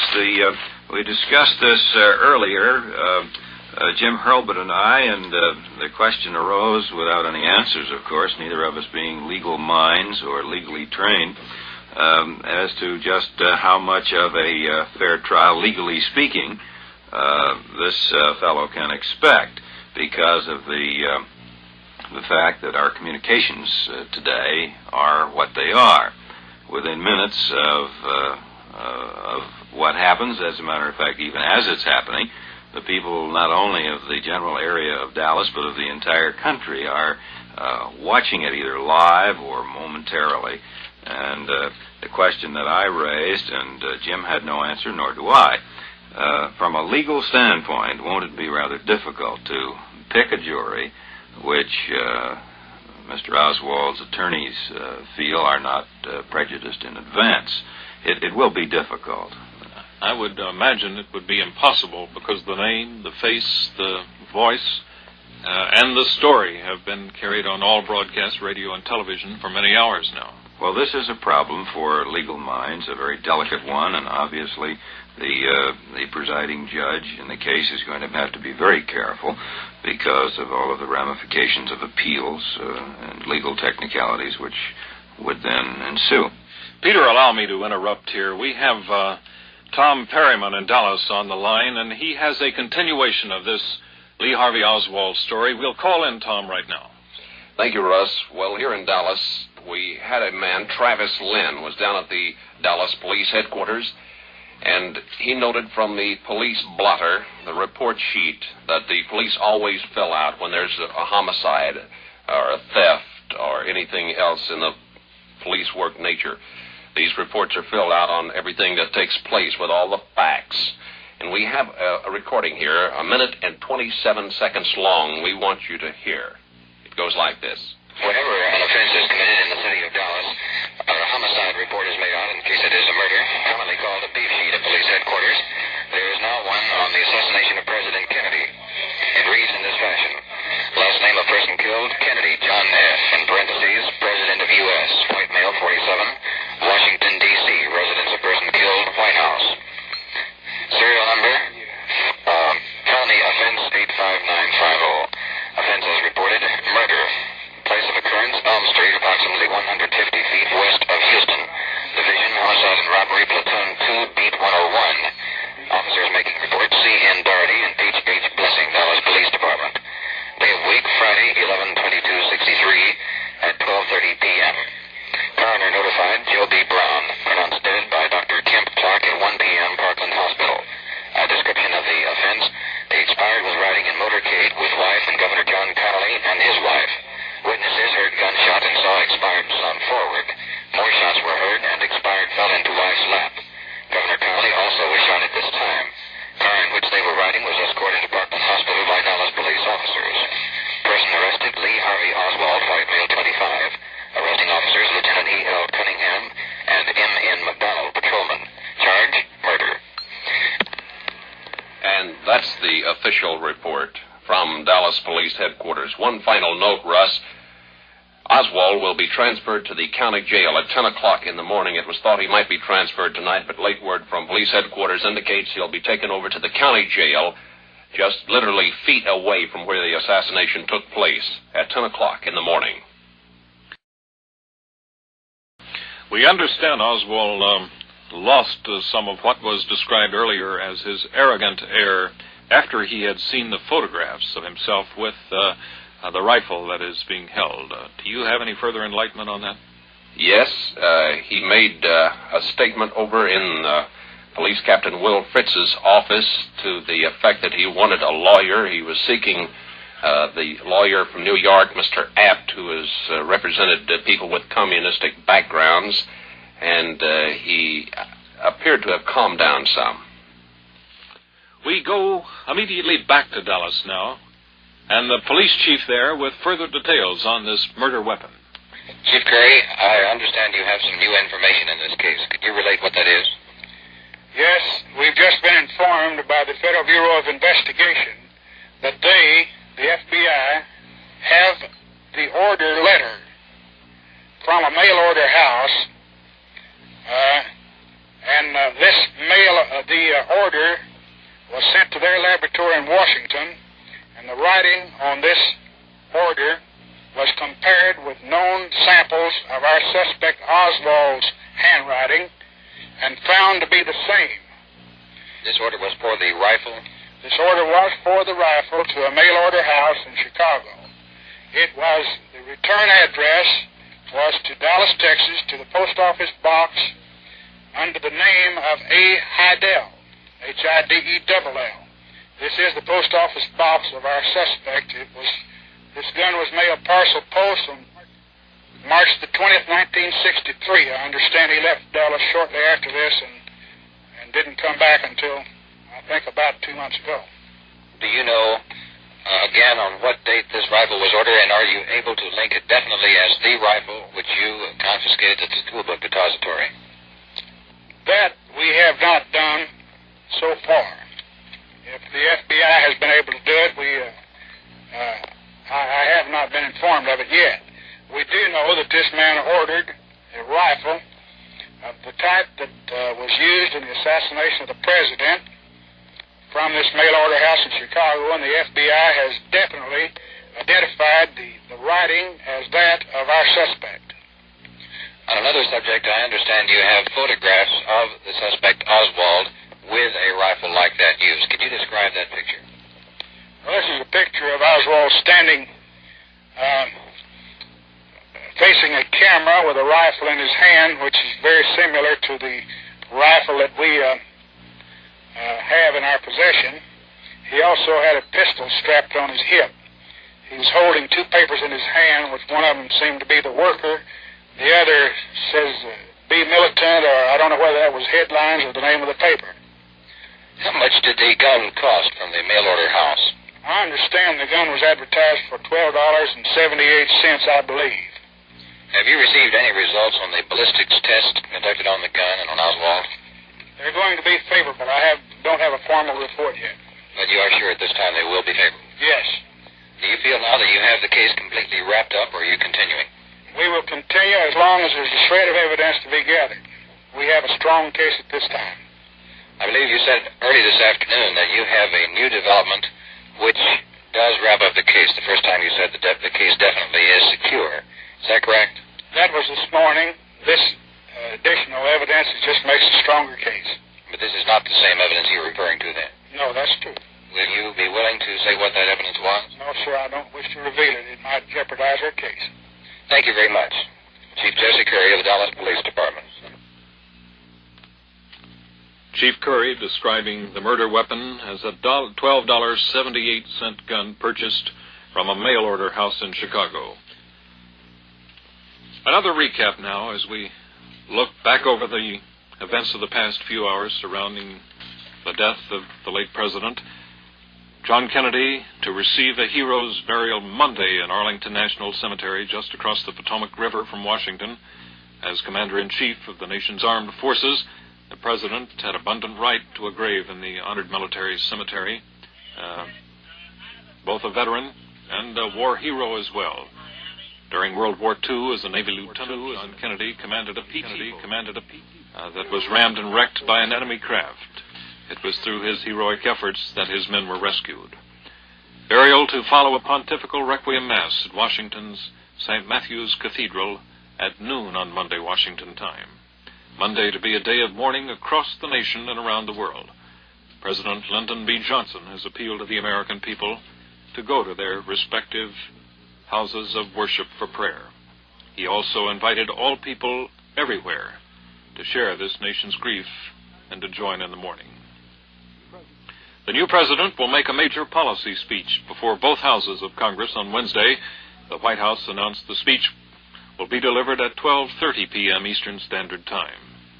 Today, President Johnson held his first cabinet meeting and proclaimed Monday a day of mourning for the dead president. The half-hour cabinet meeting in the White House opened with a minute of silent prayer for Mr. Kennedy. In his proclamation, Mr. Johnson asked Americans to pay tribute to President Kennedy on Monday, the day of his funeral. He also ordered the federal government to close its offices on that day. Mr. Johnson met with two former presidents today, Harry Truman and Dwight Eisenhower. And he consoled the widowed First Lady and the two Kennedy children. It's expected President Johnson will pursue the legislative policies of his predecessor. Any changes in his policies are not expected to show up for January when he makes his first State of the Union message. It is expected President Johnson's congressional background will put him on a solid footing in getting his programs through Congress.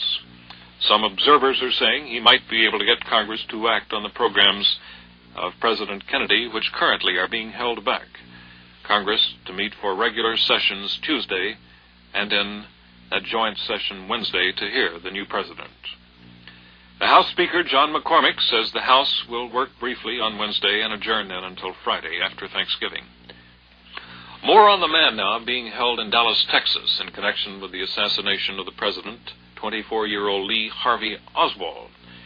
In an interview in New York, lawyer John App was asked tonight about undertaking the defense of Oswald. He said, quote, "I don't see how it would be possible to undertake a case of this magnitude." He said he had not been asked to do so, and he added, "It would have to be a very serious decision." Apt went on to say, "I have a very heavy litigation schedule." He declared that assuming the Oswald case would not be fair to his other clients. 24-year-old Lee Harvey App being held by Dallas authorities on 3 charges. Lee Harvey Oswald being held in Dallas on 3 charges: the assassination of President Kennedy, the murder of a Dallas policeman, and attempted murder on the life of Governor John Connally of Texas. Continuous coverage coming your way on the events surrounding the death of the president. This is Russ Ward, NBC News, New York.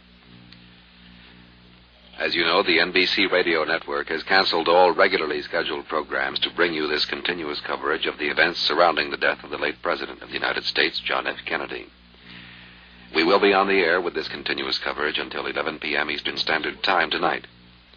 We will begin our continuous coverage on Sunday morning at 8 a.m. Eastern Standard Time and on Monday morning at 7 a.m. Eastern Standard Time.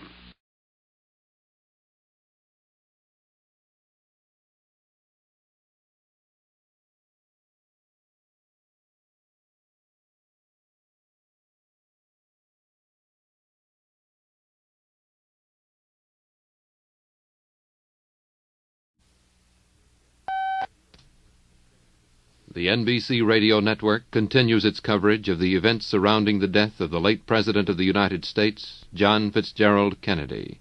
Now here is Jim Hurlburt, NBC News. Thousands of persons are expected to visit the Capitol building in Washington today to pay their last respects to President Kennedy. The body of the slain chief executive will be moved from the White House to the rotunda of the Capitol early this afternoon at 1 o'clock. Chiefs of state and dignitaries from around the world will attend the funeral. Israel's President Zalem Shazar has left Tel Aviv by air for Washington this morning. Queen Frederica of Greece, accompanied by Deputy Premier and Foreign Minister Mr. Sophocles Venizelos, have left Athens by air. Sir Alec Douglas Hume, the Prime Minister of Britain, and Mr. Harold Wilson, leader of the opposition Labour Party, attended a memorial service for the late President Kennedy at Westminster Abbey this morning. And this afternoon, that's London time, Sir Alec and Mr. Wilson will leave with the Duke of Edinburgh, the husband of Queen Elizabeth, for Washington. And for a more detailed report on activities in the nation's capital, let's switch to Robert McCormick in Washington. The funeral cortege will be led by 22 drummers from all of the services, with muffled drums, of course. Behind the drummers will come the 7-horse caisson bearing the president's body in a huge mahogany casket. And behind the caisson will come a limousine with the late president's widow, Mrs. Jacqueline Kennedy. When the coffin gets to the Capitol, it will be greeted by the customary 21-gun salute for a chief of state, and then ruffles and flourishes, all done in muffled tones, and then the playing of the president's own song, Hail to the Chief. Then the casket will be carried to the center of the rotunda of the Capitol and placed on a platform, a catafalque that once bore the body of Abraham Lincoln. The catafalque normally is stored under the crypt in the Capitol, where the body of George Washington once was supposed to rest. President Kennedy's body will lie in state for 21 hours. The casket will be closed, but it will be in the rotunda until about 11 o'clock tomorrow morning. Present plans, so far as we know, are to end the viewing of the body tonight around 9 o'clock and resume about 10 o'clock tomorrow morning. Funeral services will be held at noon tomorrow at St. Matthew's Cathedral in Washington. Once again, the drummers, the caisson, and Mrs. Kennedy will travel with the body from the Capitol to St. Matthew's Cathedral. While all this is going on, President Johnson has the rather unhappy task of continuing with his chores and the job of keeping a country running. When he finishes the initial pulling together of the loose ends of government, he will meet with some of the dignitaries that are here for the funeral of the late President Kennedy. The list of dignitaries goes on and on and on, but as you've heard, it includes French President de Gaulle, West German Chancellor Erhard, and Britain's Prince Philip, and also from England, the new Prime Minister, Sir Douglas Hume, and Labour Party leader Harold Wilson. From Russia is the Soviet Deputy Premier Mikoyan, and from Japan comes Prince Akihito and Prime Minister Ikeda.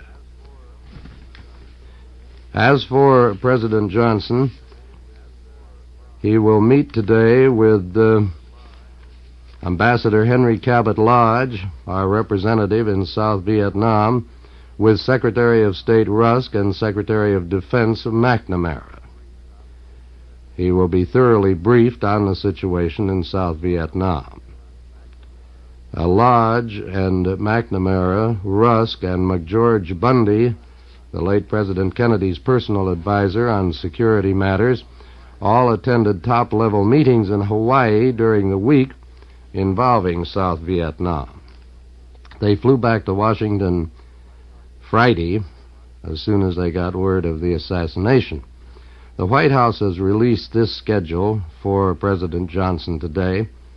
At 10 o'clock Eastern Standard Time, he gets an intelligence briefing in his office in the Executive Office building. He has not yet moved his desk into the White House proper, but is across a street in what used to be known as the State War and Navy building. It now is part of the Executive Office. At 11 o'clock, the President and Mrs. Johnson will go to St. Mark's Episcopal Church for services.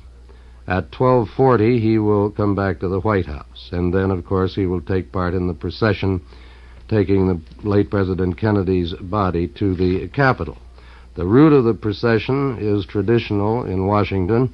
They will come out of the northeast gate of the White House, turn right on Pennsylvania Avenue, turn right again in 1 block on 15th Street, and go south 2 blocks to famous Pennsylvania Avenue, and then head down Pennsylvania Avenue to Constitution Avenue, about 4 blocks from the Capitol, loop around and come in on the East Plaza side of the Capitol.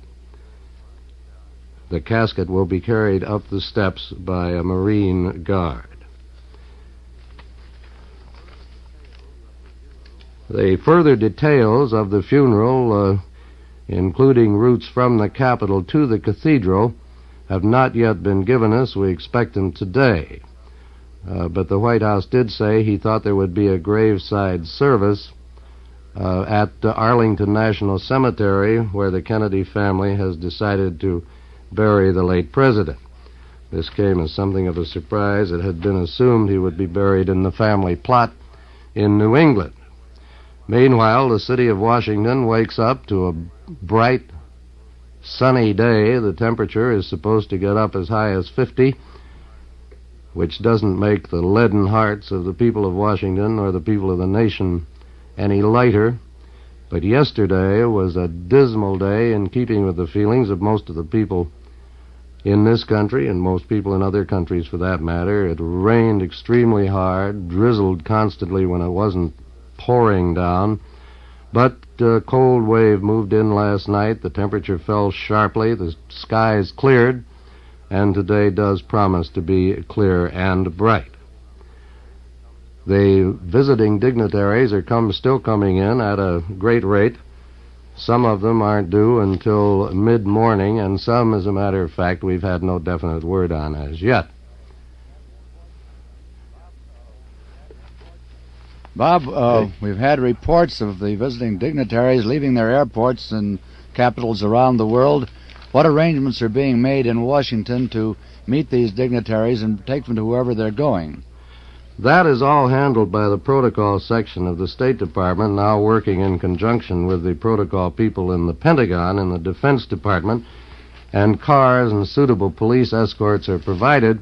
It should be noted, however, that some are coming in, I don't mean to sound facetious, but they've just sort of been lost in the shuffle because so many are coming in, and I am told that there has been some difficulty in finding one or two. I guess they've had to make their own way downtown and to the hotels where they're staying. This is, of course, all a matter of routine in this capital city. We know how to do these things, but there are 2 factors in this case that are different. One is that so many prominent foreign people are coming in, and the other is that the town is so disrupted still from the shock of the assassination that it doesn't really function with its customary efficiency and perhaps not even its customary politeness.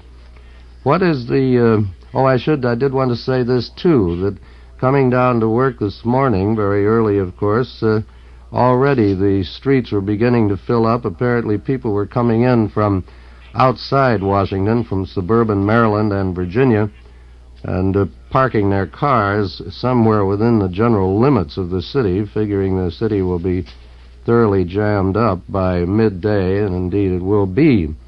What is the situation in New York, Jim? Well, here in New York, as in Washington, Bob, the weather has improved. It's a brisk, bright day here in New York. My elevator operator, as I left the hotel to come over here, said, well, I imagine St. Patrick's will be jammed today, and I guess every church will be. But apparently it wasn't quite that way. My colleague Bill Fitzgerald attended Mass at St. Patrick's this morning. Bill, what was the situation there?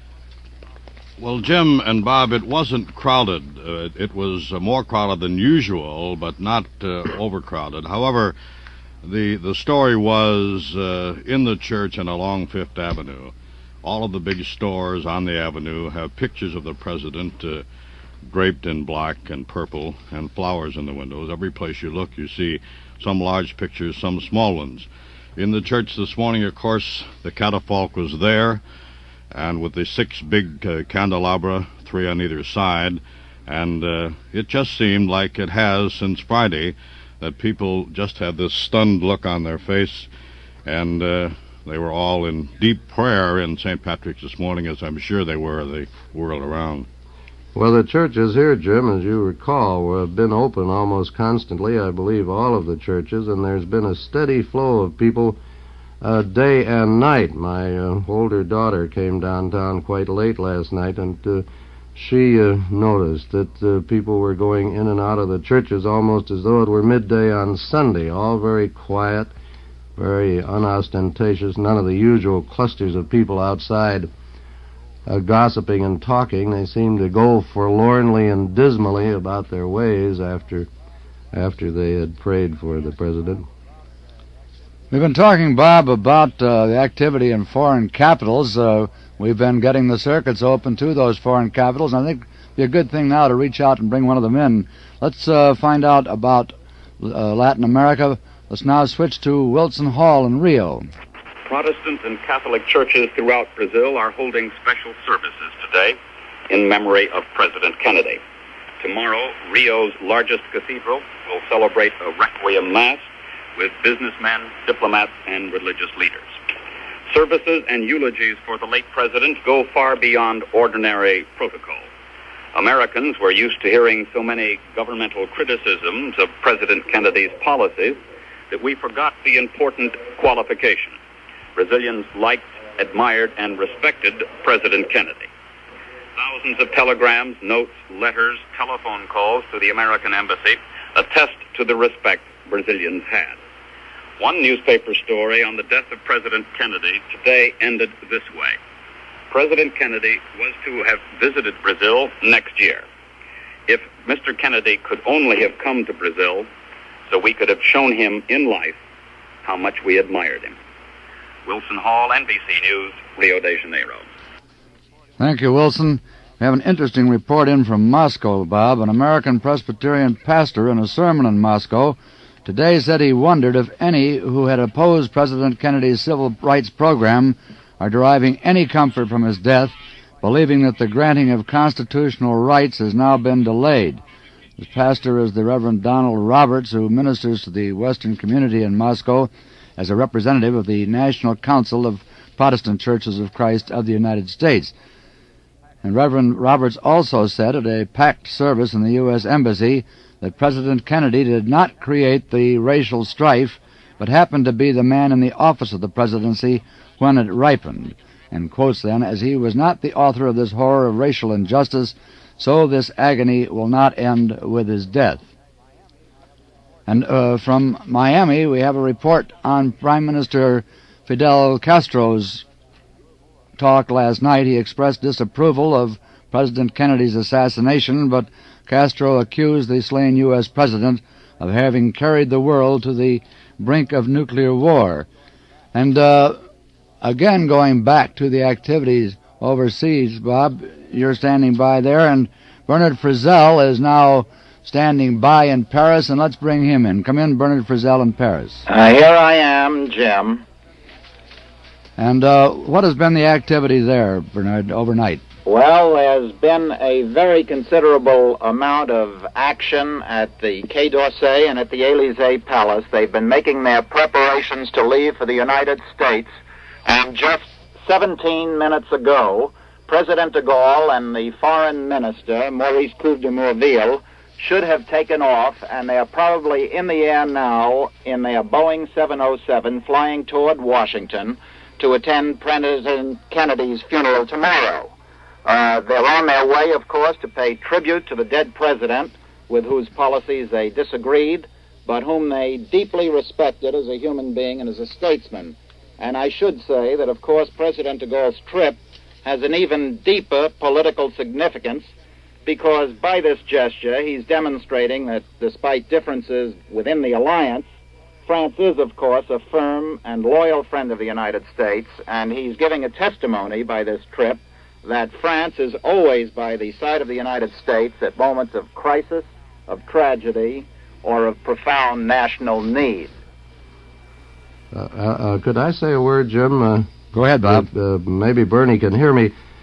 This trip of President de Gaulle's over here really is considered as a most happy omen here, and it does precisely what Bernard says it would do. It gives the impression once again to some Americans who'd begun to doubt it that France still is with us, and particularly in a time like this, and particularly in Washington. Our memory goes clear back to the revolutionary days when a Frenchman was one of our strongest champions, and it is most gratifying here. It came as what might be called a pleasant surprise in an otherwise unbroken vista of grimness and bitterness.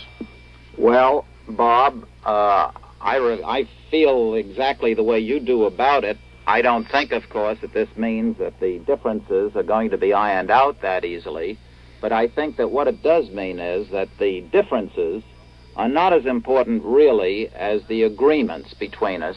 Well, and the agreement, of course, is the basic one that in the clutch, at a moment when one side needs the other, there they are. And, of course, so far as policy is concerned, the French are in and with the alliance. The only question is, of course, that within the alliance they want a bigger voice, but that's not going to keep them from displaying exactly how they feel about us, namely friendship and sympathy. And there you are. Well, that is precisely what I was trying to say in a stumbling fashion. We don't expect our differences with other countries to disappear any more than we expect politics to disappear. But Bob, it is nice to know that when the chips are down, we do get together. Bob, let me break in if I may. Bernard, I hope you'll stand by for us there in Paris. I have word that there is activity at the White House, so Bob McCormick, we better give it back to you. I believe Herb Kaplow is now in operation over there. Herb, can you hear me? Yes, Bob. What is going on, if anything? Well, news people are starting to gather again, although it's still relatively quiet. I have not yet seen any of the officials in this office wing of the White House. Have you had any word, Herb, about who is now in the East Wing with the where the president's body is lying in repose? No, of course, everything more or less is closed up so far, and the body, as you know, will be transported a little later today to the Capitol. President Johnson is to confer, about an hour and 45 minutes from now, in his office across the street in the Executive Offices building on an intelligence briefing. And later he is to attend services at a church in Washington. After that, to return to the White House and participate in the procession moving the late President Kennedy's body to the Capitol. At 3 o'clock for the new president, once again, it is the somber business of the presidency, a meeting on the Vietnam problem with Ambassador to Vietnam Henry Cabot Lodge, also with Defense Secretary McNamara, Secretary of State Rusk, and George Bundy, who has been President Kennedy's Special Assistant for National Security Affairs. Herb, I suppose President Johnson will continue his policy of operating out of the old State War and Navy building rather than the White House itself to interfere as little as possible with the ceremonies. I expect he won't move in until after the entire funeral proceedings are over tomorrow, and then perhaps do what I believe President Truman offered to Mrs. Roosevelt at the time that President Roosevelt died. In effect, say, well, you just take your time in moving out of the mansion, and when you are prepared, why, then, of course, we'll move in. She, as I recall, quickly left the mansion. That is the housing part of this whole structure. As far as the offices are concerned, there will be some time just for the normal business of clearing out the papers and doing that sort of housekeeping changeover. Are the security measures around the White House any greater than usual? They seemed a little bit more relaxed to me when I came in here about half an hour ago than they had 2 nights ago when I flew back from New York. At that time, there were motorcyclists and special police all over the place. This morning, while it's still early, it seemed to be almost what it had been before all of this took place. The sun is shining. It's quite cold. It's in the low 40s. And everything is relatively quiet and unhurried. Do they have the iron gates of the White House grounds on the north side? Are they closed or open? Did you notice? No. I came in the back way up the Lincoln Memorial side of West Executive Avenue, and as I say, it looked almost like any other early Sunday morning. But the president's body was under guard all night, of course. That's traditional, I think, isn't it? Yeah. And Mrs. Kennedy and the children are in the mansion. And we don't know whether she has been joined, for instance, by her sister, who is flown here from London. I just noticed that her brother-in-law, her sister's husband, is en route. Of course, other members of both families arriving in Washington for this very tragic situation. But generally speaking, the White House is still quiet. It's very little doing. As I said, none of the people who run the business of the presidency in their positions of assistance to the president, none of them have yet arrived that I've seen. Do we know, Herb, do we know when President Johnson is coming to the White House? He does have a 10 o'clock briefing. I suppose you'll be in before that. I would imagine so. As I say, that's across the street.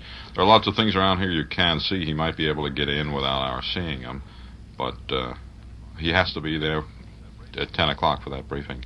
Yeah. That briefing, as you know, is probably one of the most important developments in a man's immediate assumption of the presidency. He is filled in on every critical area of the world, and the necessity is overwhelming since he's the man who makes the ultimate decision of what to do in these areas.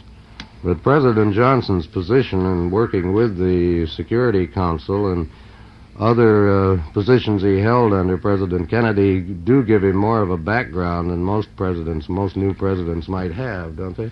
Yes, I would imagine so, but still there are certain necessary, intimate aspects of the problem that no vice president ever becomes privy to. And I think that's what these intelligence briefings are designed to do, is just as quickly as possible to acquaint him intimately with as many details as possible, so that if he is called upon to make a rough decision affecting, in this case, the national security, why, he's competent to do so and knowledgeable. Yes, and do it quickly.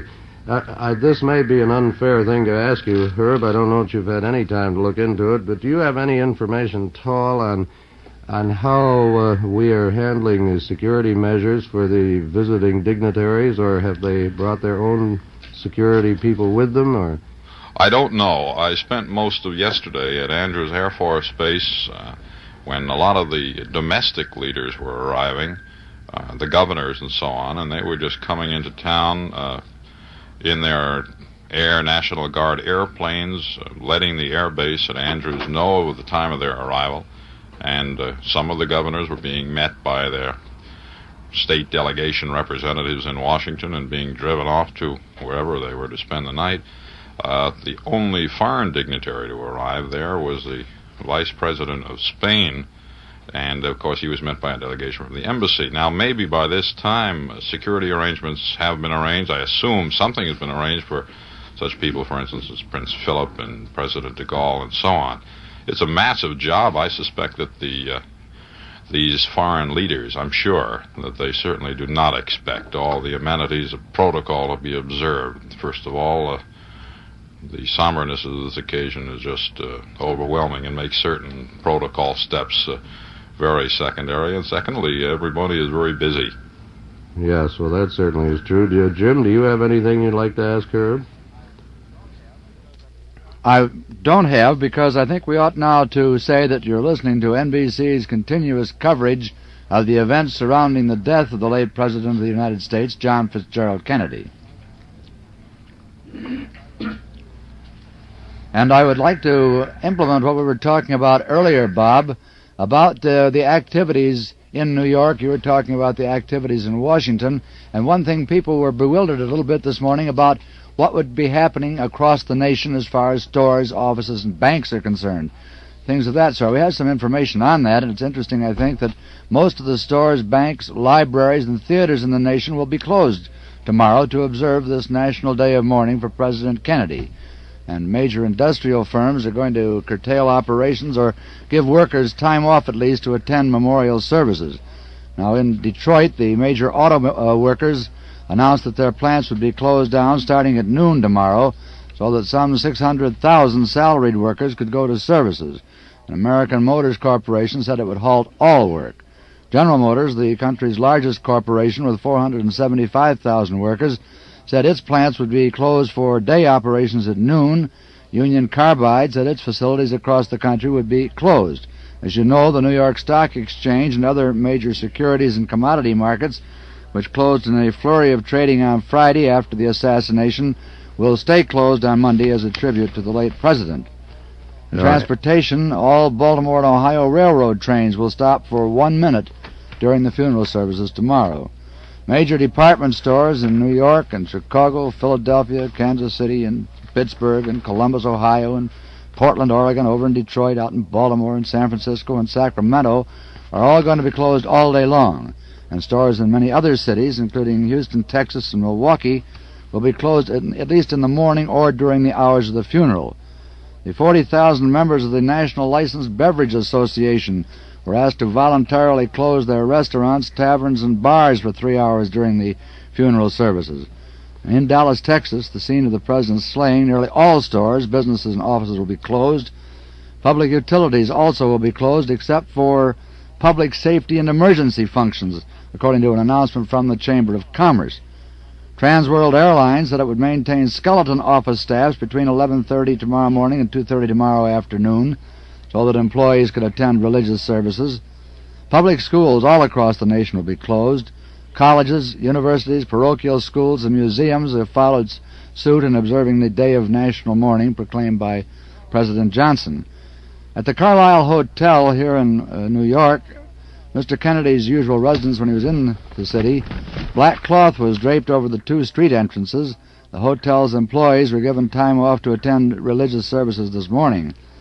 Movie theaters in the New York City metropolitan area will remain closed until 6 o'clock tomorrow afternoon, as will the 220 movie houses operated by the National General Corporation in some 16 Midwestern and Western states. For the South, the North Carolina Merchants Association asked the state's 90,000 retail firms to close for an hour beginning at noon. The Wisconsin Supreme Court postponed the morning cases on its calendar, and court work here in New York City was ordered halted for the day. Out in California, the Bank of America ordered all of its branches to close for 1 hour at midday. And down on the other side of the country, down in Tampa, Florida, the banks will be closed for 2 hours.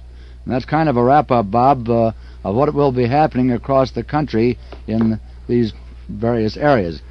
Jim, here, by the way, of course, all of nearby Maryland and Virginia are closed down, and the district is too, but the papers today are rather astonishing.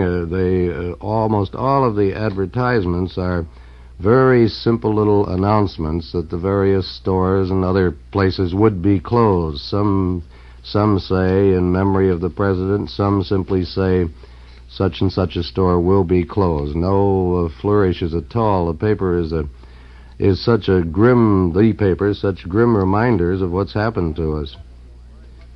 Well, I think that is very much the situation here in New York, too. I haven't looked at the morning papers here. Joe Michaels was in and has been checking over this very situation. Joe, what is the answer on that? I was just looking now at the... there is practically no news and practically no advertisements at all in the papers that I've been looking at, the Sunday morning papers. They still have a great deal of information about other things, Sunday papers being what they are, especially the Times here. But so far as advertisements are concerned, there are practically none at all. There's... Let me interrupt you for a moment, if I may, Bob, please. The NBC radio network has canceled all regularly scheduled programs to bring you this continuous coverage of the events surrounding the death of the late President of the United States, John F. Kennedy. We will be on the air with this continuous coverage until 11 p.m. Eastern Standard Time tonight, with continued coverage Monday, starting at 7 a.m. Eastern Standard Time. We now pause for station identification.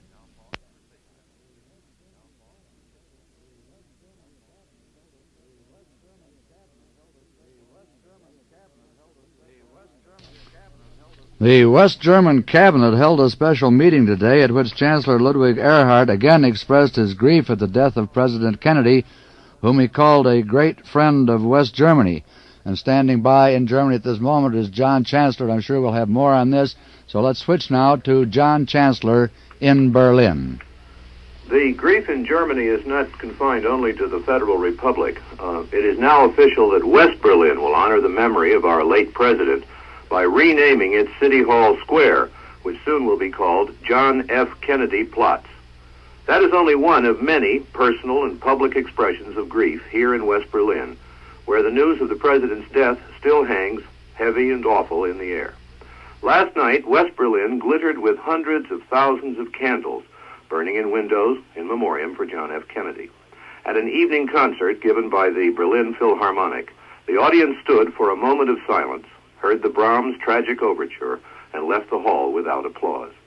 Berlin's nightlife last night was non-existent, most places closed. Along the Kurfürstendamm, many shop windows were emptied of goods for sale and showed only draped American flags. Today, special church services are being announced for tomorrow to coincide with the time of the president's funeral, which will take place at around 6 o'clock in the evening, Berlin time. At that time, another memorial observation has been scheduled for the City Hall Square, soon to be renamed John F. Kennedy Square. West Berlin will be represented in Washington at the funeral by its mayor, Willy Brandt. The Berlin newspapers again today were filled with editorials mourning the death of Mr. Kennedy. Some newspapers hoped, most affirmed, that the Kennedy policies concerning Berlin will be continued by the Johnson administration. And West Berliners this morning are still stopping some Americans on the street to express their personal sorrow over the tragedy. Across the Iron Curtain in East Berlin and in the East Bloc, it seems clear now that whatever reaction of sorrow and sympathy about the president's death that has been expressed by the leaders of the communist world, that the communist propagandists in Europe are going to call the trial of Lee Harvey Oswald a fraud.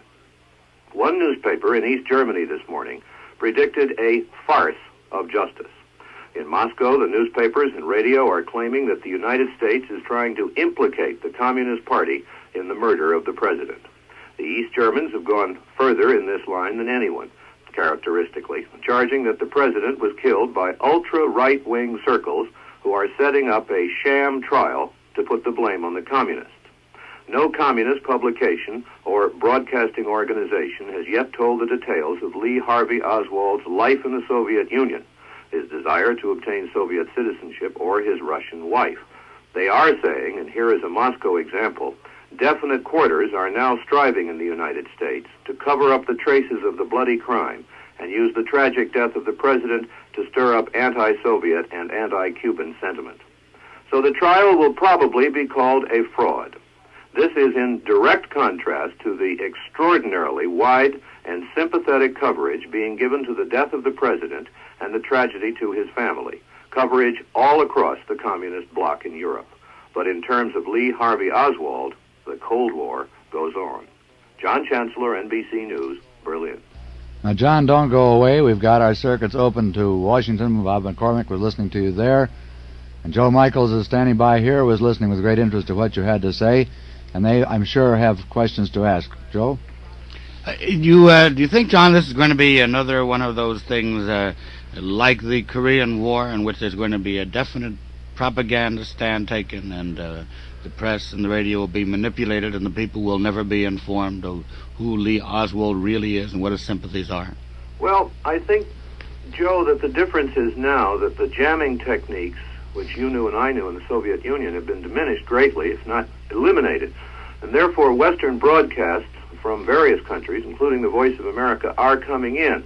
And there are apertures in that curtain, and as we all know, the people of the Soviet Union, at any rate, and the people of most of the satellites, tend to believe what we say, certainly as much or more than what their own propaganda organs say. So therefore, I think the parallel with the Korean War is not valid at this time because they can't impose a vacuum. Bob? I would like to ask John, I believe you said yesterday that the West Berliners did their traditional observance of lighting candles for President Kennedy. Did I hear that correctly? I was so tired. That's right. It's one of the most moving things I've ever seen.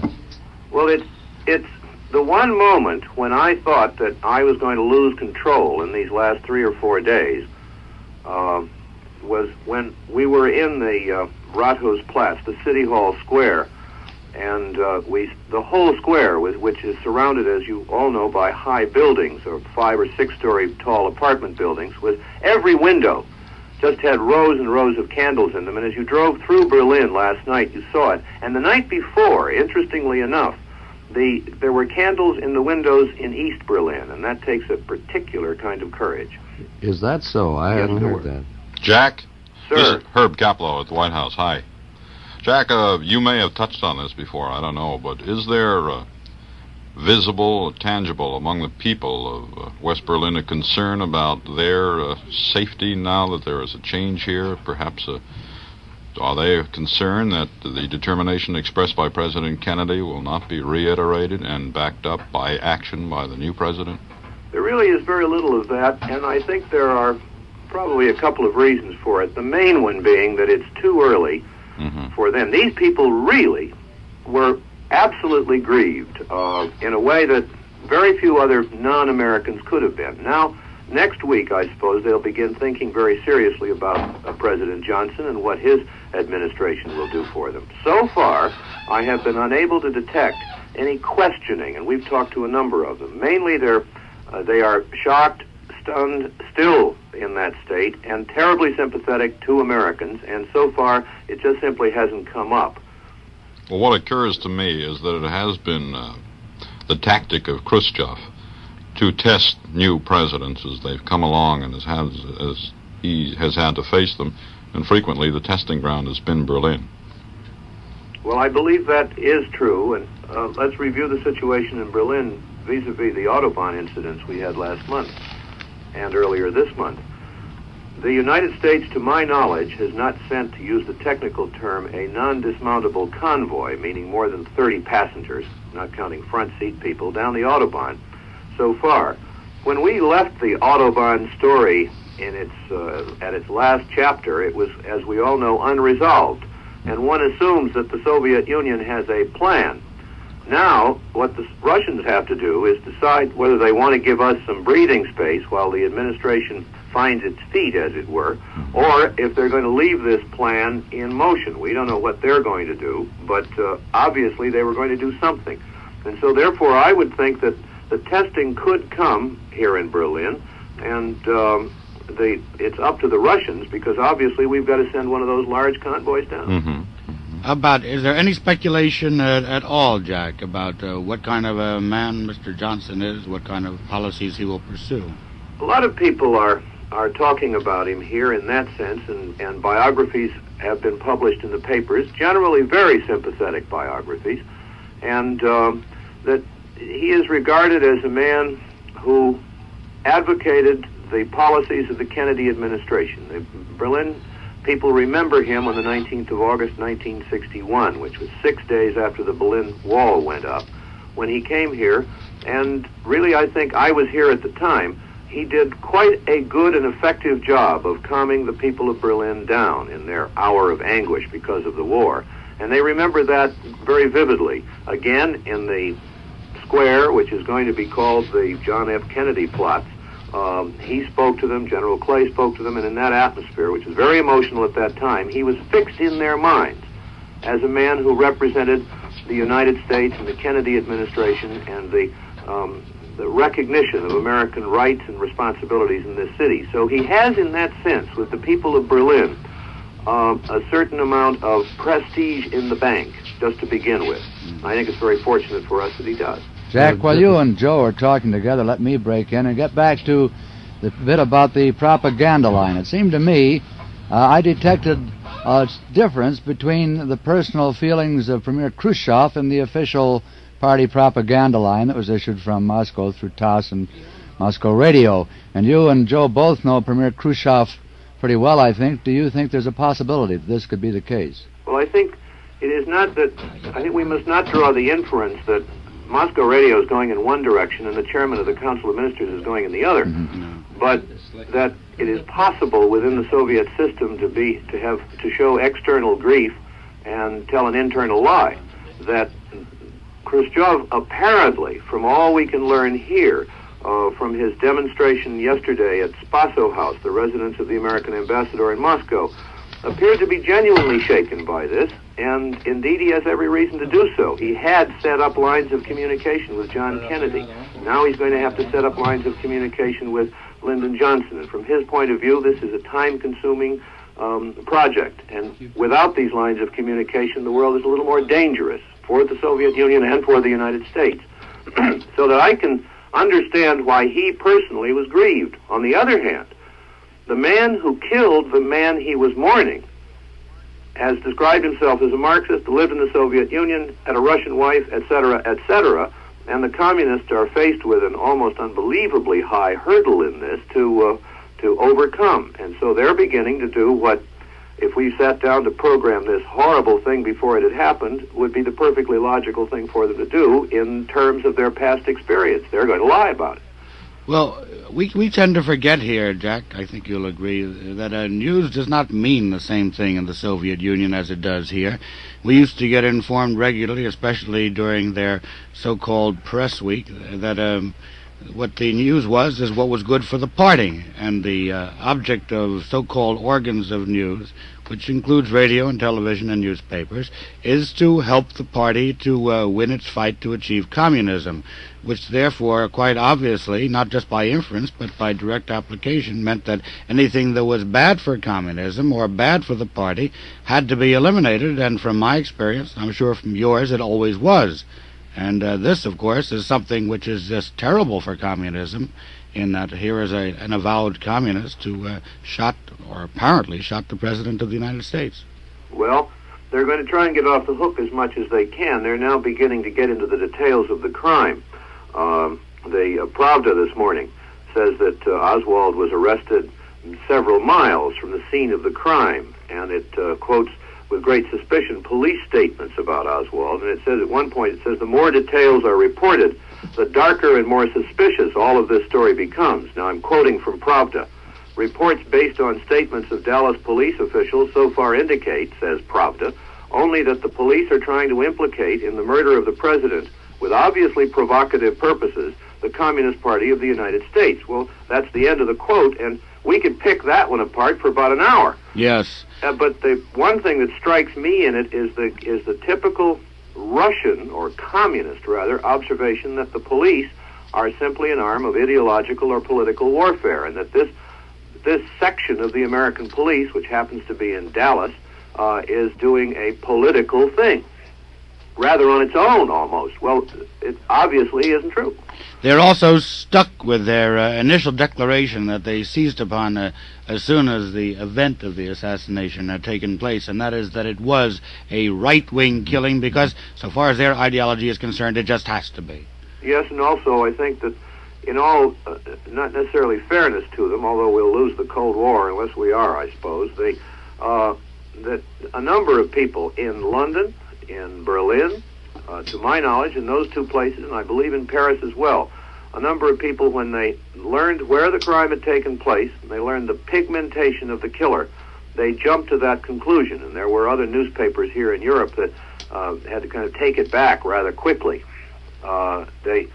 This was the first reaction in Europe, it must be said and admitted, is that it had been done in connection with the racial problem in the United States by a fanatic motivated by the administration's stand on racial problems. Well, Jim, wouldn't you agree that to a large extent the people you talk to here in the United States, I'm wondering about in Washington too, also immediately jumped to this same conclusion? There certainly was considerable speculation in that area immediately, Joe, but it very quickly developed that this was not the case. Yes. And certainly down in Dallas, they're implementing the case against Lee Harvey Oswald, regardless of what Moscow tries to do to discredit the police case against him. The police down in Dallas say they're convinced that Oswald is the man who killed President Kennedy. They're certain to ask the death penalty for Oswald, and although he's maintained his innocence since being picked up, but some of the evidence is piling up against him so far. For instance, his wife told police that he owned a rifle similar to the one used to kill the president. Oswald reportedly bought a rifle from a Chicago mail-order house with an order form in his own handwriting. Oswald's rifle was not in its accustomed place in his garage the day of the assassination. Paraffin tests on Oswald's hand showed he'd fired a weapon Friday.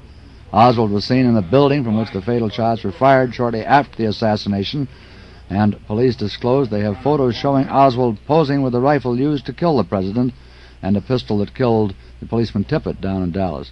And so far, although Oswald has maintained his innocence and has refused to take a lie detector test, the case is certainly building up against him. Well, the crusher, I don't know how, I mean, of course I know the Russians will distort this as they like, but the crusher here almost seems to be the shooting of Officer Tippett, which was witnessed by eyewitnesses, several of them, and which would, of course, in any other context be completely meaningless, wouldn't it?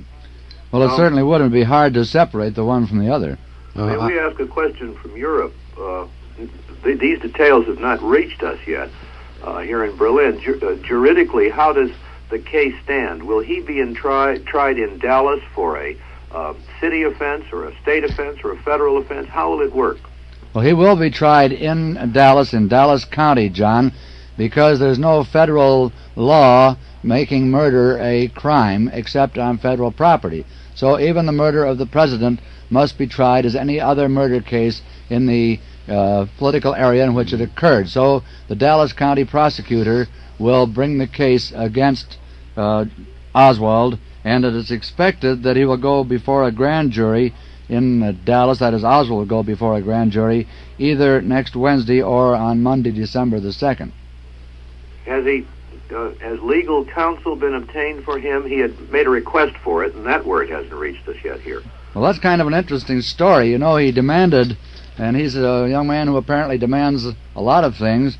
He has demanded the services of New York lawyer John Abt, who has been an attorney long associated with communist trials. But Abt was quoted last night as saying he can't see how it would be possible to undertake a case of this magnitude.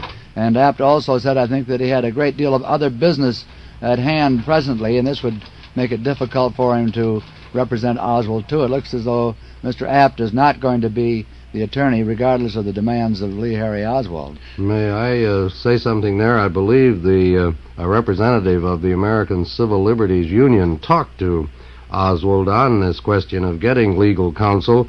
I just inferred from what I'd heard about it that they might have a little difficulty. Of course, a great many lawyers, first of all, would feel the case repugnant, still would be, of course, in line with their professional ethics, would take it. But on the other hand, the public reaction against a man who defends someone suspected of killing the president can be awfully strong. It can be very damaging to a lawyer. Well, that's why it would appear, I would think that it would have to be one of America's more distinguished lawyers. After all, a person is entitled to trial by jury and to a legitimate defense in this country, and this will have to be the case here, too. It should be stated, I think, in case John didn't know this either, that a representative of the Bar Association of Dallas did go to see Oswald yesterday evening and talked to him, asked him about his legal affairs, whether he had a lawyer, wanted one, and so forth. He did want a lawyer. At that time, he said he did want John Apt. He did not want the Dallas Bar Association to provide an attorney. They volunteered to do so at that time. Might I go back for just a moment to something John Chancellor said a while ago about the assumption being that the radical right, so-called, might be responsible for this. Senator Tower told us yesterday that his office had received so many abusive phone calls within just a matter of hours after the president was killed that just as a precaution he felt he had to move his family out of their Washington home and put them in an undesignated spot where they would be safer. It's a sort of a frightening thing to consider, really.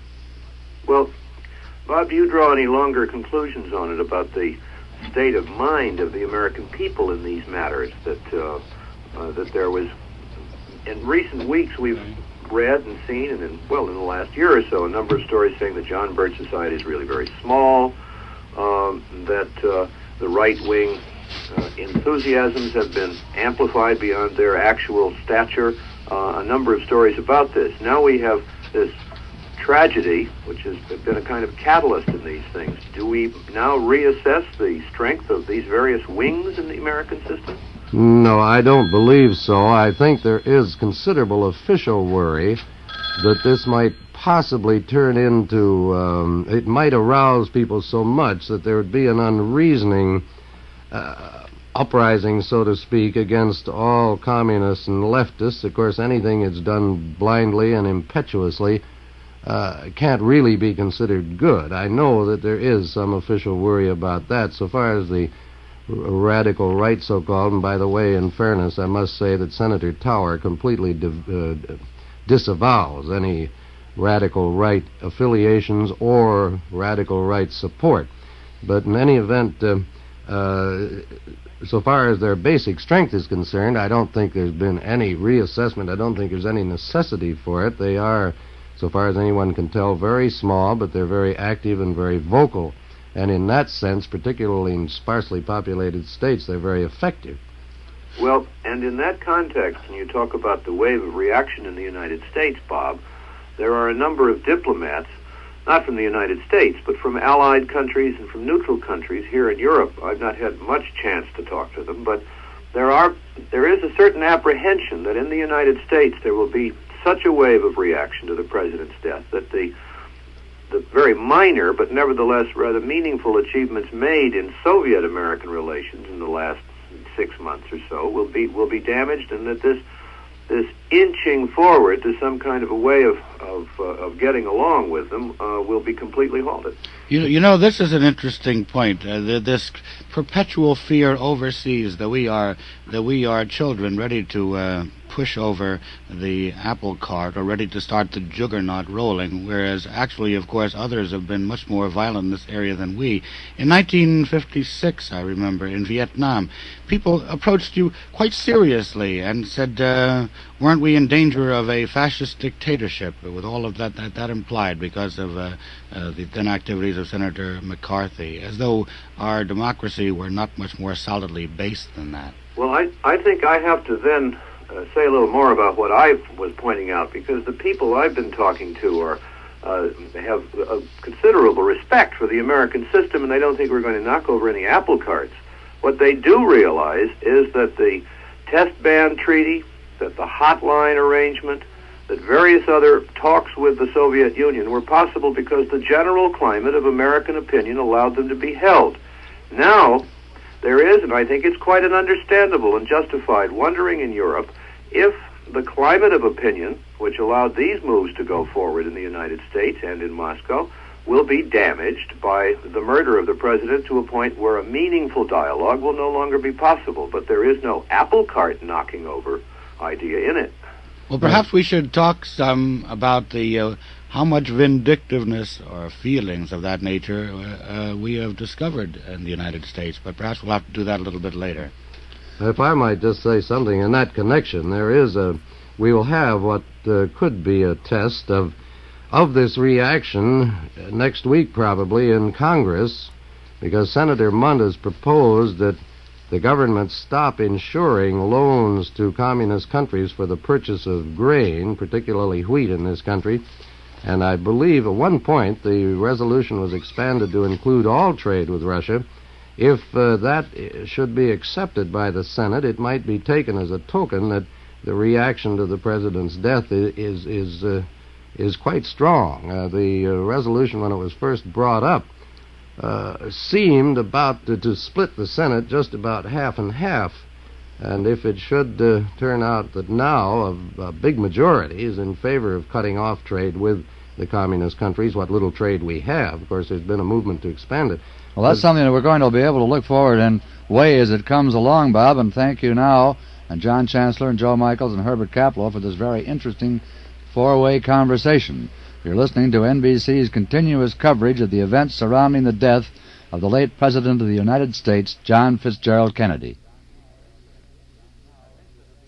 And I think that it would be interesting now to read the report that we have in from Hyannisport, Massachusetts, concerning the President's father, former Ambassador Joseph P. Kennedy. He's reported this morning holding up pretty well today. That was in quotes 18 hours after being told of the assassination of his son, President John F. Kennedy. Senator Edward Kennedy, the youngest son, told a reporter this morning, "Father is holding up pretty well." Young Senator Kennedy was the one who broke the news to his father yesterday. The ambassador was in bed today. He's been ill since 1960 when he suffered a stroke. Edward said he would go to Washington sometime this afternoon with his mother, Mrs. Rose Kennedy, who is 72, and his sister, Mrs. Eunice Shriver. Mrs. Kennedy, Mrs. Rose Kennedy, attended a 7 o'clock Mass this morning. She slipped in through a side door at St. Francis Xavier Church. She sat in the vestry and came out for communion unnoticed, actually, by the congregation of several hundred at St. Francis Xavier. Edward attended Mass at 8 o'clock, and he arrived alone. During a prayer for the dead in the 7 o'clock Mass this morning, Reverend John Pegnam mentioned the late President's name. In his sermon, Father Pegnam did not mention the assassinated President, but he said, "People have said there is less to be thankful for this Thanksgiving Day. This is not true.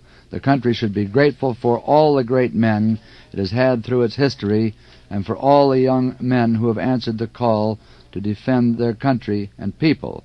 That was during the prayer for the dead this morning made by Reverend John Pegnam at St. Francis Xavier up in Hyannisport. And in Vatican City this morning, Pope Paul told about 30,000 people that President Kennedy's assassination showed how much hatred and evil there still is in the world and how great the threat is for civil order and peace. He quoted from the Lord's Prayer, "Deliver us from evil." The pontiff was speaking from the window of his study on the top floor of the Vatican Palace during his usual Sunday noon appearance to recite the Angelus prayer for people gathered in St. Peter's Plaza. And, Joe Michaels, you got anything to add at this moment? Well, perhaps it might be a good idea at this point to take a look at some of the things that are happening in other parts of the world non-related to our own tragedy and the passage of events here.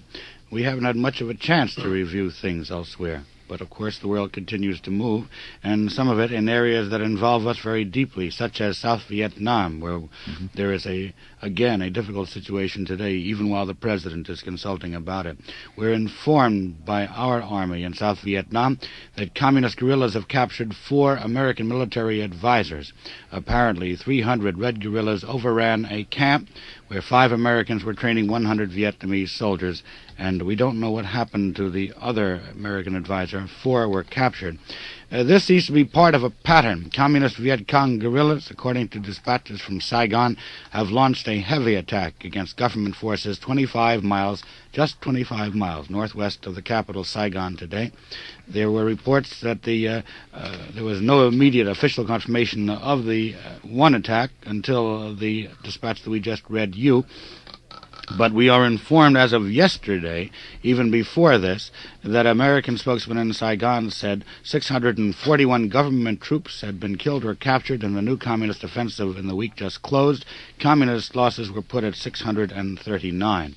Also, from Ohio, Field Fire Marshal Fred Rice says 63 people perished in the fire that destroyed a rural rest home for the elderly yesterday near Norwalk, Ohio. Some of the victims were invalids and 100-year-olds, and the home operator said more could have been saved if they had not panicked. There were 85 persons registered at the home in Fitchville when the fire broke out. One person died of natural causes before being reached by the flames. We have more news. We'll bring that to people later. We'll get back with that with further news on all of this in just a moment. The NBC radio network has canceled all regularly scheduled programs to bring you this continuous coverage of the events surrounding the death of the late President of the United States, John F. Kennedy. We will be on the air with this continuous coverage until 11 p.m. Eastern Standard Time tonight, with continued coverage Monday starting at 7 a.m. Eastern Standard Time.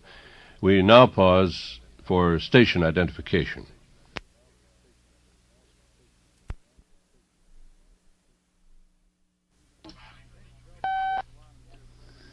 I think, Joe, before we go on and hear further news from around the country here, we ought to bring in another overseas point.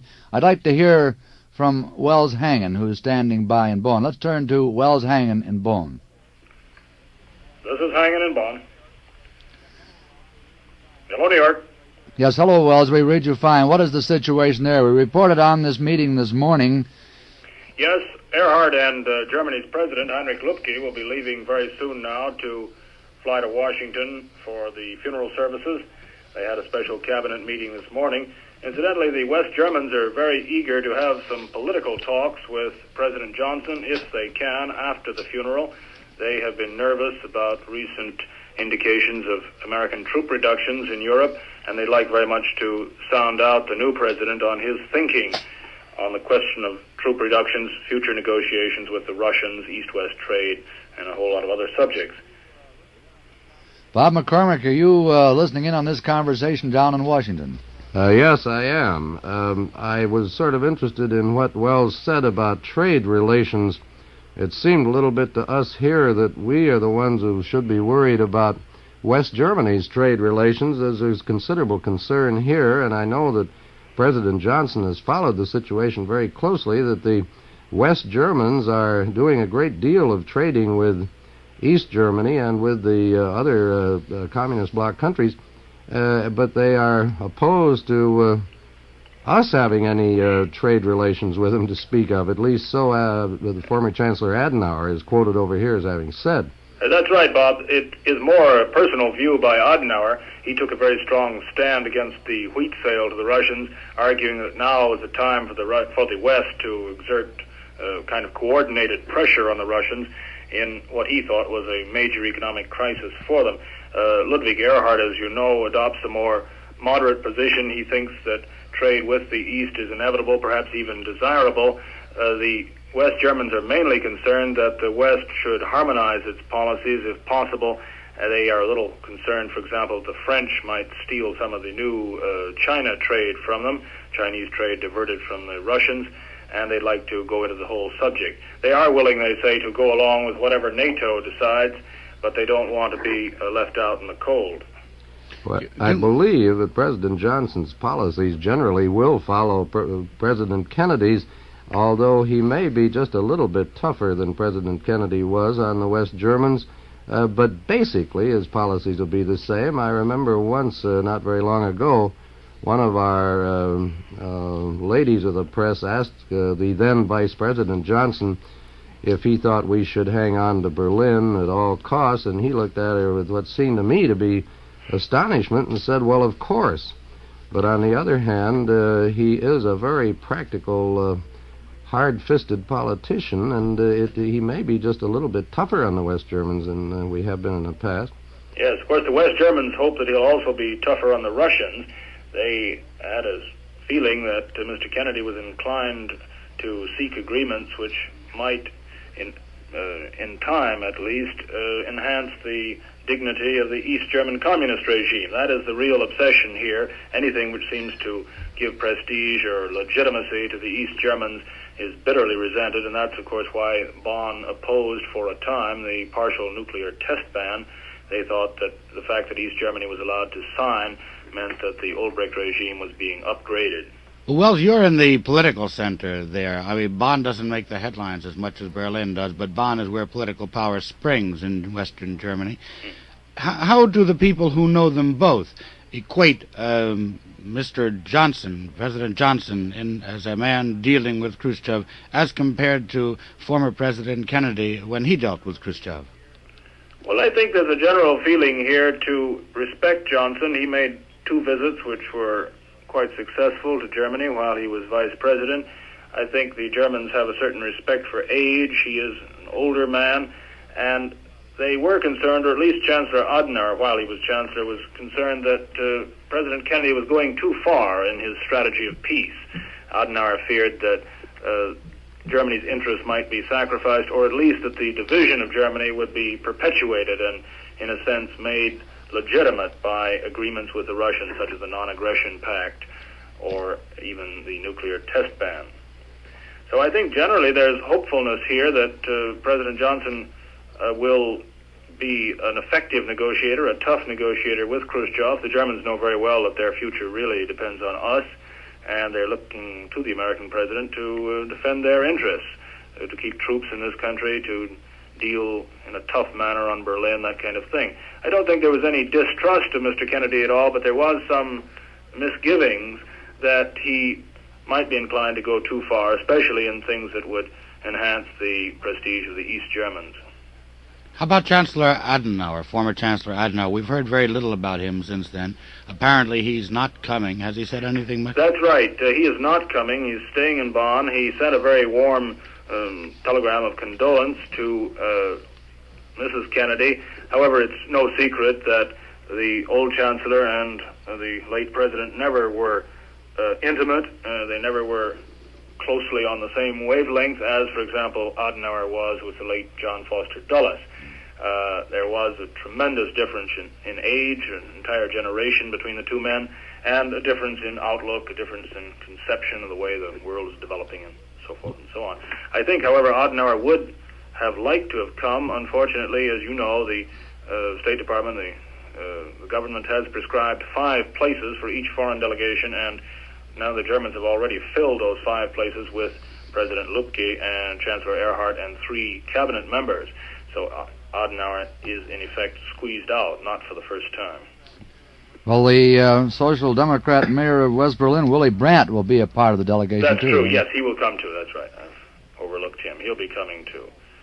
But that is in order to give it a bipartisan character.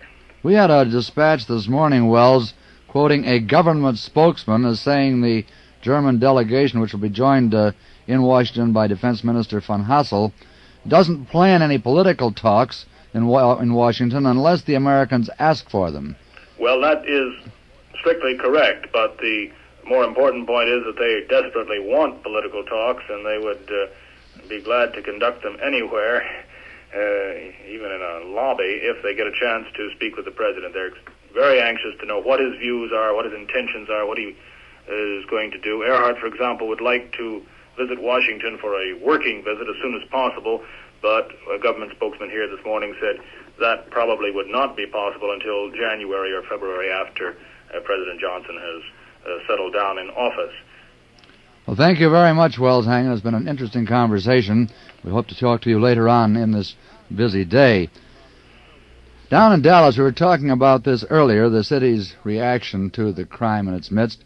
Today, the city's 2 daily newspapers, with deep solemnity, decried the assassination of President Kennedy, which they saw as an inevitable plot on the name of Dallas. The Dallas Morning News, in its editorial page comment, said, in part, the assassination of President John F. Kennedy is a cruel, shameful mark in this city's history.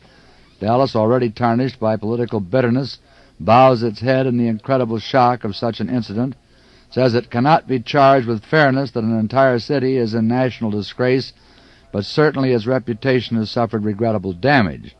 The Afternoon Times Herald in Dallas commented on the front page in an editorial which said, again in part, terrible history has been made in Dallas, and the magnitude of our city's sorrow can only be measured against the enormity of the deed. John F. Kennedy, President of the United States of America, is dead, killed in Dallas No matter what the explanation of the act, the awful reality of it overwhelms us. He died here. The paper went on, what happened here could have happened in any city, but first there had to be the seeds of hate, and we must pray that Dallas can never supply the atmosphere for tragedy to grow again. A front-page pencil portrait in the Times Herald Sunday edition showed the shadowy face of Mr. Kennedy hovering over the pale outline of the Dallas skyline, dominating a silhouetted figure of a man meant to depict Dallas in sorrow. And the editorial comment across the nation has been somewhat along the same line. Incidentally, speaking of cartoons in newspapers, Bill Malden had a cartoon in the Chicago Sun-Times, which has been hailed as a masterpiece of his particular form of art. It showed the shadowy outline again of President Kennedy with his head bowed, sitting in the chair in the Lincoln Memorial.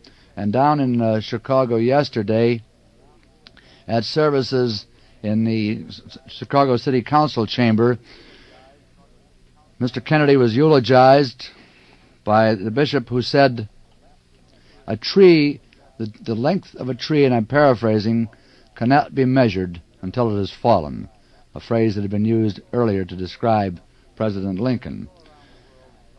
But as we go around the world and talk to NBC correspondents in our capitals, standing by now in London is a man who is very close to all of this. Let's turn to Joseph Harsh in London. Yes, I'm here. Joe, what is the situation there as of now? The situation is that people have gone home from one of the most moving services ever held in Westminster Abbey. It was really most remarkable. The service ended with the singing of the Battle Hymn of the Republic. The congregation, it wasn't the old-fashioned kind of thing with just the upper class. This was everybody. There were children, there were poor people, there were GIs and their wives, there were white and colored and all kinds and colors and types, who'd been drawn in by this massive reaction you've had here, reaction of shock and sympathy and affection for Kennedy, and producing a great feeling of closeness to the United States that I've never sensed in this country before.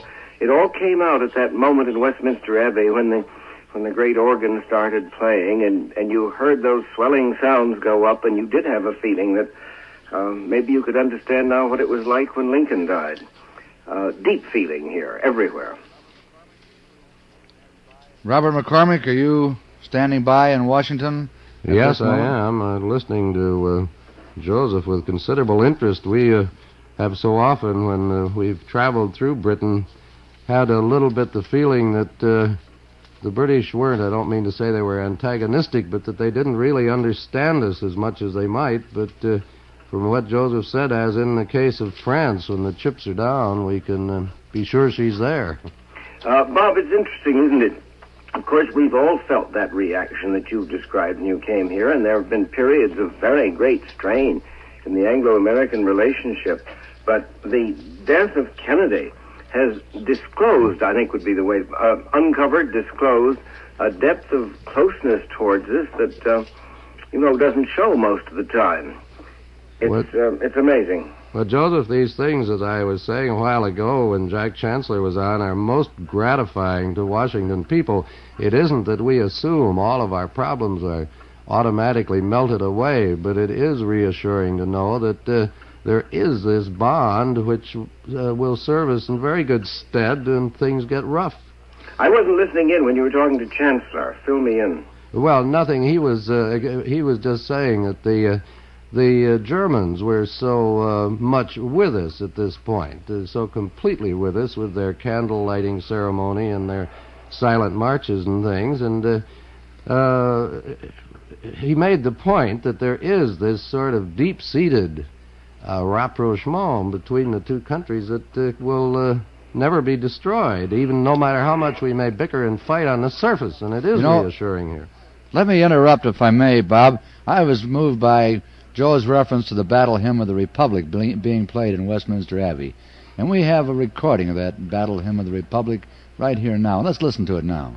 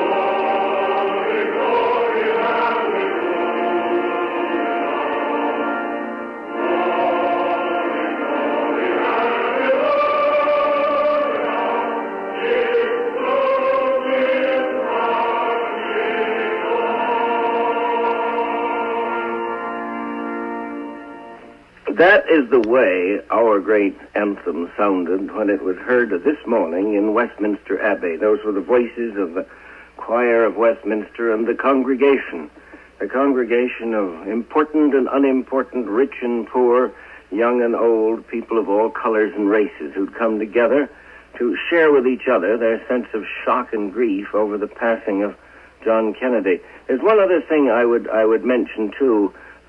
One of the more moving moments of these hours in London was when the famous so-called satirical program TW3 took the air last night. All over the country, of course, people were watching with bated breath to see what these satirists were going to do on such a moment. They achieved surprise and shock because satire was thrown aside. You had these great actors, each one of them with a terribly moving, straight statement of tribute to Kennedy. Beautifully done.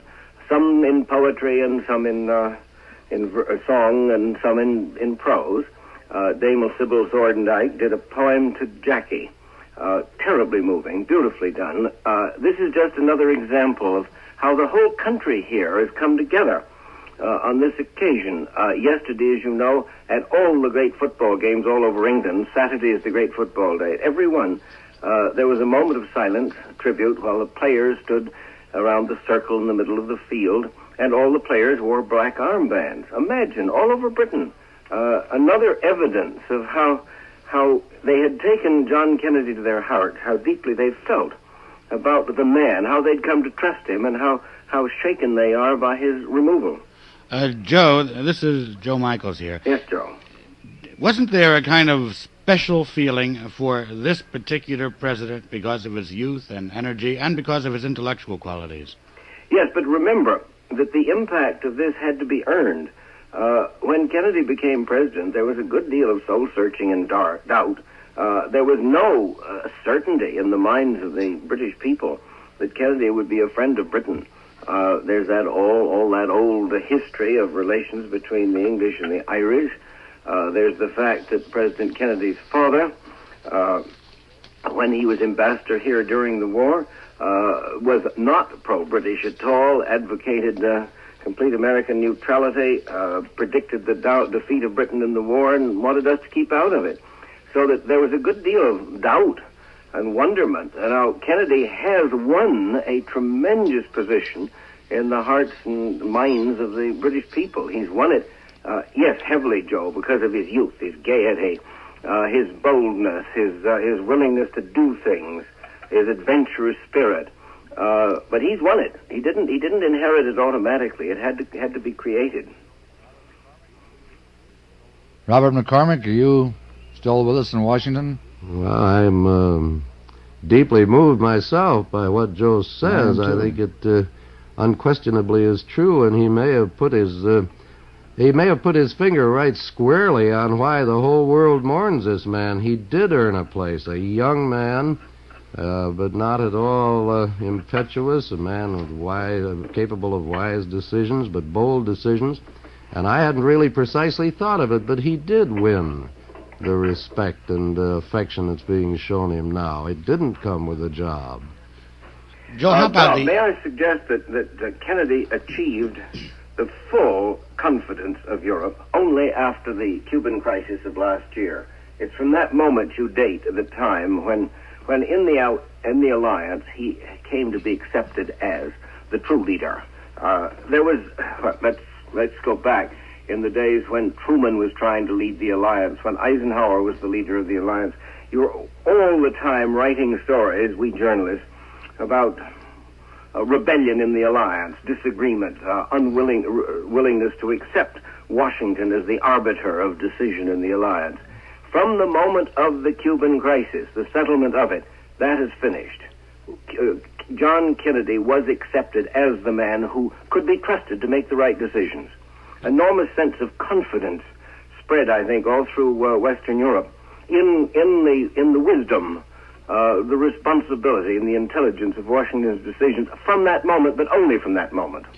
It might be pointed out, I think, that was also the moment, or just before it, when he proved himself to be right, and when a good part of press and public opinion and leadership opinion in Western Europe, and particularly in Great Britain, turned out to have been wrong. Isn't that so? Absolutely. How right you are, Joe. Because that was a time when British press opinion was almost solidly hostile to Washington. There were only 3 newspapers that approved of what the president did on the opening day of that week of Cuban crisis. Curiously enough, they were the popular press, frequently referred to unkindly as the vulgar press, the Daily Express, the Daily Mirror, and the Daily Mail. Those 3 had a very good record. They believed the truth of what the President of the United States had said. The others questioned the truth of what the President had said up until the time that Nikita Khrushchev confirmed it. That was the kind of shattering things to some of us here, that many a British journalist would believe the President of the United States only when what he said was confirmed by the head man in Moscow. But those 3 popular papers were with us solidly. And following the disillusionment of the other type of journalism, you had a vast public confidence in the President of the United States and in Washington. You spoke before of the times of criticism and talk about rebellion and disagreement within the alliance. And, of course, in the context of honest news reporting, since we must report conflicts, this does arise frequently. But I was wondering, did you get the feeling, as we have seen it in the past, that underneath all of this, in times of crisis, the Anglo-Saxon family, without even thinking, just intuitively and instinctively, without thought, moves together and solidifies? I think that it certainly wants to move together, and not always, Joe, in times of crisis have we sided with each other. Of course, that's one of the things the British remember, that in 2 great world wars, we Americans were slow in coming in.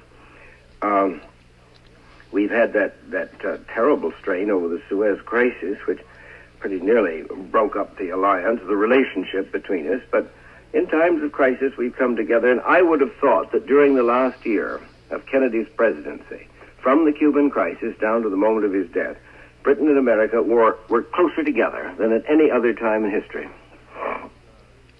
Joe, you mentioned President Kennedy being regarded as a young man of vigor, well, admired by the British people. And Britain, as a nation, I think, with young men of vigor, you talk about the football players in Britain.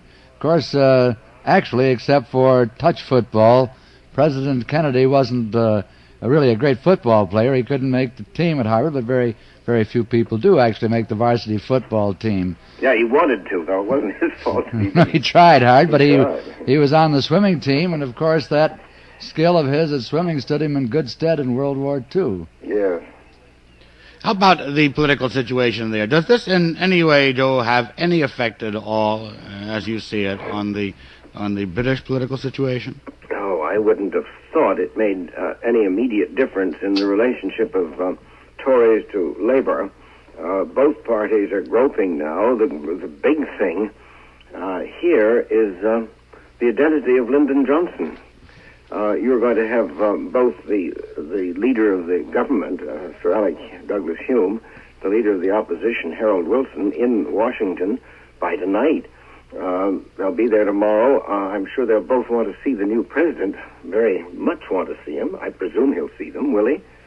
Yes, we are told that will be the case, but I think you better talk to Bob McCormick about that. But to everybody here, it's vital to find out who this man Lyndon Johnson is. They don't really know him. There have been occasional meetings, but none of the top political leaders of Britain have ever sat down and discussed high policy with Lyndon Johnson. So they have no sense of what he's like. Now, the British political situation here, no, I don't think it could be affected by the assassination of President Kennedy. Certainly not immediately, because it isn't a controversial issue between Labour and the Tories, the relationship with Washington. They both parties want the best possible relationship with Washington. There'll be a certain rivalry between Sir Alec Douglas Hume and Mr. Harold Wilson to see who can maneuver himself a little closer to the new president than the other. That's inevitable. but no advantage. I think that the British political election, the British general election next year, we expect it to come in late May or early June, although it isn't certain. It could be put off till October. I think it's going to be decided primarily by the state of the economy at that time.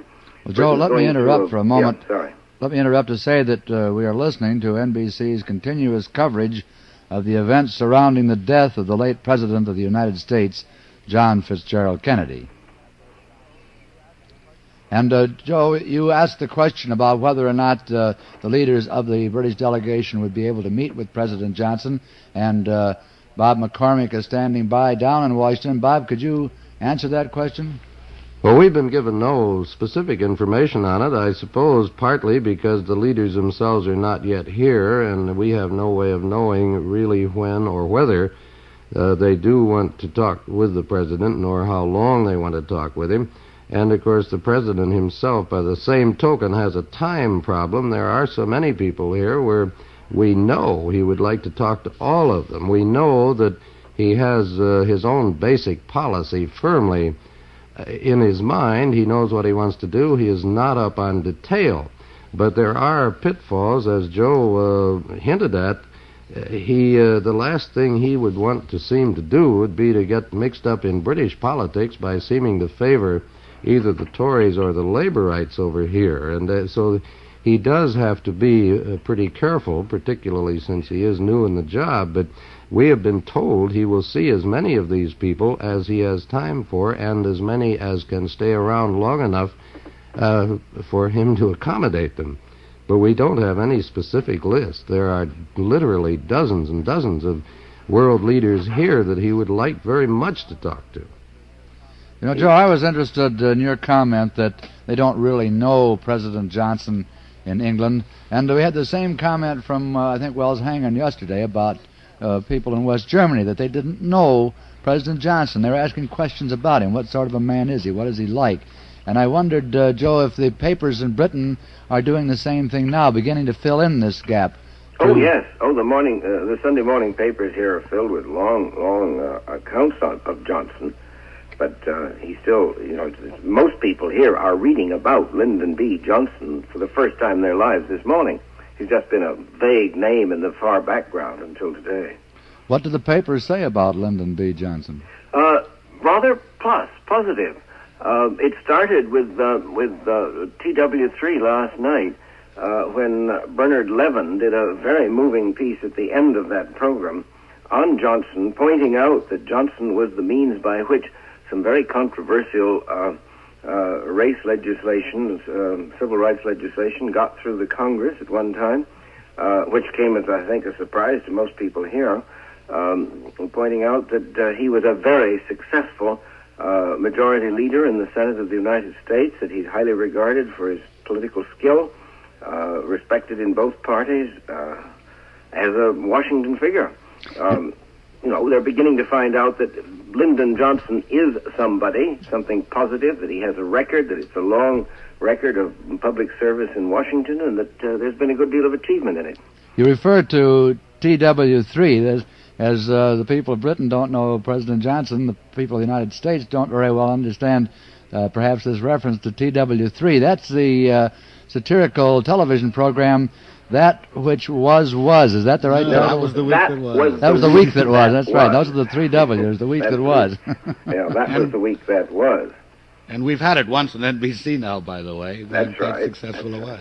Incidentally, Joe, again, speaking about knowledge of Lyndon Johnson on the part of people who really have to know him, I recall that in the old days, when not President Kennedy himself, because that wasn't really possible since the Labor people were in opposition, but whenever his envoys came through, or whenever Labor people came through Washington, there were always quiet meetings to keep informed because of the importance of it. Did any of these people from the Labor shadow cabinet have any contact with Mr. Johnson?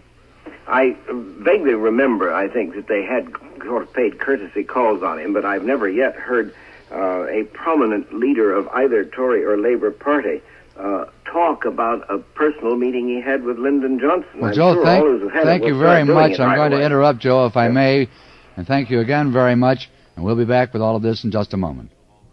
NBC has canceled all regularly scheduled programs to bring you this continuous coverage of the events surrounding the death of the late President of the United States, John F. Kennedy.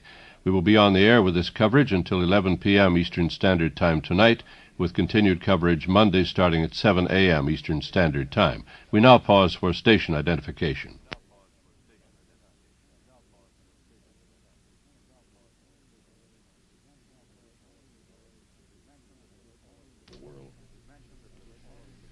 We've mentioned that religious leaders all over the country, religious leaders all over the world, have this morning been paying tribute to President Kennedy. And let us hear some of that now. Let us listen first to Father C.J. McNasby, Associate Editor of America magazine. The disastrous happening leaves us all certainly numb with grief and shame. Shame to think that in a nation such as ours, such a deed could be done. However, when we reflect on a certain mood that had been created, the mood that would result in the assassination of Medgar Evers in this same year, we see that more needs to be done than just lament. We must live for something more positive. Hate begets hate. Hate leads to nothing but disaster. And if an assassin would kill an innocent Negro in Jackson, Mississippi, who is safe? Little wonder that a president would be assassinated too. I believe we should learn the lesson then that the mere negative, mere hatred, is no answer. It's far from the whole Christian principle of life. It's far from what our nation is founded on. And as we pray for President Kennedy, let us learn the lesson, work with his successor toward making a greater America and a greater world under God. We'll pray together. Eternal rest grant unto him, O Lord, and let perpetual light shine upon him. May he rest in peace. Amen. That was Father C.J. McNasby, Associate Editor of America magazine. Down in Flat Rock, North Carolina, Carl Sandburg is a great friend of President Kennedy's, one of our great historians, great writers. And Joe Michaels came across something that Carl Sandburg wrote about the funeral of Abraham Lincoln. And Joe, I was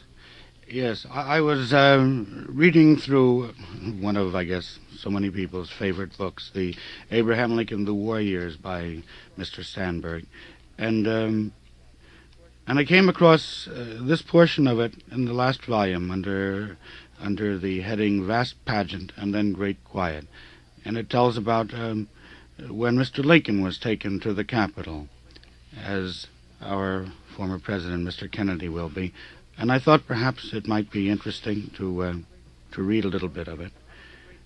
He wrote, "Out of the great front door of the Executive Mansion for the last time went the mortal shape of Abraham Lincoln, 16th President of the United States. 6 gray horses stood waiting, with a black hearse 14 feet long, 7 feet wide, mounted 8 feet from the ground. It moved under escort of regimental bands playing a dead march, cavalry, artillery, navy and marine detachments, infantry and drum corps with reversed arms and muffled drums. On the 1-mile route to the Capitol pavement, curbs and pavements were packed with onlookers, who also filled every roof, window, doorway, balcony, and stairway. 60,000 spectators watched the parade of 40,000 mourners. From his sick bed, sore with his dagger wound, Secretary Seward gazed from the window with mingled grief and thanks. In a group of marching Treasury Bureau officials, he could see a flag with a gash torn in it. This had caught the assassin's foot and broken his leg. Immediately behind the hearse, Seward could see 2 grooms leading a horse, surmising this was the horse that had most often carried the body, now in the hearse. At 7th Street, a regiment of colored troops just arrived from the front by a mistaken maneuver, wheeled about and found itself at the head and forefront of the procession, winning admiration by their marching order and skill in the manual of arms. At 15th Street, one of the horses of President Johnson's carriage began rearing for a runaway, and the President and his companion, Preston King, alighted and took seats in another carriage. In the rotunda of the Capitol, under the great white dome that had come to its finished construction while the war raged, 12 sergeants of the veteran Reserve Corps carried the coffin to a huge catafalque, the honorary pallbearers ranged themselves in a circle. Generals, admirals, and the President, the Cabinet, stood some 10 feet from the coffin. In silence, during night watches, the body of Lincoln lay with eyes never opening to see far above him the arches of the great dome that for him symbolized the Union. There is more, but this appealed to me. Joe, you mentioned Secretary Seward, who was wounded in the assassination plot on President Lincoln. It brought to mind Governor John Connally of Texas, who was wounded in the attack on President Kennedy. He was seriously wounded. We have a report from Dallas, though, that's saying that Governor John Connally is reported improved today. Administrative Assistant Bill Stinson said the Texas governor spent a restful night without sedation and that his pulse, respiration, and temperature continued stable. Stinson said the governor's doctors were pleased with his progress. One of 3 bullets fired by the president's assassin struck the Texas governor. It passed through his chest and wrist and lodged in his thigh. Now, temporary administrative offices for the governor have been set up near his room in Parkland Hospital. Of course, Governor John Connally is one of the very few governors of the 50 United States who will not be in Washington tomorrow for the funeral services. But again, we're going back to our foreign capitals. We're going to our foreign correspondent. Let's turn now to Wilson Hall in Rio. President Goulart's office says Brazil's president will spend today studying with advisors the implications of President Kennedy's death. That would seem to imply that the Brazilian government expects some changes in relations with the United States. Brazilians do not know President Johnson. One paper today carries a picture of President Johnson dressed in rancher's clothes, riding a horse on his Texas ranch. The caption was, "President Johnson is a typical Texan." Brazilians do not know what that means. Editorials imply that a typical Texan means right-wing, reactionary, segregationist. By word and deed, President Johnson will have to convince Latin Americans that this image is not accurate. One editorial today said of President Kennedy, he was a great president, destined to be even greater than Lincoln or Roosevelt. Mr. Johnson, or any American, would have a difficult time replacing President Kennedy in the hearts of Latin Americans. Wilson Hall, NBC News, Rio de Janeiro. Thank you, Wilson Hall. We have a dispatch from Saigon that says today and tomorrow the Vietnamese national flag has been ordered flown at half-mast. And in Saigon, the chairman of the ruling council, General Duong Van Minh, has sent Mrs. Kennedy a cable of condolences, saying that to the Vietnamese, the late President Kennedy was not only the champion of liberty in the world, but also the great friend who had come to support them in the decisive hours of their existence. And it's ironic that as all this is happening, the war is still going on in Vietnam, and we were taking a beating out there. And you have some more on that, Joe Michaels. This was a particularly bad battle, but the kind that has to be expected. According to reports which now come into more detail, Viet Cong guerrillas overran the Special Forces training camp today. They killed 37, wounded 26, probably captured 4 Americans. There seems to have been treachery. The 4 Americans, all-American Special Forces enlisted men, were listed as missing in action. According to the reports that reached American sources, only 5 communist guerrillas were known to have died in the encounter. Other wounded or killed guerrillas could have been carried off by the attackers, who withdrew in what is described as a leisurely manner. More than 75 weapons were taken. The attack began shortly after 1 a.m. in the morning, when 200 to 300 guerrillas gained entrance through the eastern side of the camp defenses without firing a shot.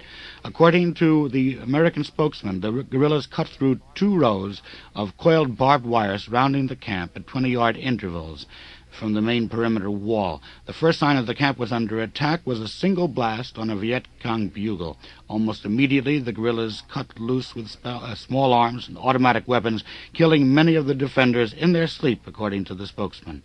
Over 200 trained strike force personnel were in camp when the attack began, and these are locally recruited villagers trained by American and Vietnamese Special Forces personnel. There was no explanation at this time of how the guerrillas managed to slip past government defenses without being detected. There were guards posted in machine gun nests along the wall. It's attributed to faulty security. And, well, Jim, this is Is there anything to indicate, Joe, that there was anything to equate this attack with the death of President Kennedy? This was purely coincidental. War just keeps going on regardless of other things that happen around the world, isn't that true? Yes, and this one is that kind of a war. We've had numerous dispatches indicating that in the last months, while the Diem regime was still in existence, because of in the Saigon area, particularly, as a matter of fact, to the south of it, not in this area so much, where the 7th Division had been located, their reluctance to commit their own men to battle had almost lost the area. Our people say that had the Diem regime lasted for several more months, this area, which is a rich rice-producing area in the Delta, would have been gone for good. We're in the dry season over there. The communists probably feel that things are confused. They do have substantial strengths now, numbered battalions, working in battalion formation, even up to regimental formation in some ways, and they have some initiative, and they're exploiting it. Does the dry season work to the advantage, Joe, of the communists or the other side? It depends upon, at this particular moment, it seems to work in their advantage because they seem to have the initiative. We are having our troubles at the moment because morale has to be restored there. It was bad for a while. We were doing magnificently a year and a half ago. Then things started to slide off because the Diem regime was so concerned with its own security that it would not commit its troops to battle. And this isn't good for the morale of any troops. Now we've got to recover that. Our people seem to be optimistic about it, but as you know, the President is talking to Ambassador Lodge about that today, and I'm sure we'll have reports from Washington on that during the course of the day.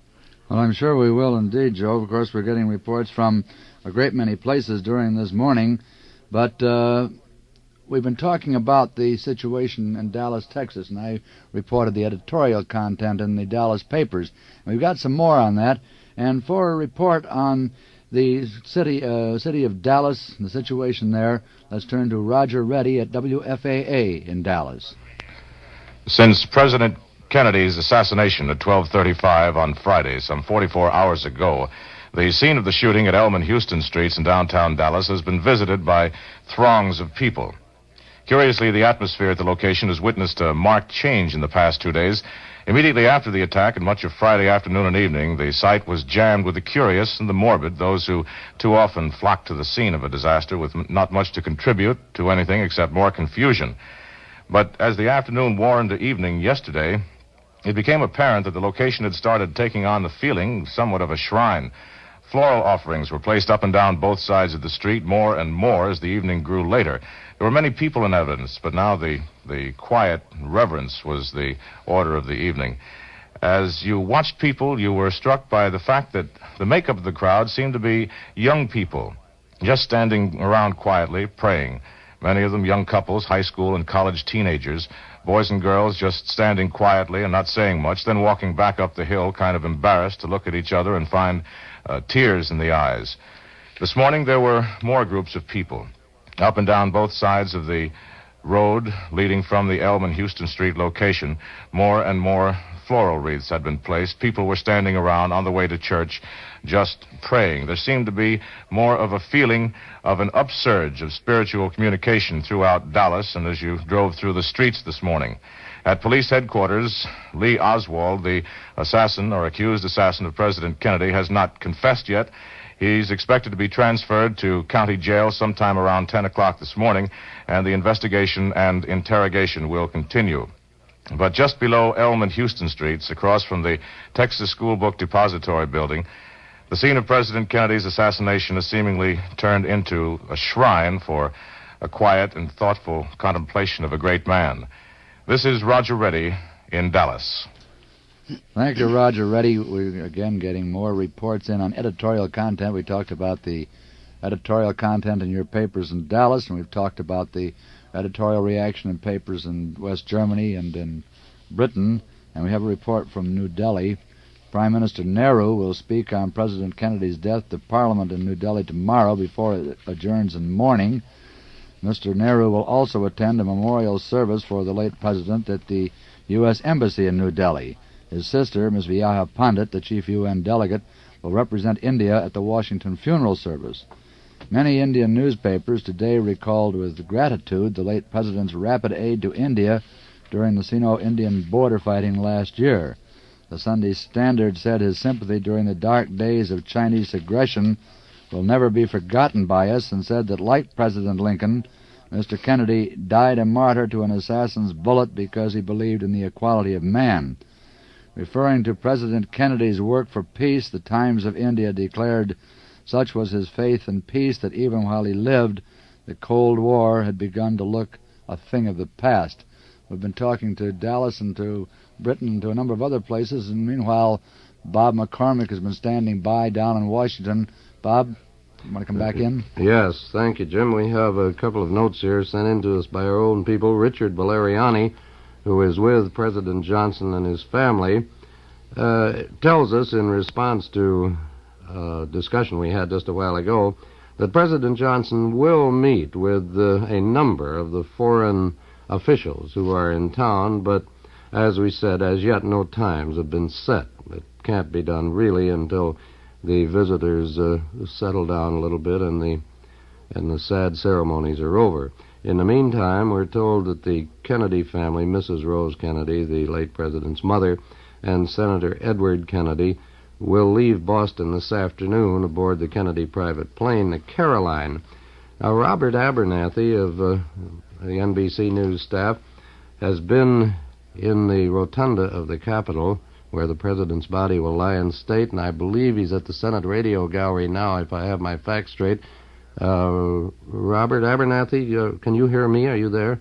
I can hear you. Can you hear me? Very well. Good. What is the picture in the rotunda now? I've just come from the rotunda, which, as you know, is on the second floor of the Capitol, just under the dome. And there the catafalque, or bier, that was first built for the first assassinated president, Abraham Lincoln, stands in the exact center of the rotunda. All day yesterday, a seamstress worked on the black velvet covering of it, repairing any parts of it that were frayed. It stands there now protected with a transparent plastic cover. On either side of it, when I walked into the rotunda, were four men from the honor guards of the services, 8 men in all. These are the men who have been with the president's casket ever since it returned to Washington. 2 from the Army, 2 from the Marine Corps, 2 from the Navy, 1 from the Air Force, 1 from the Coast Guard. And these men have been this morning in the rotunda practicing the movements that they will make when they bring the casket in, finding out exactly how much space they need to perform their duties, to set the casket down on the Lincoln bier, and then to watch it. They will be relieved then by a so-called death watch, 4 men and an officer who will stand by the casket at all times while it lies here at the Capitol. Outside on the grounds, I've been out there. If you have a minute more, I'd like to tell you about that. There are about 5,000 or 6,000 people in the plaza, most of them in a line that stretches from the east end of the plaza for a block back towards the Supreme Court building. 4 abreast they stand. Some of them, those in the front of the line, have been here since midnight. Most of those in front of the line are young men, teenagers, or in their early 20s. Of the 4 at the very head of the line, 3 are from Washington suburbs, 1 from New York. They've been there shivering, wrapped with blankets around them since midnight.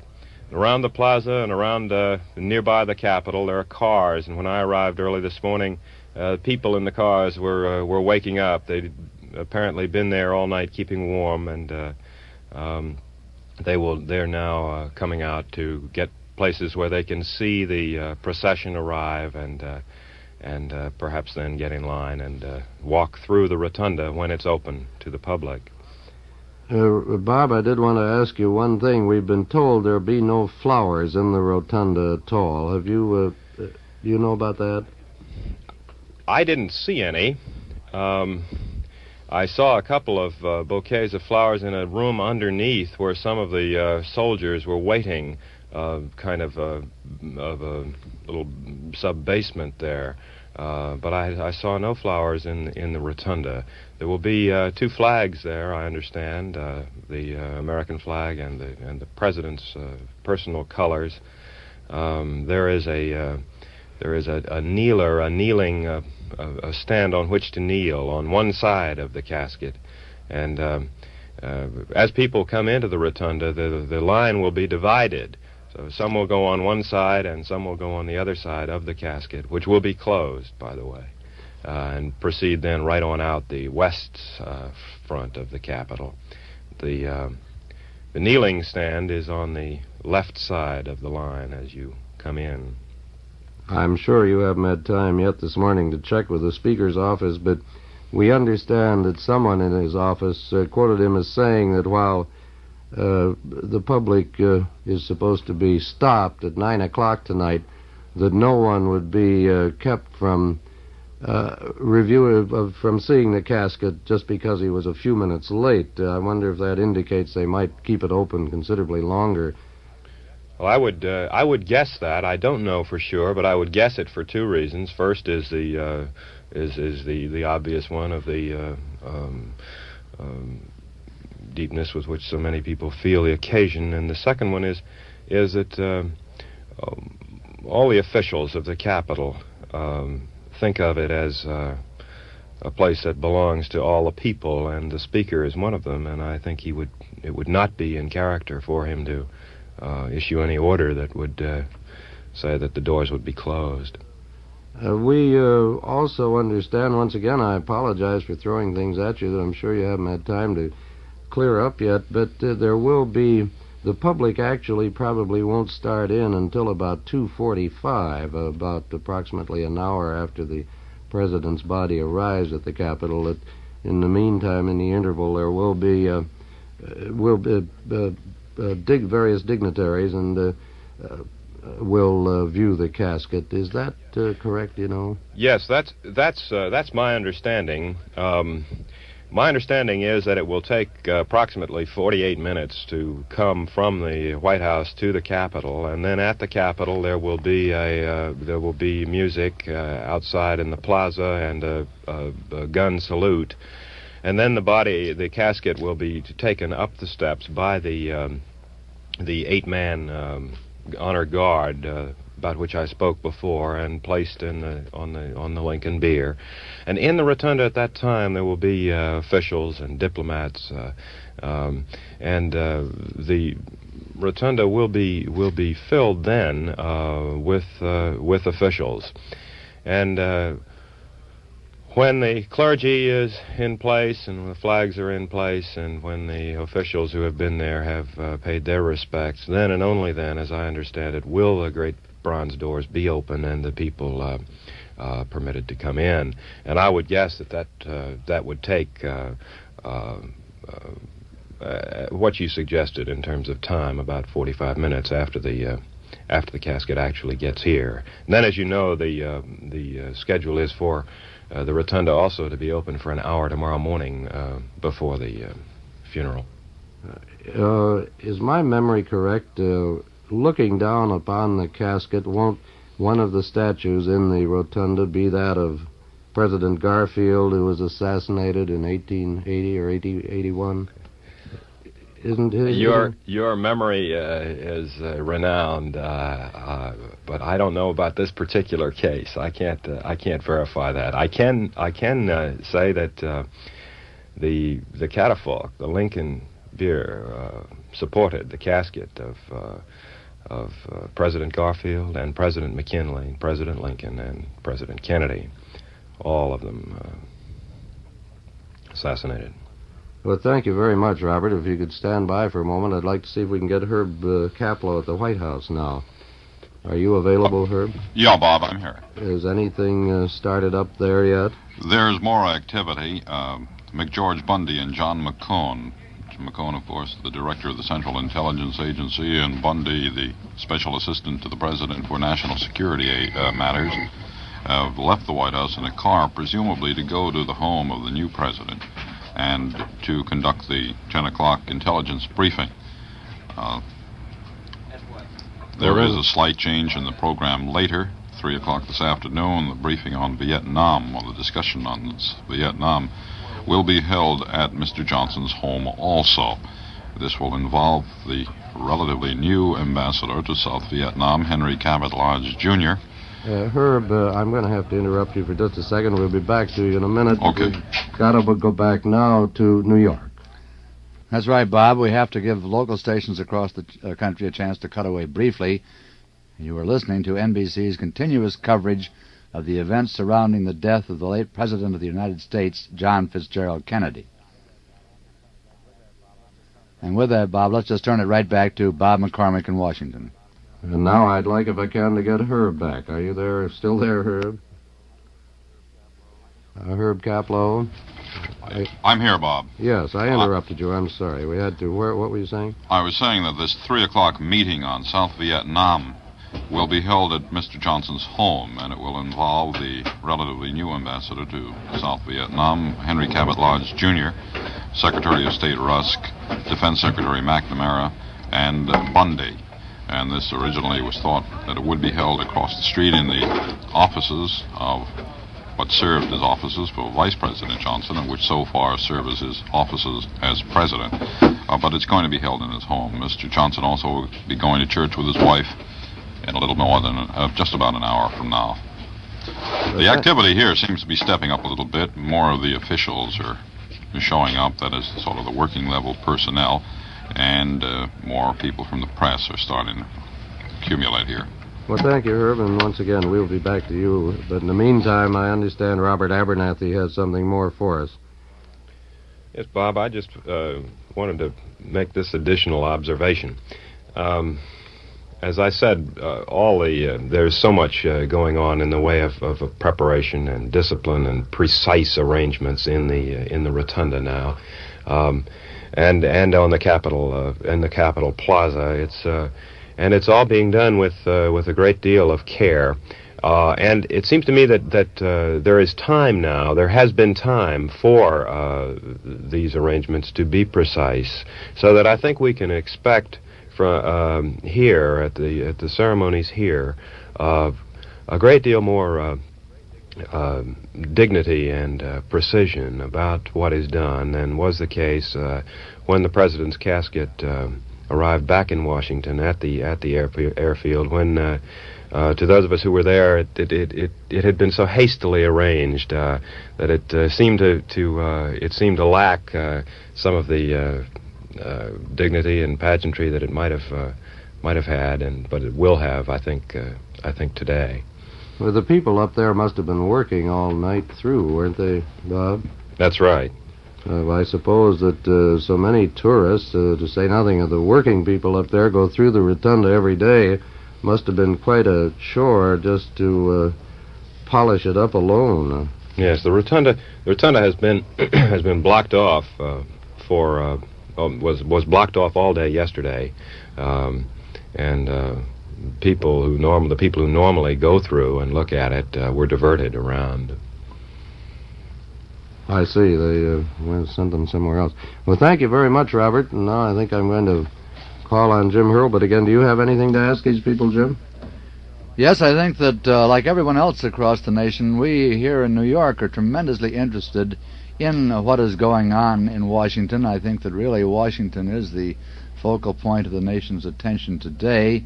And like everyone else around the world, we want to know if this activity is going to step up. You mentioned, I think, that it is stepping up now, and I presume that it will become increasingly active as this day goes on.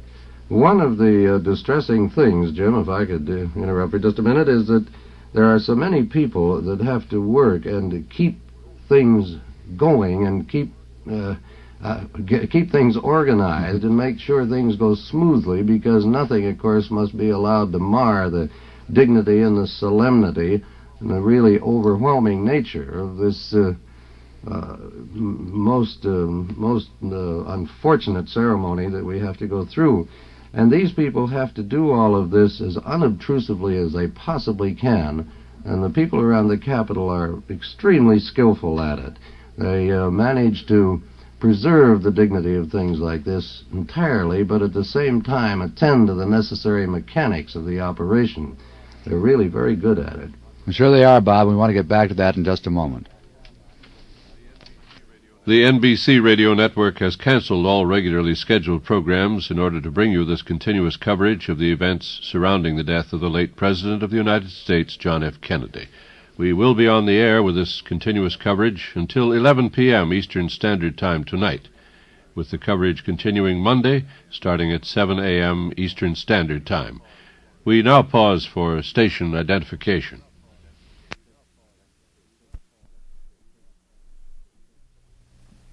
We've had many religious tributes to Mr. Kennedy this morning. We've heard many of them. We have another now.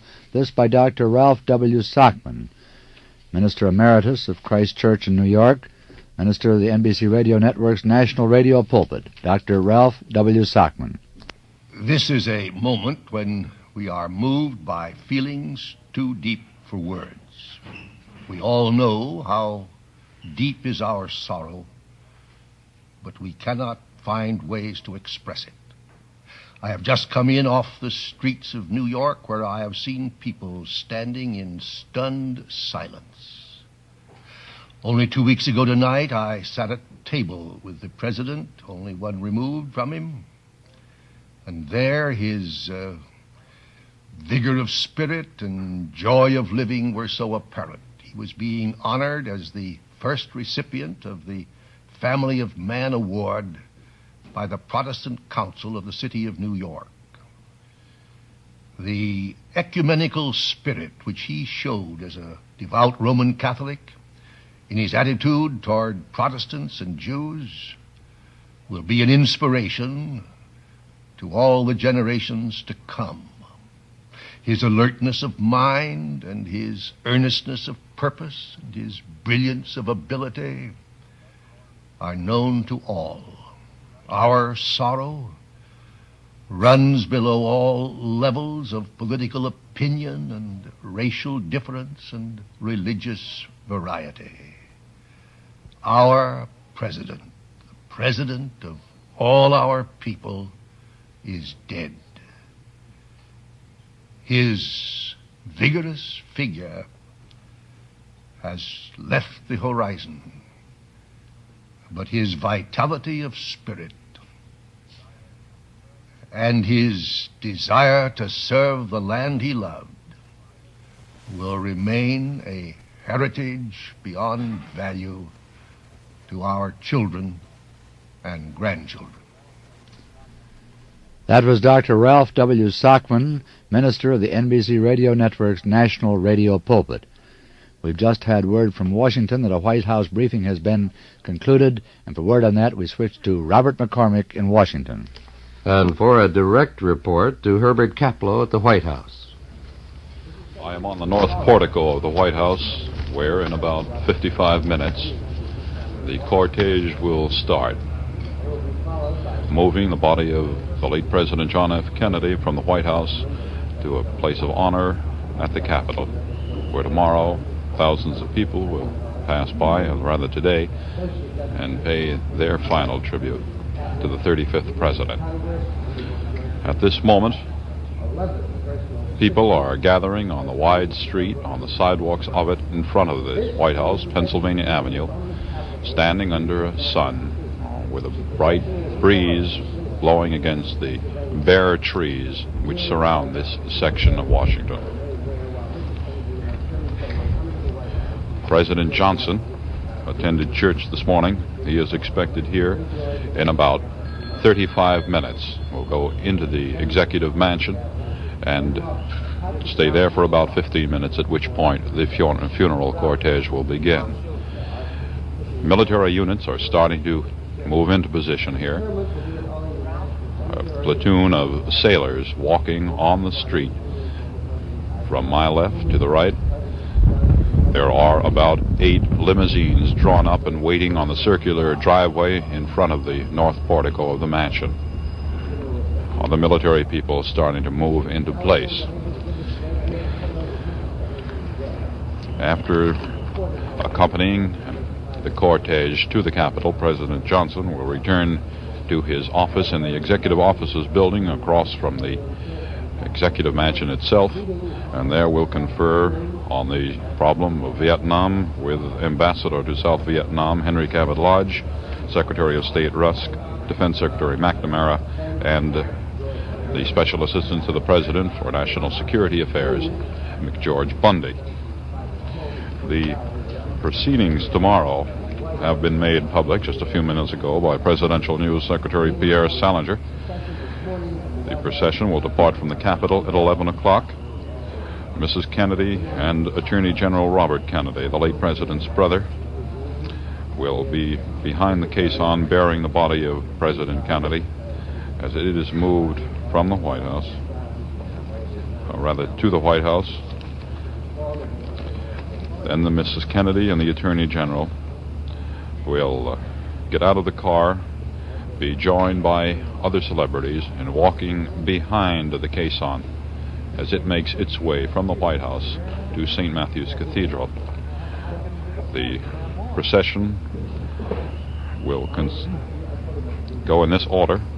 Behind Mrs. Kennedy and Attorney General Robert Kennedy, who are immediately behind the caisson, will be President Johnson, the chiefs of state, the heads of government, chiefs of special delegation. The differentiation between chiefs of state are such people as presidents and kings. Heads of government are such people as prime ministers, who technically are one rung below in the protocol to a chief of state. Then there will be the chiefs of delegation, the Chief Justice of the United States, Earl Warren, then former Presidents Truman and Eisenhower. Behind them will be the Associate Justices of the Supreme Court, then the members of the Cabinet, about 16 leaders of Congress from both parties, Democrats and Republicans, the members of the Joint Chiefs of Staff, behind them 11 personal assistants to Mr. Kennedy, such men as Kenneth O'Donnell, the Congressional Relations Specialist Lawrence O'Brien, News Secretary Salinger, people of that rank. All of these will walk behind the caisson to the church, which is probably about a mile away. The services there should conclude about 1 o'clock, and then there will be a procession in automobiles to the Arlington National Cemetery, about 5 miles away across the Potomac River.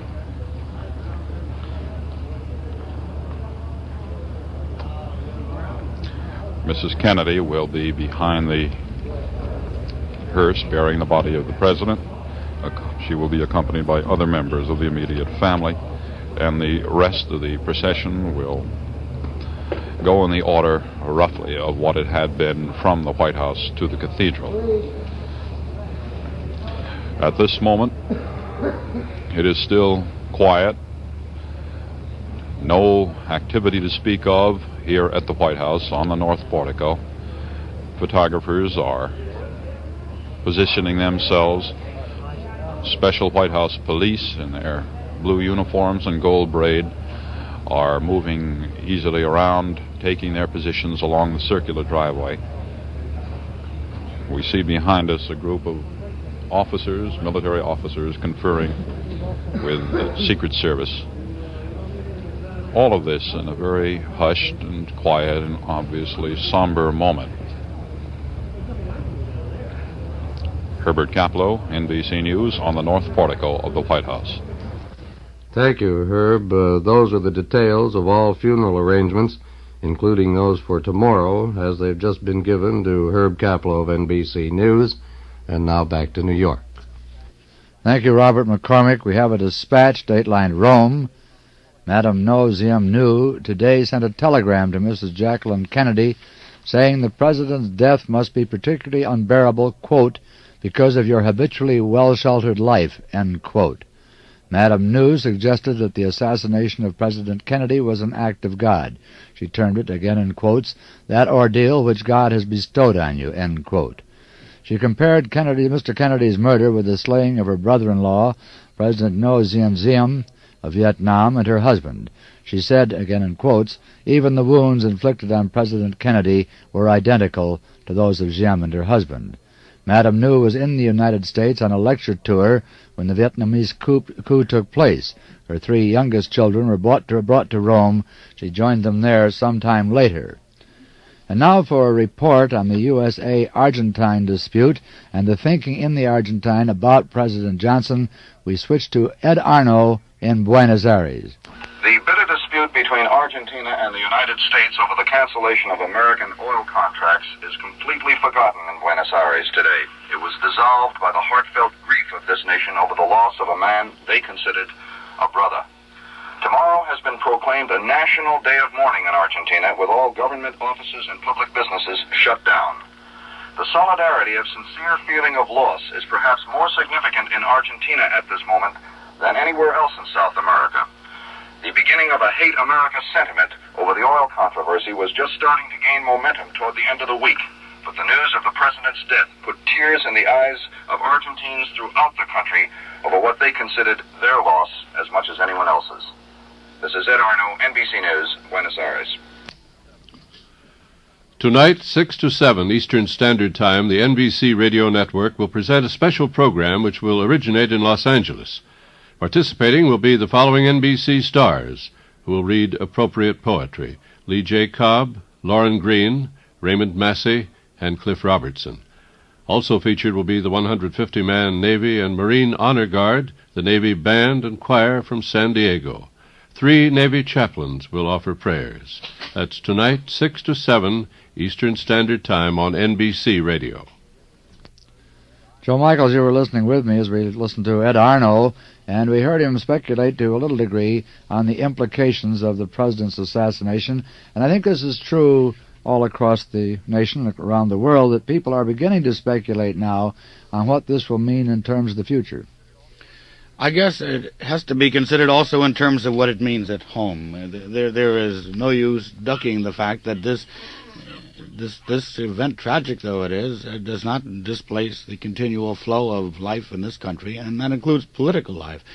And I think that the chances are that this will have a fairly profound effect in terms of the politics of the future. For instance, people were thinking of the Democratic candidacy as one that had no further importance. In 1964, there was no fight coming up.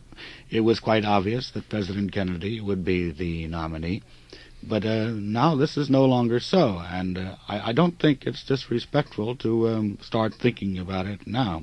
For instance, Mr. Johnson will come into that convention having been president for a total of some 8 months. This will not constitute, one would think, a firm grip unless his achievements within that 8-month period are very, very great indeed. So it is quite possible that other men within the Democratic Party will be considered, or might start considering themselves, don't you think? Well, Morgan Beatty yesterday, Joe, thought that perhaps the assassination of the president might inject a certain restraint into the tenor of the political campaign. Do you feel this is going to be true? That it might, the usual political campaign in this country is a pretty slam-bang affair with no holds barred and no charges too extreme to be made, but it might be felt that because of the tragedy which the nation has experienced, that there will be more restraint in the political harangues that go on. Well, Morgan is a wise observer who has covered many, many political campaigns in his time, so I think his experience is probably sound in that area. But there are going to be differences. We can't avoid them. Do you know, Mr. Kennedy's election, of course, set a precedent because he was the first Catholic president, as everyone has heard infinitely and often. Now, in this period, particularly in this century, Mr. Johnson in the presidency is really setting another precedent. Mr. Johnson frequently has said that he is a Westerner, and he liked to vote with the Westerners very frequently and refers himself to a Westerner. But everyone does know that 3.5 years ago, one of his problems, insofar as the electorate was concerned and insofar as those who were thinking who should be the nominee of the Democratic Party, was whether he thought of himself as a Westerner or not. Many people thought of him as a Southerner. Well, they still think of him that way. He is now there. He's now in the White House. His stand on civil rights, therefore, we know he has strong feelings on civil rights, will perhaps make an important difference, because here we will have a man who considers himself a Westerner, but who is considered Southern by most of the nation, standing firmly on the same civil rights platform as the president did, if he continues to so stand, and there's every indication he will, perhaps this will change images so far as the South is concerned throughout this country, just as President Kennedy changed some images insofar as a Catholic president was concerned. And this may do something good if we can get rid of some of this sectionalism which has continued to plague us these 100 years after the Civil War is over. You know, it's interesting, though. We're talking about the speculation in this country about the future. In Britain, there's much speculation now as to how President Johnson becoming the president will affect the future of the new Prime Minister, Sir Alec Douglas Hume. And for a report on that, let's bring in Kenneth Bernstein in London. Some British political commentators say the death of President Kennedy may propel the Prime Minister, Sir Alec Douglas Hume, into a more decisive role in East-West relations.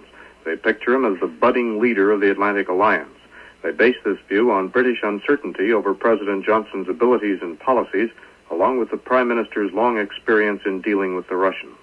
On the domestic political front, the Tories may be expected to try to capitalize on any such newfound prominence. In the next general election, which must come within 11 months, they might portray Sir Alec as the keystone of world peace, the indispensable man, the negotiator Khrushchev can talk with. Even before the assassination, Britons were talking of a new diplomatic offensive, and the Tories had been taking much of the credit for bringing about the nuclear test ban treaty. Kenneth Bernstein, NBC News, London.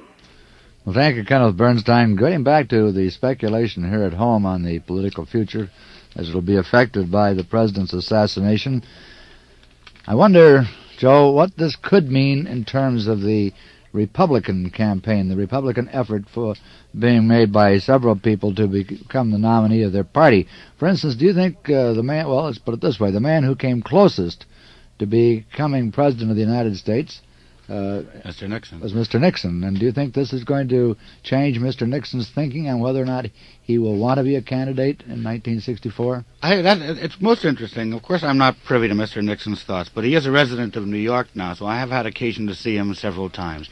And I know there was a lot of speculation as to Mr. Rockefeller. Governor Rockefeller said he believed that Mr. Nixon wanted to be a candidate.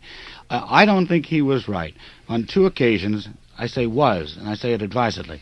On two occasions, I had the opportunity to talk at some length with Mr. Nixon, and he pointed out at that time that to become President of the United States, or to become a candidate for the nomination, you must set up, at least approximately a year in advance, a very strong organization. You must set up a staff that will handle your public image, that will make contact with radio and television and the newspapers, that will go working among the party people throughout the country. He talked at great length about this, and he pointed out that he had no such staff, had nobody on his payroll in these areas, and that his feelings were definitely that he did not intend being a candidate in 1964 for that nomination. This was interesting, though, Jim. We talked about 1968. Actually, we didn't talk about it. I talked about it. And he said, I can only speak so far as 1964 is concerned. But when you get into the history of the presidency, you discover that perhaps Mr. Nixon's lack of interest was tiredness, disillusionment. It might also have been the fact that there had been very little success on the part of anybody who tried to replace an incumbent president seeking his second term in this century. It only happened with Mr. Taft. It's the only time. The presidency, therefore, the nomination didn't look very attractive. All of the odds were in favor of the incumbent president, who is no longer president due to his very sad death. Now, it might be that Mr. Nixon and others, perhaps Governor Scranton and Governor Romney, when they get over the shock of this tragic occurrence and start to think in normal terms, might think, well, maybe a Republican can now do it. This is, again, I emphasize that this is no disrespect to Mr. Kennedy's recent death, but these are unavoidable speculations.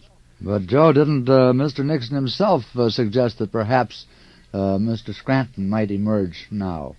This is before this tragic event, but still he was speculating in this area. Yes, Mr. Scranton, Mr. Romney, and also General Lucius Clay was one person he mentioned prominently. But he also said that if these people are going to seek out the nomination, you don't have to say you're a candidate. It's traditional in the United States not to until a certain time. But the organization has to be created. None of these people up to this time has created such an organization. Perhaps now they'll be more interested. We don't know. But now what do you think, Joe, this is going to mean in terms of various people entering the primaries around the country? I don't think anybody really knows yet. There is still ample time so far as primaries are concerned. I think that the interesting thing will be to see if anybody can persuade any of these other people to start an organization. The Republican Party is, I think, found itself in an unfortunate position up until now, in that it had two men representing within Republican ranks extremes. I mean, certainly not within American ranks, but they were faced with only two choices: Governor Rockefeller on the so-called liberal side, Senator Goldwater on the so-called conservative side, and no other alternatives. This may give the opportunity to people who are interested in the welfare of the party and who have been, we know that, who have been looking for an alternative. You mentioned Governor Scranton of Pennsylvania, Governor Romney of Michigan. Both men considered in between these two. This may be it. This may be the impetus. Of course, we're purely in the area of speculation. There's something going on, and I'm sure that we ought to be making a switch right now. Pandemonium has broken loose here in the basement of Dallas Police Headquarters.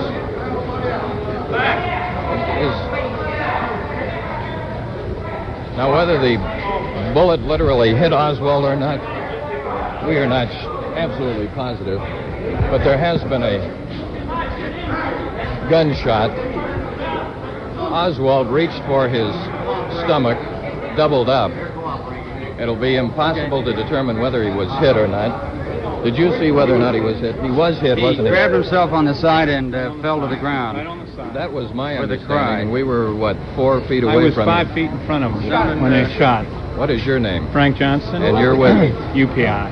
He did grab his stomach. I saw him grab his stomach. Right from the side.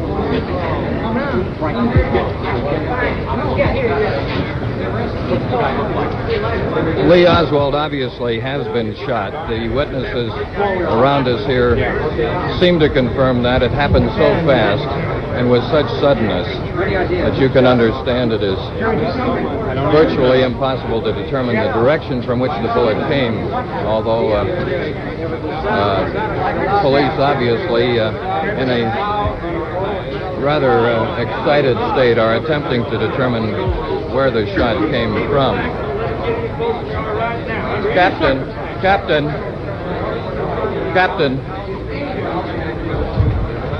Well, now, tell me your name. Yeah, I'm Jeff Edwards from KHJ Radio in Los Angeles. How did you see it, Jeff? I was standing over towards the left. Oswald came out. He had the same look on his face that he always does or has. Suddenly, what sounded like a loud firecracker rang out. He grabbed his side and he said, "Ow!" and fell to the ground. Fell to the ground. And I saw the flash right on his black sweater. The flash. Oh yeah. The man had a hat, a dark hat, a brown suit. He was stocky and strong. Came to him and he put the gun right there. I saw the flash over the black sweater. Yeah, and where did the man stood come like. From? Where did you Oh, he was right here. The man was right here. You probably had it on your TV camera. No, I saw a man there. I thought he was one of the detectives. Well, he was a stocky guy, well dressed, with a hat. He had on. Where did he go? Brown hat up. I don't know. I think his coat was brown and his hat was Where did black. he go, Pierre? Well, he was here. He just shot there. He just put the gun there. I saw the flash on the black sweater. Oh yeah, right there. And the guy bucked up. Oh, wait, did you see a gun? Range. Yeah, right here. I mean, I saw the flash on the black sweater. That's what I remember. The flash. The both were crouching. No, I saw him there. He was in the group of men right here. Masquerading as one of us or what? I thought he was one of the detectives. You know, he had a hat and stocky. He was well dressed. That's what I remember. Had you seen him before? I think he had his hat. There were none of us in this maybe area. he flew off. I don't know, because I look at the flash. There were that's no all. reporters in this area. But no. The trouble is I got the story and I can show you.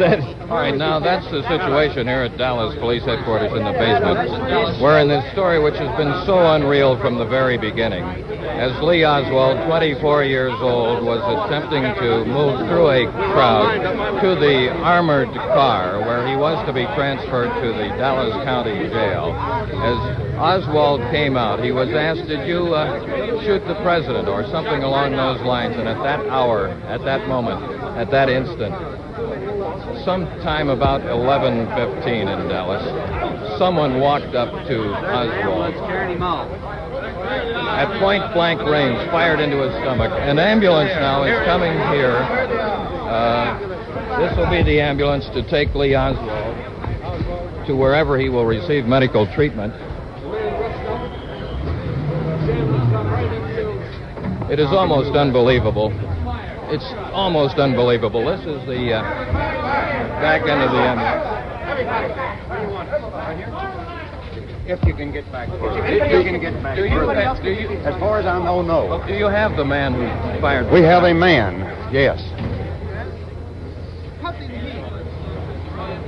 didn't hear you. The back of the ambulance has been opened. Police and detectives are now standing cordoned off. Here comes a squad car driving in from the north side of the Dallas police basement. Yes, you have one man, do you not, Yes. Captain? Yes, I didn't see it, so we've got the man I think did it. Here he comes. Here's Oswald again. He is now lying very pale on the stretcher. He's being put into the ambulance head first.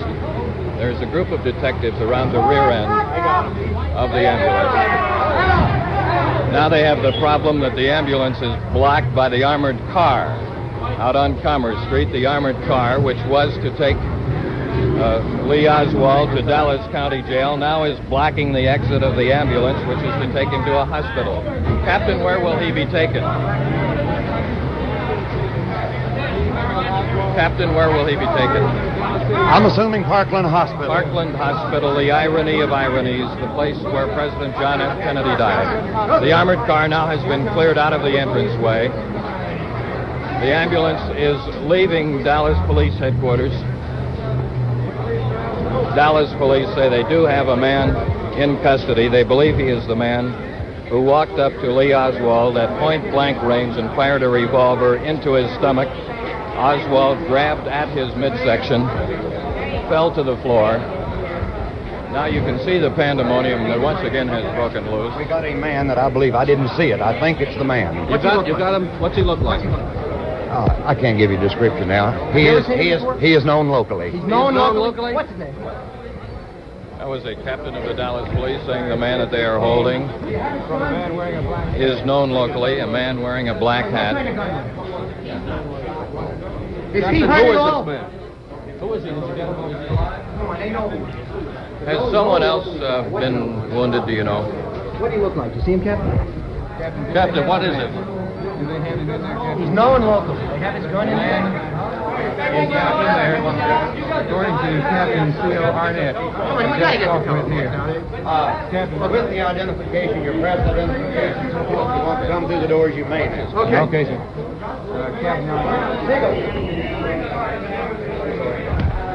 Chief Stevenson.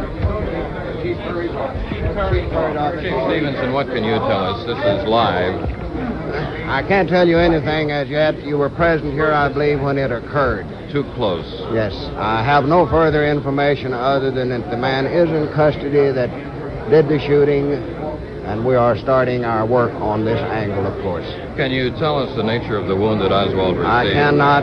I was several feet removed when it happened. I don't know where he was hit as yet. He is en route to the hospital. Did you see the man pulling a gun? No, sir, I did not. Tell these fellas to let us out of here. They won't let us out. We tell them you said to let us out, and they won't let us out. I will see about that in just one minute. Sorry. Chief, would you tell us as nearly as you can the sequence of events as it happened? Oswald was being brought out. Yes. If you would excuse me a minute, let me clean this out. I'll be glad to talk with you All right, as soon as Chief. I can get to you, sir. Appreciate that. You can well understand that the situation now is this. One man is in custody. Oswald has been wounded and is en route to Parkland Hospital, where President Kennedy died.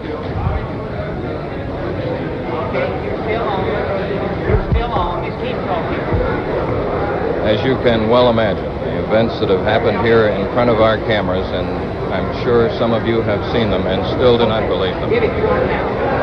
We are now going to have a replay of this. All right, now by videotape, you will see again the dramatic events as Lee Oswald was being transferred to an armored car for transportation to Dallas County Jail.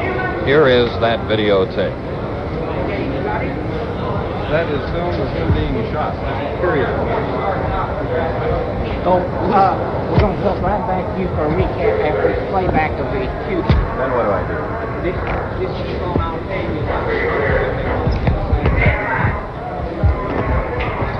John, stay with me here a minute. Did you see it? No.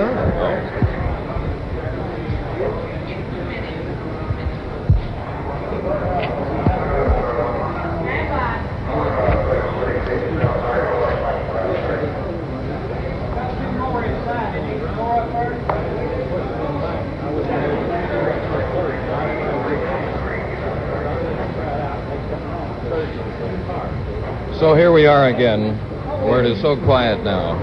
Could you tell me, officer, you're a detective. Are you a detective with Dallas Yes, I Police? You were standing right there, weren't you? I was trying to get the press out of the way so we could get to the car. That's the reason I couldn't see what took place. Now the matter of pulling together eyewitnesses and people, those of us who were literally here and watching, are not sure of what we saw, except we do know this, that Lee Oswald has been taken to Parkland Hospital in an ambulance. The ambulance was delayed because of the armored car. The armored car, which was to have taken him to Dallas County Jail. Police tell us that they have one man in custody, a man who is known locally, and we'll try to pick up some of this conversation. That first thing, when I was and they coming back up here, they just want them to come on. Oh, well, McGee's got them over there. Camera because I helped hold that camera as he started off. It went into the crowd over there. The camera never was hooked up. And this man came from behind this camera or from this corner and just dove out of the crowd. He came from behind that car, that green car there. He jumped up over the rail. There it is. Yeah. I saw the gun hit. All that information now. Each of you, including Lieutenant Swain, get with him to let him talk to the chief or Captain Fritz there. Get some men. I'll get them on.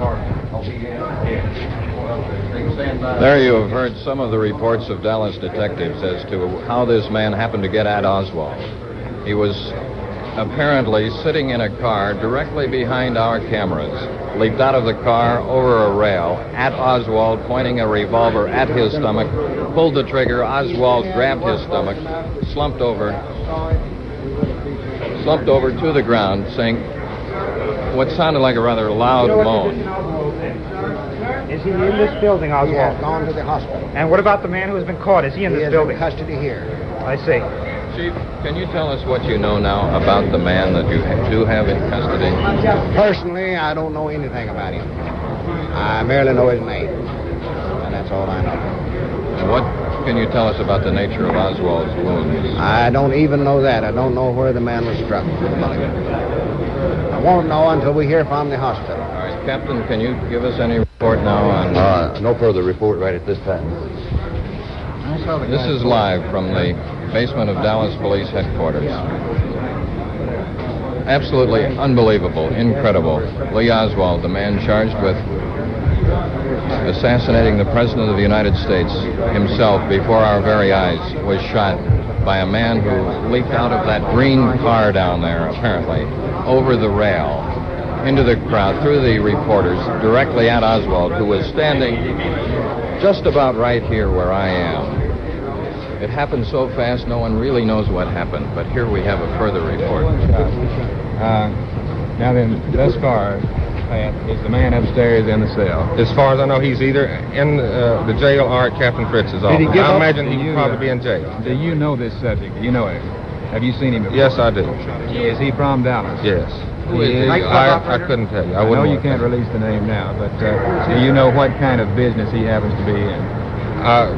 Bob, I wouldn't want to say. Right. Okay. Did he have to be disarmed or did he give up? We had to disarm him. Did he struggle? As much as he could, yes, but he was... Say anything? The struggle. He was mumbling. I couldn't hear. I couldn't understand what he did say. Did Oswald say anything? No, Oswald didn't. What? Now, Did he have a pistol?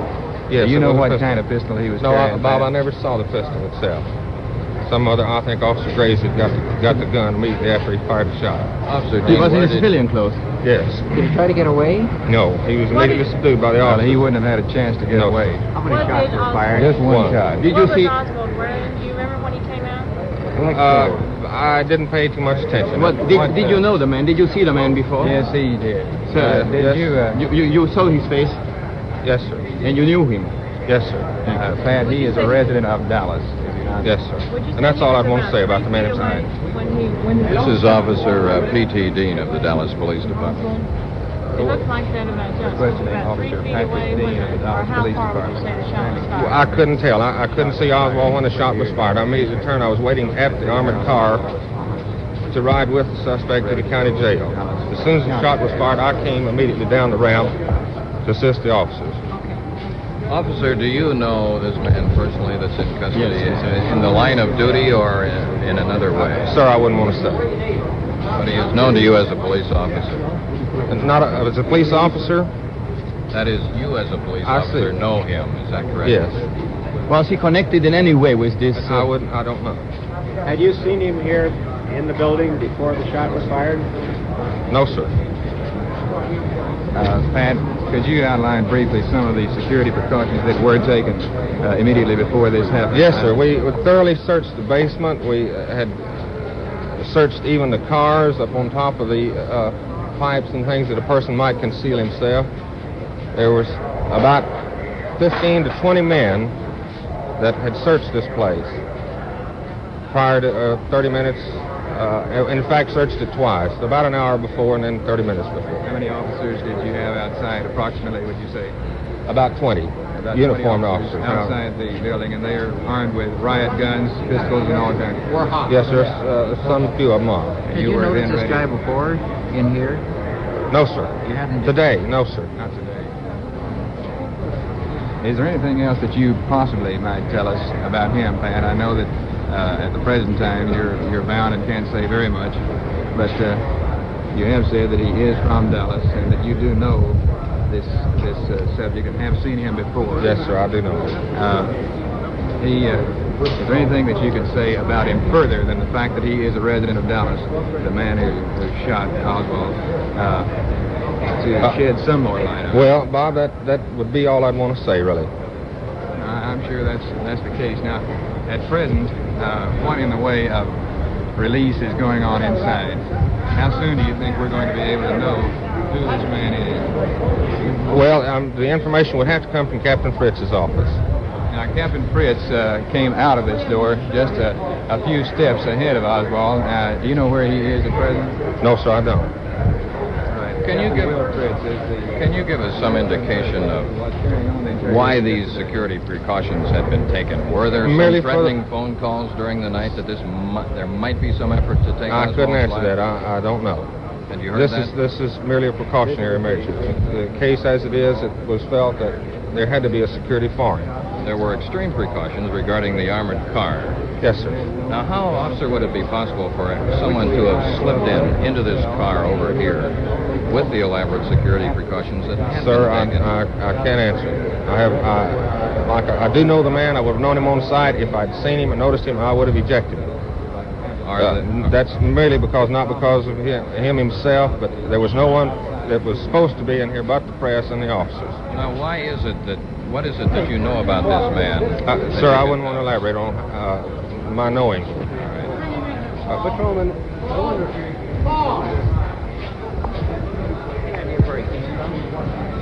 This, then, is the situation at this hour as we can reconstruct it.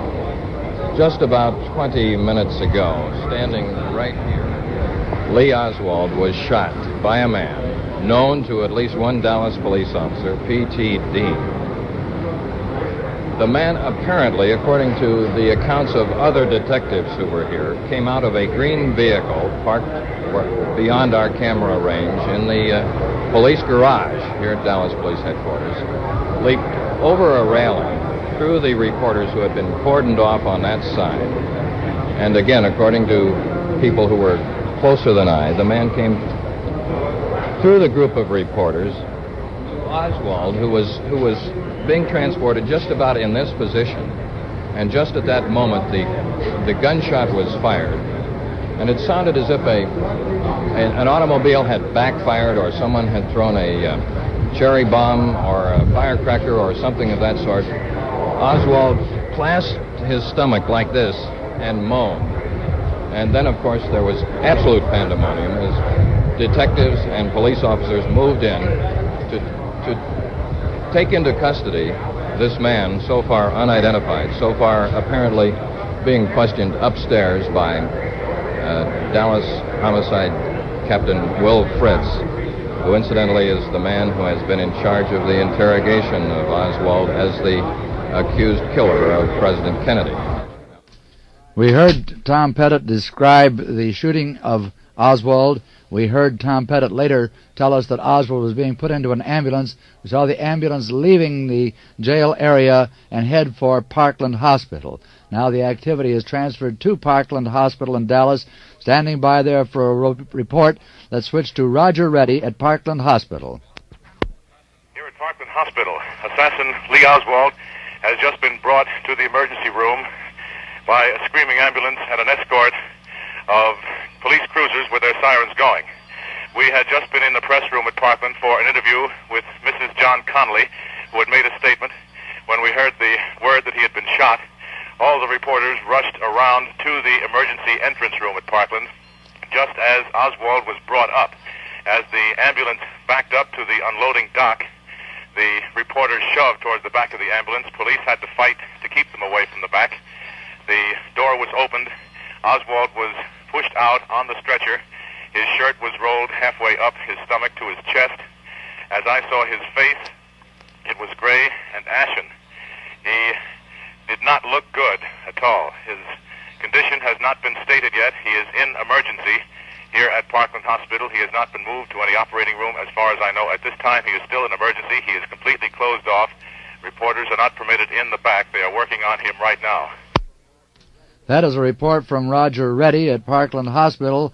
I understand that also standing by in Dallas is Tom Perryman, a reporter for WFAA, who has been right on top of this case, too. I believe we do have an identification of the man who shot Lee Harvey Oswald, and I'm going to give you one line of report on that now. And I think before I give you that line, I'm going to switch directly to Tom Perryman at the Dallas Police Station. This is Tom Perryman at Dallas Police Headquarters. The man who did the shooting is identified by police as a Jack Ruby, owner of 2 Dallas strip clubs. As was reported, Oswald was shot in the upper stomach with a snub-nosed revolver. Police, like a sack, were on Ruby. He has been taken into questioning. Tom Perryman at Dallas Police Headquarters. That was Tom Perryman at Dallas Police Headquarters identifying the man who just a few minutes ago shot and apparently seriously wounded, we don't actually know the extent of the wound, shot and wounded Lee Harvey Oswald, the man who is accused of assassinating President Kennedy. Tom Pettit of NBC News was at the scene when this event took place. He was actually on the air on television at the time that the man was shot. Television viewers actually saw this small man, described as a small elderly man, leap forward through the crowd, place a revolver in Oswald's stomach, and pull the trigger. They actually saw the police officers who were attending Oswald leap on this man, take him into custody. They wrestled him to the ground, and then they started trying to move him back, the assailant of Oswald back into the office from whence Oswald came. And we're going to be back with more of this report after a moment. Jim, I might say that we are now going to replay a recording of the events as they happened. Here is the recording. There is the president. There is Lee Oswald. He's been shot. He's been shot.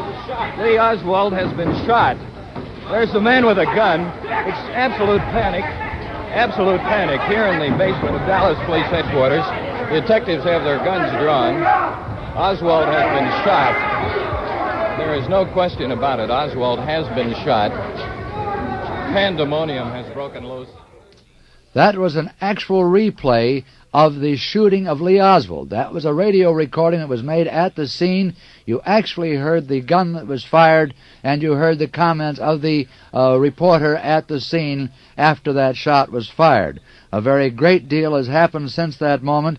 We've seen and heard the wild scene in the basement of the City Hall as they were trying to move Lee Harvey Oswald from the city jail to the county jail. We know that Lee Harvey Oswald was shot in the stomach. He was rushed to Parkland Hospital. We heard from Roger Reddy at Parkland Hospital in Dallas that Oswald had been moved to the emergency room there. He was undergoing emergency surgery of some sort. It was ironic that our reporter Roger Reddy was at the hospital to get a report there on the condition of Texas Governor Connally, who was wounded at the time that President Kennedy was shot and killed by the man who they believe the man who has been wounded now. Now, to recap the situation, after that shot was fired that you heard, and after the announcer talked about it, immediately a wild scene developed in the basement of City Hall. At one point, detectives and police officers trying to get the wounded turncoat back into the booking office jammed themselves in the doorway and could not move. Police Chief Jesse Curry said he was preparing a statement. We heard Curry briefly talking, describing what was happening and what had happened. At first, Police Chief Curry said that he knew the man but could not identify him. We have had an identification of the man that shot Oswald. Police Lieutenant George Butler has identified the man that did the shooting as Jack Ruby, a Dallas nightclub owner. Jim, I think that one of the things that may be extremely interesting about this was what Tom Pettit elicited from that police sergeant. When he said that it was a little bit unclear, but he said that he knew this man and that had he seen him, he would not have allowed that man to come inside. Well, of course, this would be the case for anybody who was not authorized to be there, except for reporters and policemen. But one wonders if there are implications about this particular man and police knowledge of him that might have led to the statement by the sergeant that he would not have allowed him. There seemed to be an emphasis. Yes, I agree with you, Joe. In fact, it was the way in which the police sergeant made that statement. He said, had I seen him, I would have ejected him. He said specifically, I would have ejected. In other words, to put it in the vernacular, he would have thrown him out because apparently he did regard him as more than the usual security risk. Of course, you make the point that any unauthorized person would have been thrown out. But it was interesting, too, the reaction of the reporters who were there at the scene, and there were a great many reporters in that crowded basement at City Hall as they were moving Oswald out. And all of them said that they didn't know this man, and I heard one reporter ask another one, was he one of us? Going back to Oswald himself, as he was brought out by the police officers, he was walking quietly between them. He was dressed in a pair of black trousers, a tan shirt, and a black sweater. After the shot sounded and we heard the shot, he made no great sound. He fell to the floor, clutching his side below the rib cage, and his slight assailant was immediately leaped upon by police officers and wrestled back into the back room. This elderly man, described as an elderly man wearing a gray suit, man known as Jack Ruby, a Dallas nightclub owner.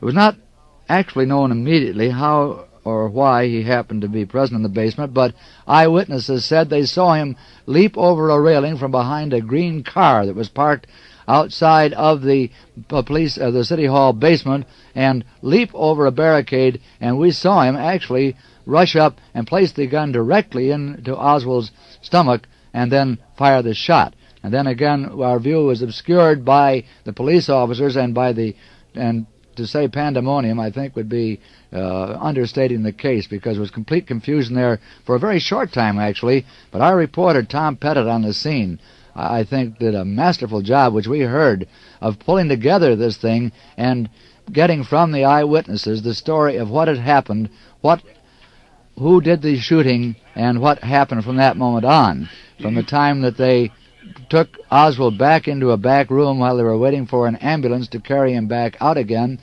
They then carried Oswald out of the back room on a stretcher, and Tom Pettit at that time said that Oswald looked very quiet and very gray as this stretcher was being placed in the ambulance. They then had some trouble actually moving the ambulance out of the basement area behind City Hall because of an armored car that was parked in the way. There was some little time elapsed between the time that they placed the ambulance in the armored car and then allowed the ambulance, placed the stretcher in the ambulance and then moved the armored car out of the way to allow the ambulance to proceed to Parkland Hospital in Dallas. At this moment, we know not a great deal more about the condition of Lee Harvey Oswald. We have heard from Roger Reddy that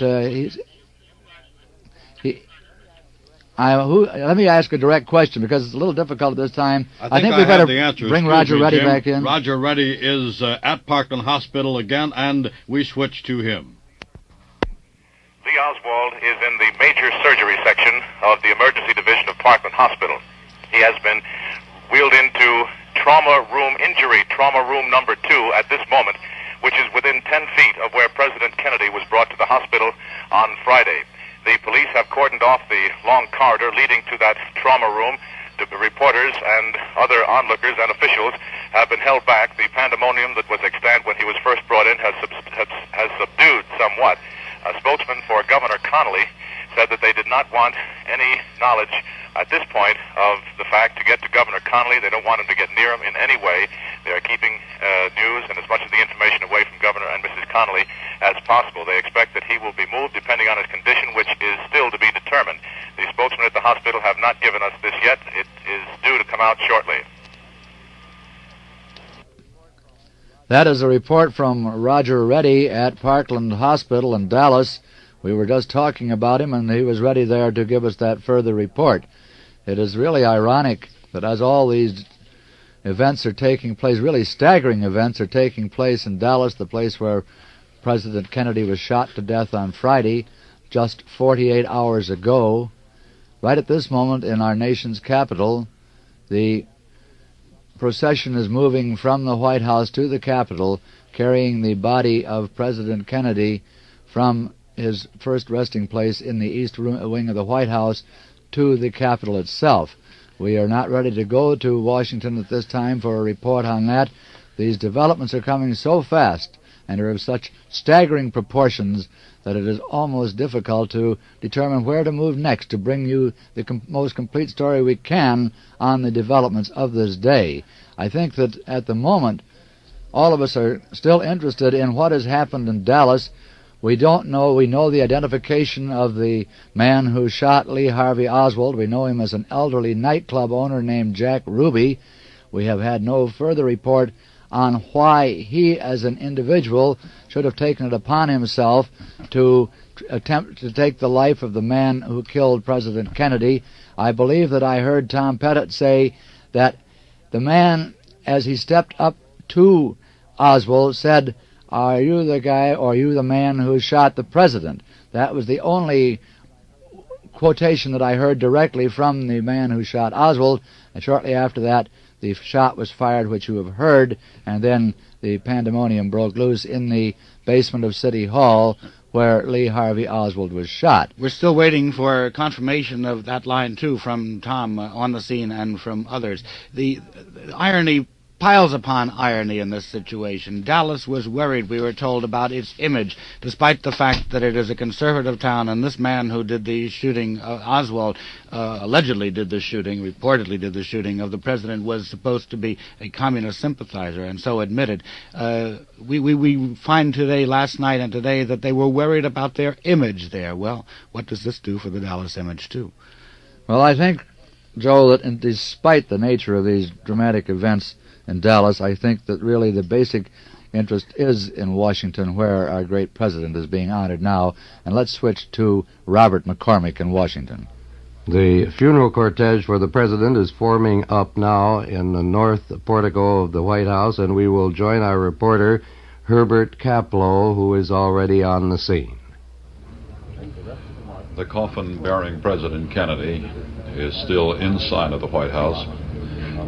Will be taken out and placed on a caisson in just a few minutes. The caisson has been drawn up in front of the north portico at the head of the semicircular driveway, drawn, as is customary, by 7 matched gray horses.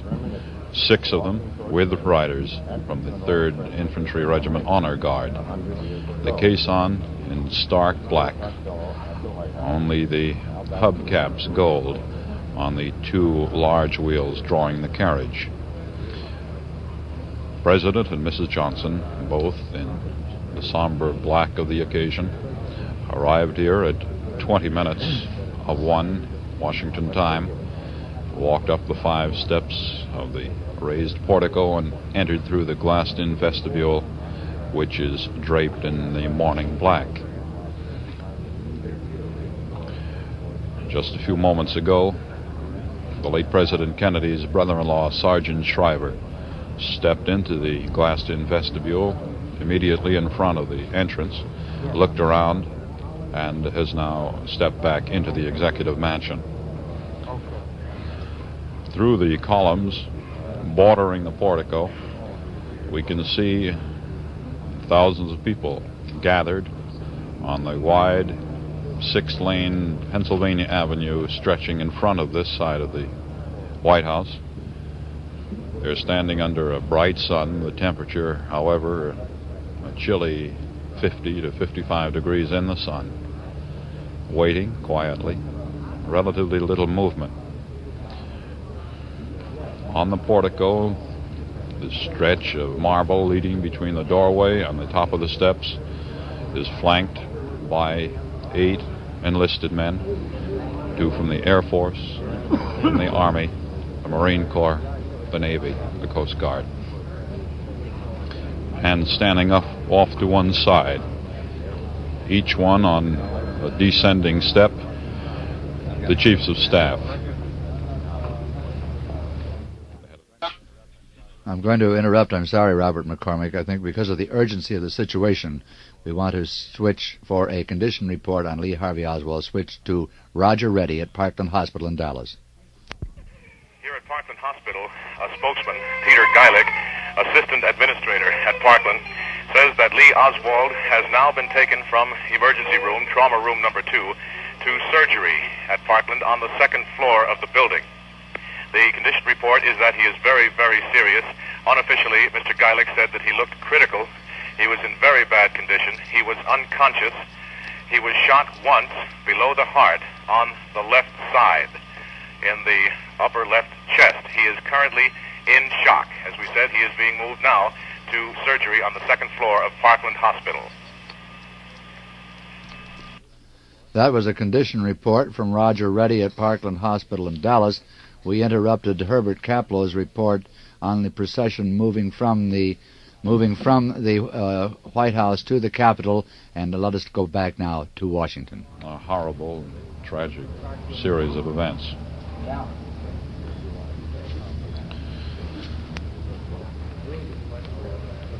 The body is to be taken on the caisson 1.8 miles to the Capitol, where the public can view it today, where tomorrow it will be returned to the White House, but just momentarily, and then taken to St. Matthew's Cathedral for the final church rites, as Mrs. Kennedy, Attorney General Kennedy, many of the world leaders, the national leaders, will follow it on foot about the mile to the cathedral. And after the services there, ending about 1 o'clock Washington time, Eastern Standard Time, a motor procession will follow the hearse bearing the remains of President Kennedy to Arlington National Cemetery across the Potomac River in Arlington, Virginia.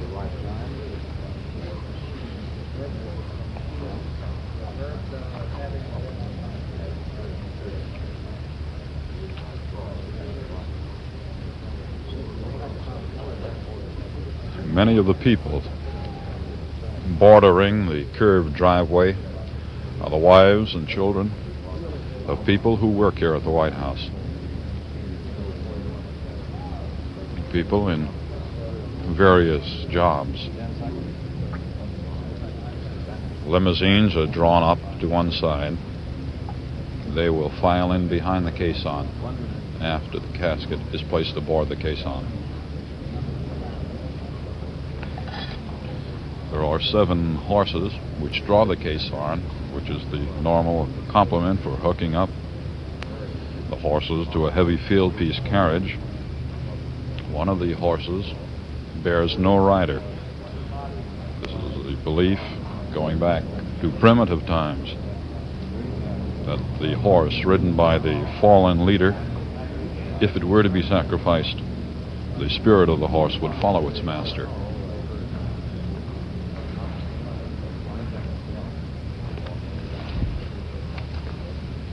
Here on the portico, temperature is a biting 42 degrees or so.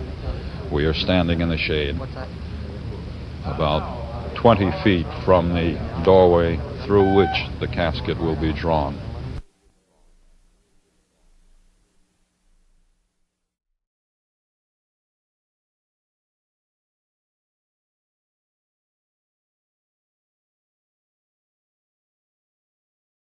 The NBC radio network has again today canceled regularly scheduled programs to bring you continuous coverage on this, the 3rd day of mourning, following the death of the late President of the United States, John F. Kennedy.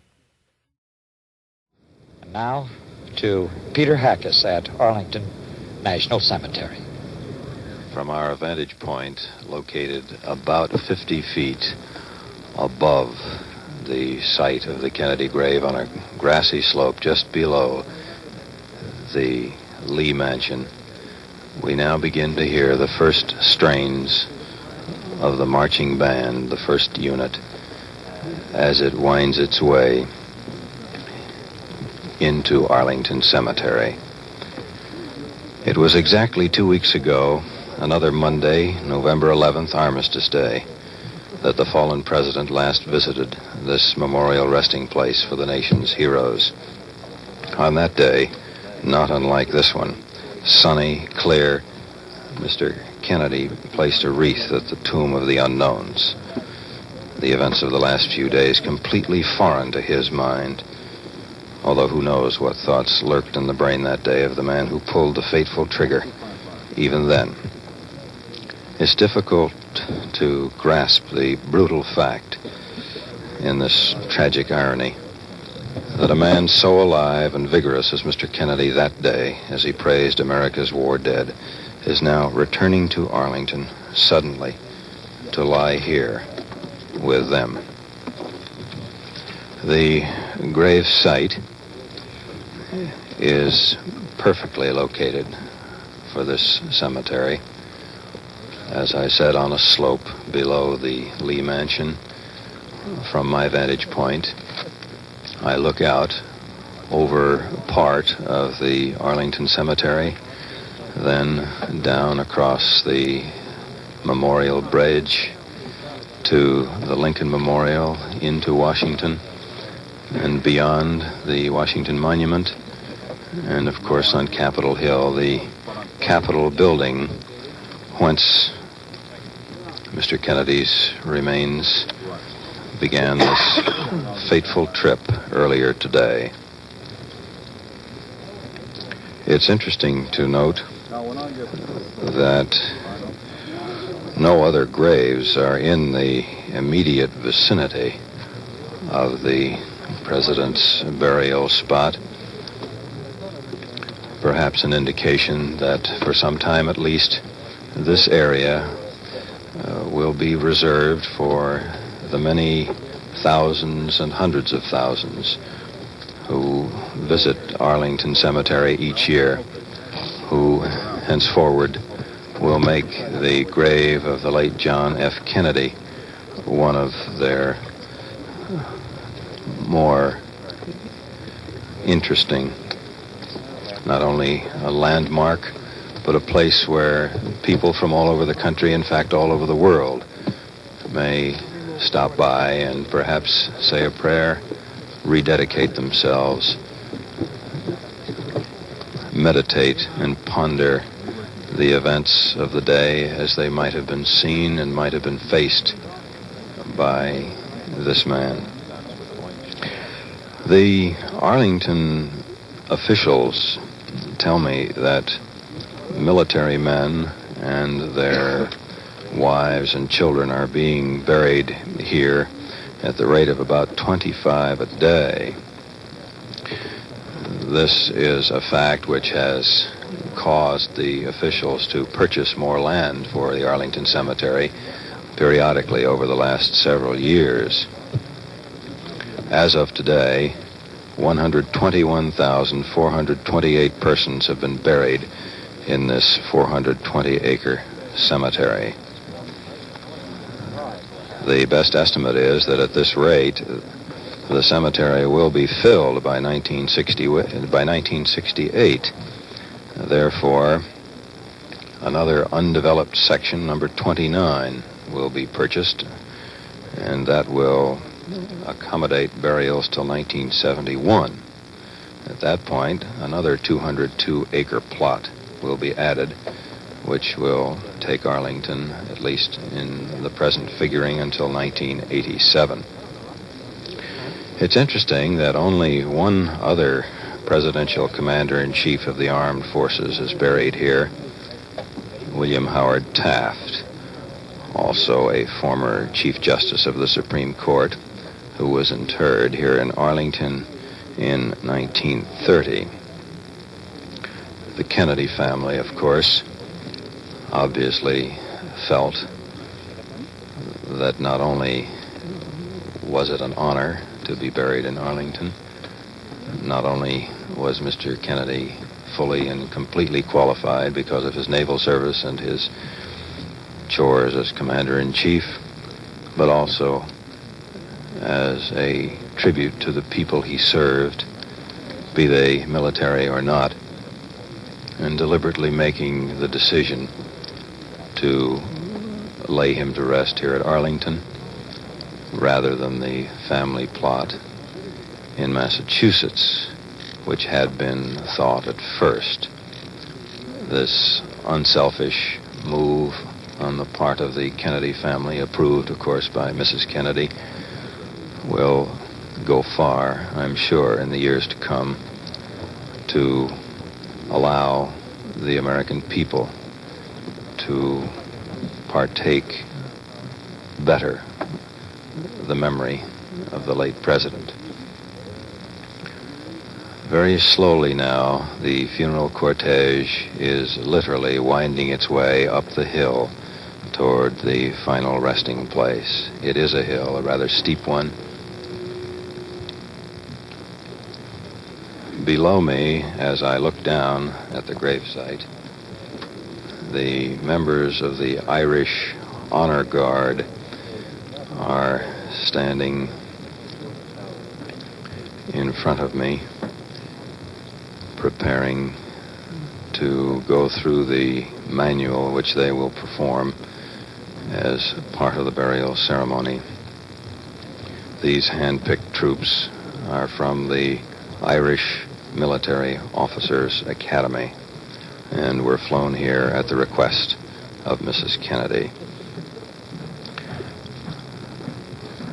Surrounding the place where the casket will rest when it reaches here,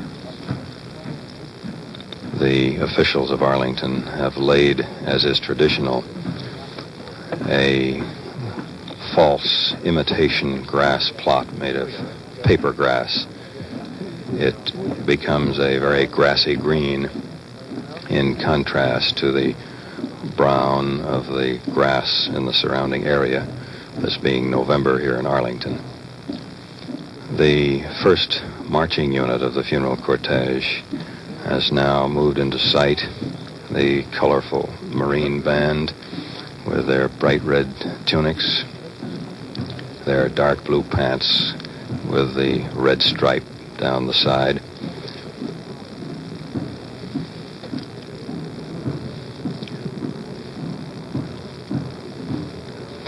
They are followed by the honor guard units of the various military services. The slow beat of the drums, 100 paces to the minute, traditional in this type of ceremonial.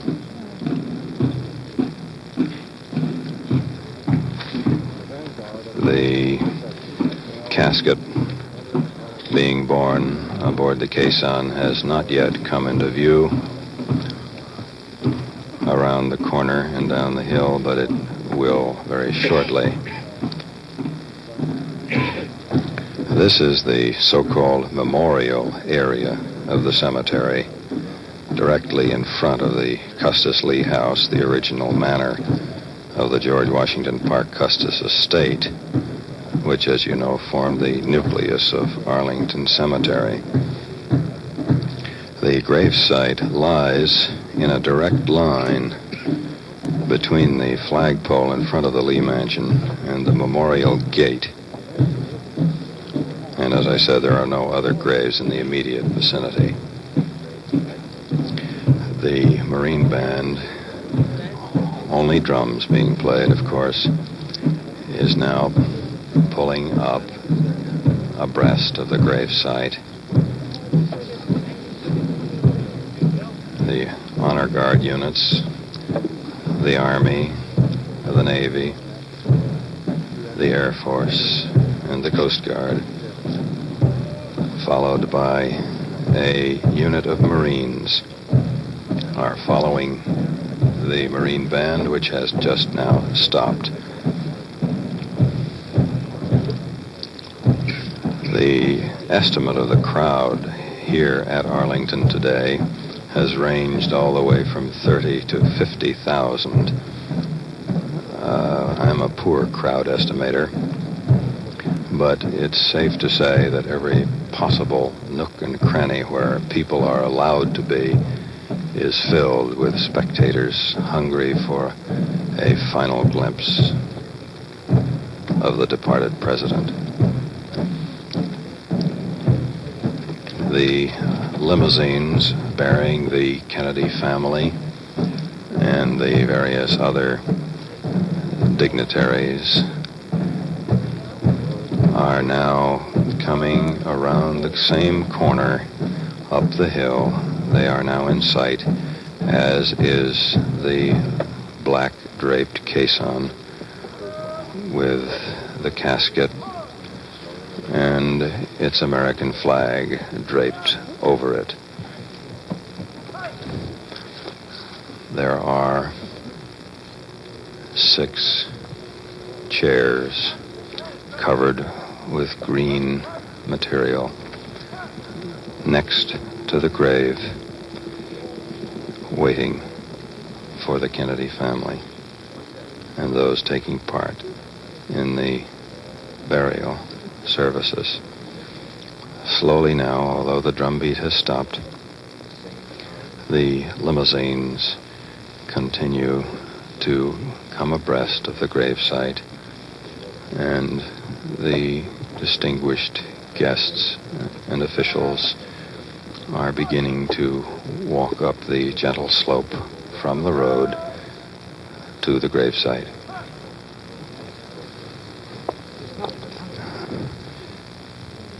The caisson is moving slowly.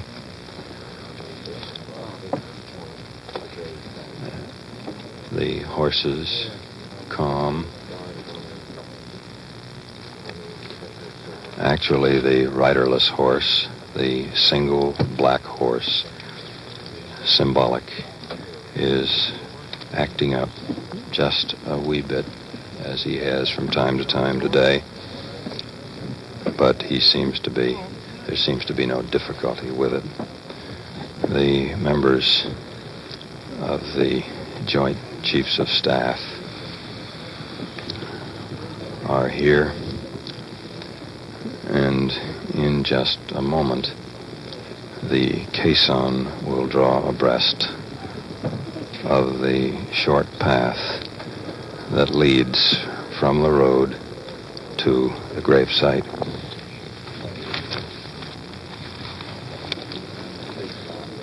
The funeral procession has proceeded through a joint honor cordon to the dismount point of the graveside.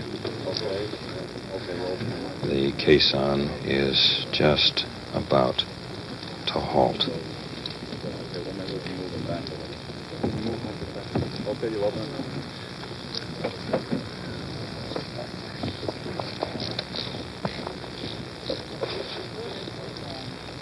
At this moment, the cars have almost all reached the point of debarking their important passengers.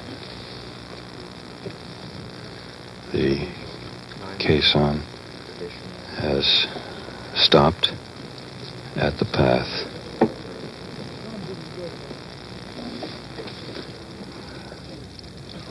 The body bearers, also made up of an honor guard of military men, standing at strict attention on the road, surrounding the caisson, preparing to lift it off and carry it lovingly from the road up the path to the graveside.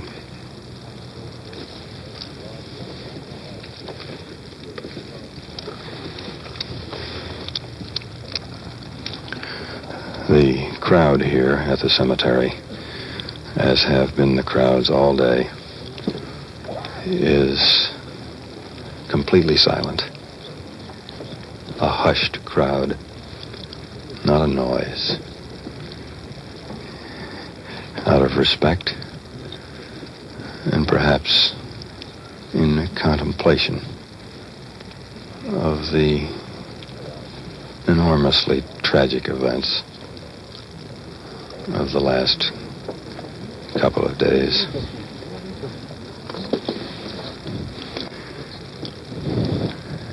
As Mrs. Kennedy leaves the limousine, you will hear again the traditional ruffles and flourishes, followed by the Star-Spangled Banner. At that point, the U.S. Air Force bagpipe band will sound off, and the casket will be removed from the caisson.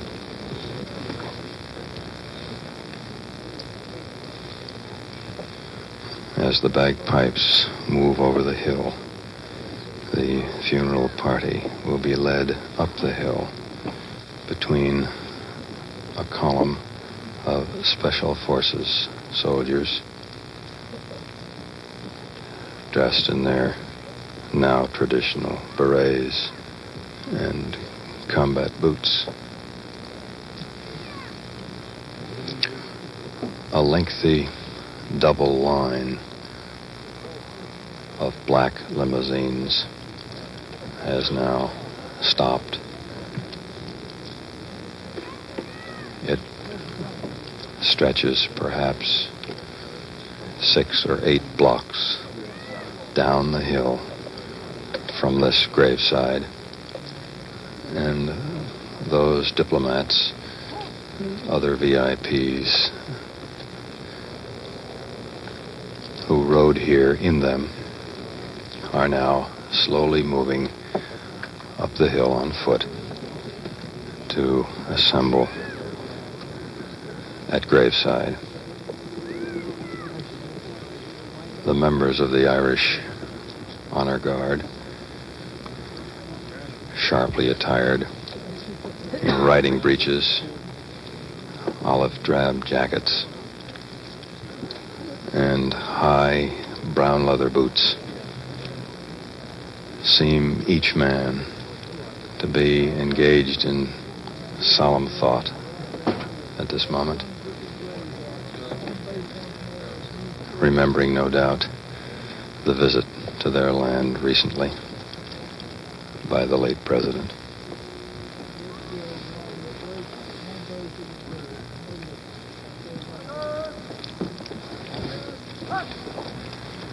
At this moment, the Kennedy family is moving toward the gravesite, and here you have ruffles and flourishes.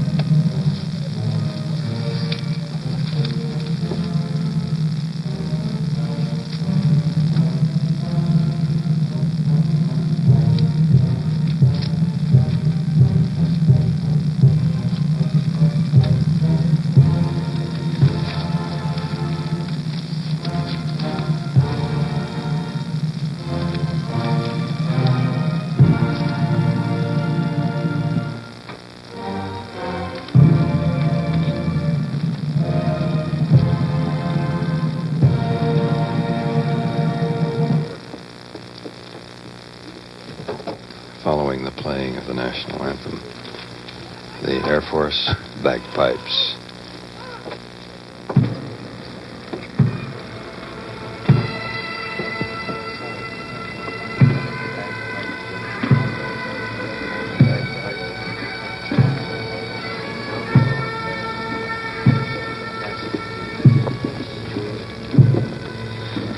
The members of the Air Force bagpipe band playing a funeral dirge are moving very, very slowly in measured steps toward the graveside.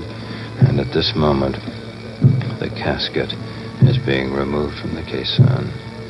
Mrs. Kennedy standing just beside, looking on sadly. One can see the expression on her face through the thin black veil of her face.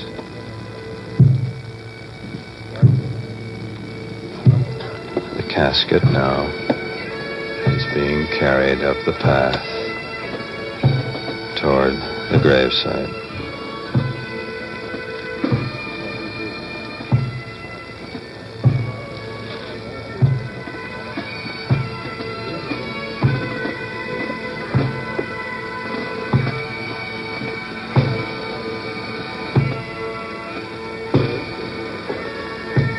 When the casket has been placed on graveside, the bagpipers will stop their music,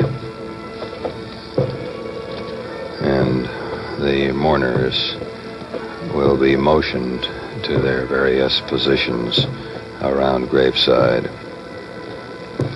When they're in position, the Irish Guard will then perform their military manual.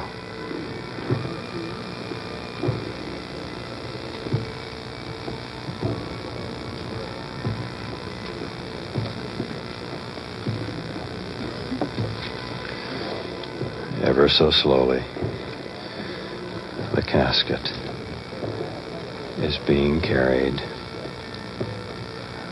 the 100 feet from the side of the road to the freshly dug grave, through the guard of honor of Special Forces soldiers. Leading the slow procession is a military honor guard of 3 carrying the American flag.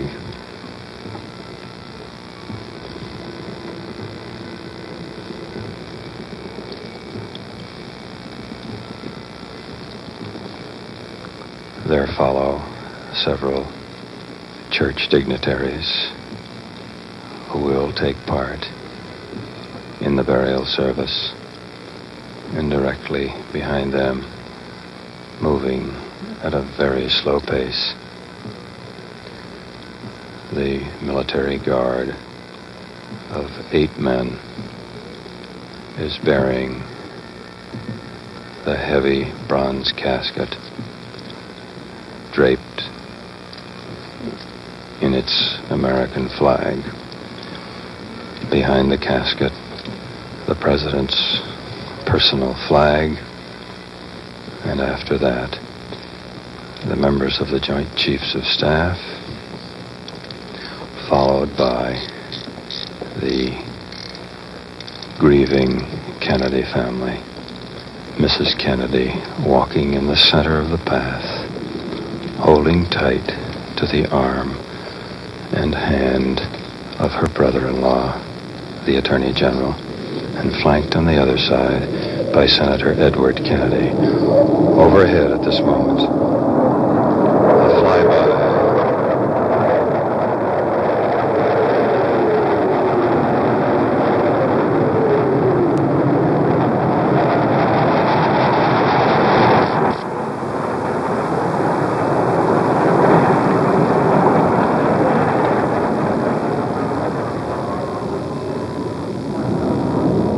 As you've heard, 50 Air Force fighter planes, one for each of the nation's 50 states, has streaked across the blue sky here over the gravesite. The casket has reached the gravesite. The honor guard has now begun folding the American flag. Mrs. Kennedy is seated, as are the members of the Kennedy family, in 5 seats immediately adjacent to the gravesite, watching the sad ceremony.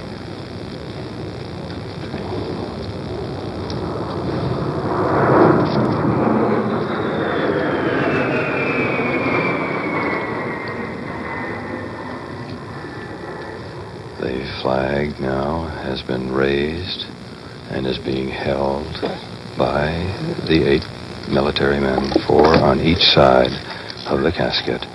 It is being held over the casket, canopy-like, as the Irish honor guard goes through its manual of arms. Mrs. Kennedy now, standing with her brother-in-law, the Attorney General, has moved forward as she has moved to within 3 or 4 feet of the bronze casket, her veil gently blowing in this breeze. Her 2 sisters, Mrs. Smith and Mrs. Shriver, standing close by.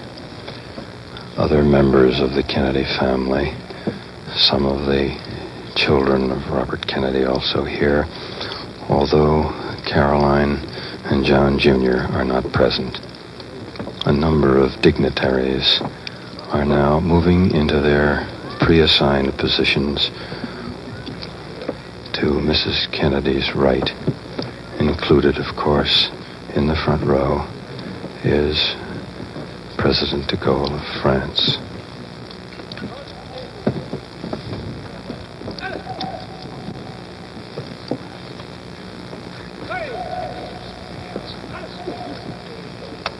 Haile Selassie, the Emperor of Ethiopia, is also in the front row, wearing a green and gold sash over his black military uniform. Representatives from more than 50 nations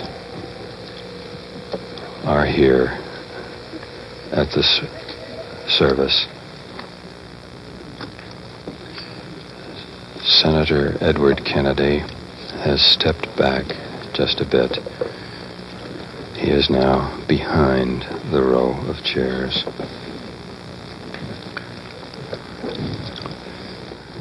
At this point, the chaplain will bless the grave and continue with prayers at the graveside. Toward the end of his prayers, the troops will be brought to present arms, and a 21-gun salute will be sounded.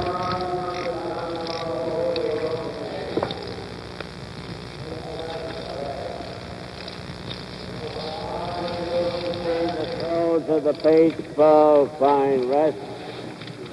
Be pleased to bless this grave, and thy holy angel to keep it, and loose from the body we bury herein, and of our beloved Jack Kennedy, 85th President of the United States, and that his soul may rejoice in thee, with all the saints, through Christ our Lord. Amen.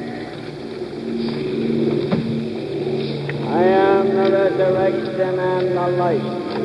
Blessed be the Lord God of Israel, because he hath visited and wrought the redemption of his people, hath raised up a horn of salvation to us in the house of David his servant, as he spoke by the mouth of his holy prophets throughout from the beginning, salvation from our enemies and from the hand of all who hate us. Show mercy to our fathers and to remember his holy covenant, the oath which he swore to Abraham, our father, that he would grant unto us, that being delivered from the hand of our enemies, we may serve him without fear. Holiness and justice also before him all our days.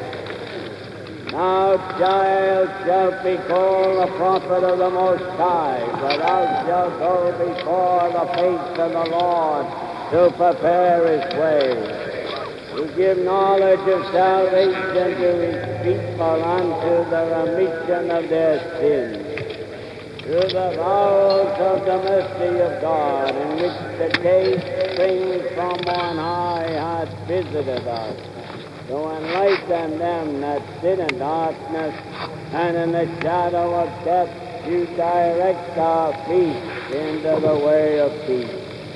Eternal rest grant unto him, O Lord, and let perpetual light shine upon him. I am the resurrection and the life. He who believeth in me, although he be dead, shall live. And everyone who liveth and believeth in me shall not die forever. God have mercy on us. Christ have mercy on us. God have mercy on us. Our Father who art in heaven, hallowed be thy name. Thy kingdom come, thy will be done on earth as it is in heaven. That he who in his desires did thy will may not receive the punishment of any misdeeds, and that as through faith hath joined them to the company of the faithful here below, thy mercy may make him the companion of the holy angels in heaven, through Christ our Lord. Amen. Cardinal Cushing now has completed the prayers, and in a moment he will hear 3 volleys of musketry, to be followed by taps.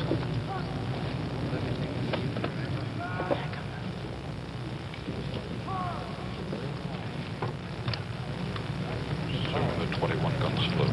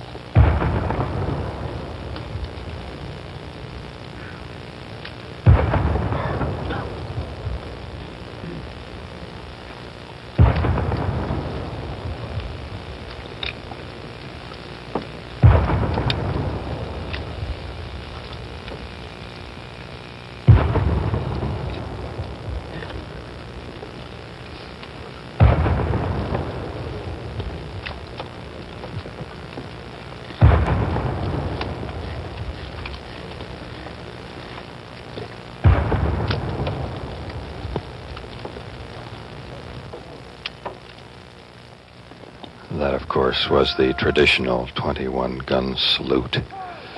At this point, the chaplain now completes the prayers at the graveside.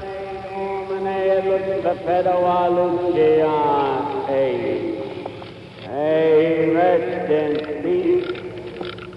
eternal rest grant unto him, O Lord. May his soul and the souls of all the faithful departed through the mercy of God rest in peace. Amen.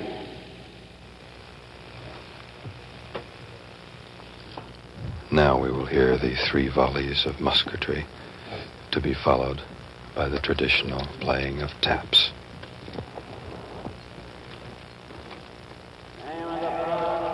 Son of the Holy Ghost, amen. Our Father, who art in heaven, hallowed be thy name. Thy kingdom come, thy will be done on earth as it is in heaven.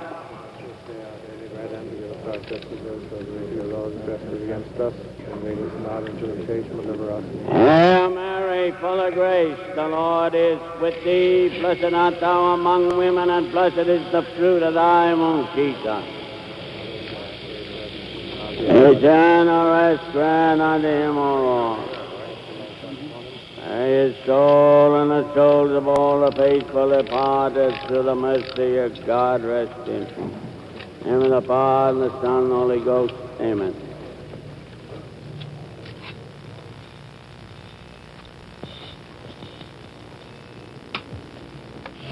At this point, Robert Kennedy has brought Mrs. Jacqueline Kennedy to a position directly in front of the casket and next to it.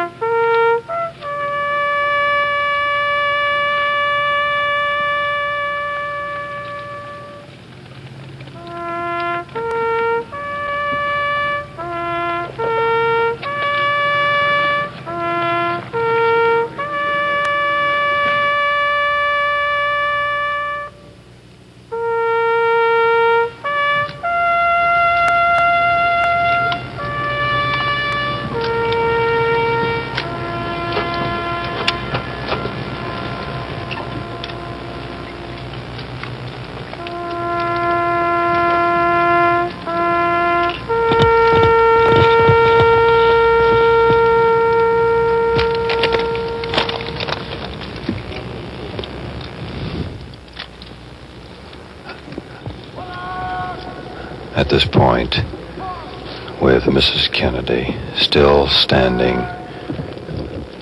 at the end of the casket and very close to it, Cardinal Cushing has leaned forward, touched the shoulder of Senator Edward Kennedy. There's a conversation between him and the Attorney General. Now the Cardinal speaks briefly with Mrs. Kennedy.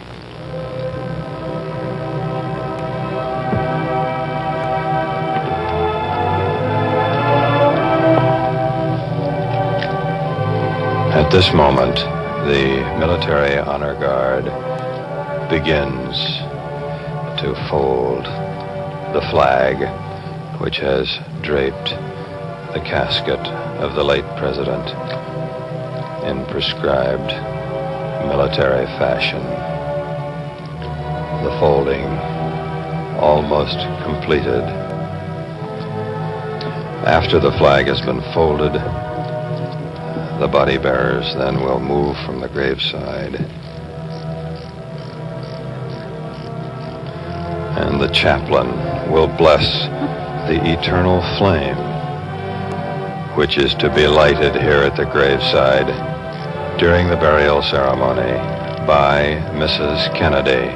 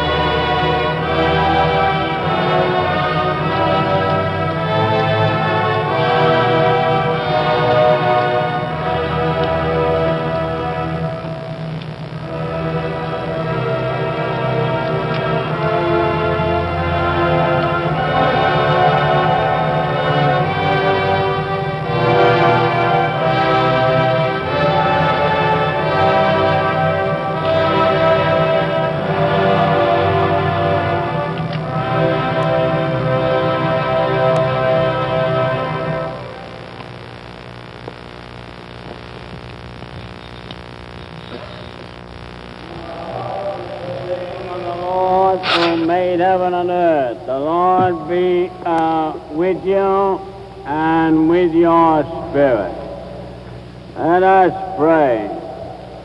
O God, by whose word all things are made holy, pour down thy blessing on this light which thou hast created, and grant that whoever giving thanks to thee uses it in accordance with thy law and thy will, may by calling upon thy holy name receive to thy aid, health the body, and protection of soul, and grace to follow in the way of the wonderful man whom we bury here today. In the name of the Father, and of the Son, and of the Holy Ghost. The flag, the American flag, has now been handed to Mrs. Kennedy, who receives it. She will now, in a moment, after a final silent prayer, a last look, move away. She bends over toward the casket and lights the eternal flame with a torch. Robert Kennedy bends down and takes part as well. And now the President's youngest brother, Senator Edward Kennedy, does similarly. And the eternal flame is lighted.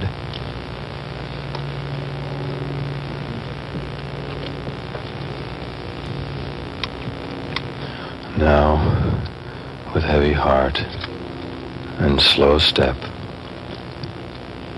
Mrs. Kennedy, showing even through her veil the strain of the day's ordeal, has turned away. She's chatting for a moment with the Attorney General. Now she moves back again.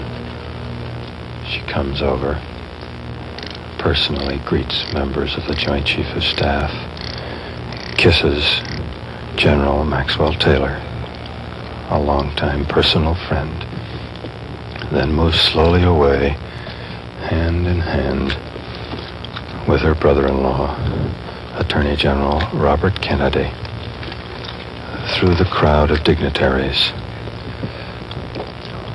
toward their waiting limousine. Vice President, or rather the new President, Lyndon Johnson, is now moving away from the squared-off area, joining the procession of diplomatic and clerical dignitaries, moving away from the gravesite. The honor guard standing stock still and at rigid attention on either side of the casket. The casket plainly visible. Bronze, polished. Behind it, in front of our vantage point, the members of the Joint Chiefs of Staff are standing also at attention. And the ceremony, to all intents and purposes, is over. Thus, for Mrs. Jacqueline Kennedy, the most difficult day in a series of tragic days is drawing to its inevitable close. The former First Lady, heart deeply grieving, has turned from a last long look at the casket burying the remains of her husband, John F. Kennedy, has been laid to rest. Continuing NBC's memorial coverage of the late President John Fitzgerald Kennedy, here is Morgan Beatty. Today was the day they said farewell all around the world. And now we cover the only member of the Kennedy family unaccounted for in Washington and at Arlington Cemetery. We take you to Jim Jensen in Hyannisport for a report on Joseph Kennedy. There have been in the past 18 hours numerous rumors and reports of the serious illness or death of the late President Kennedy's father, Ambassador Joseph P. Kennedy. These rumors and reports are all erroneous as far as I could find out today. The ambassador, who could not, because of his invalid condition, attend his son's funeral in Washington, is quite well. We talked a short time ago to his niece, Miss Ann Gargan, who is staying with him in his home at Hyannisport. Miss Gargan said that upon rising this morning, the ambassador attended a private mass held for him by Father John Kavanaugh. She said, too, that shortly after 10 o'clock this morning, the ambassador, along with Father Kavanaugh, Miss Gargan, and his chauffeur, took a 40-minute drive through the Hyannis Business District, looking at the flags at half-mast and the people headed for the numerous memorial services. In addition to the ride, the ambassador, who has had some difficulty speaking because of his stroke, talked with a friend on the telephone. The call did not come from Washington. And also, according to Miss Gargan, he did not watch any television this morning, but he did last night observe for some time the lines of mourners passing by his son's bier in the Capitol Rotunda. He remained calm throughout. Miss Gargan said, too, that she expected he would have watched the funeral services on television this afternoon. And during the funeral service, we've just learned this afternoon, Ambassador Kennedy took his daily required period of immersion in the heated pool. He came out of the pool around 3 o'clock this afternoon.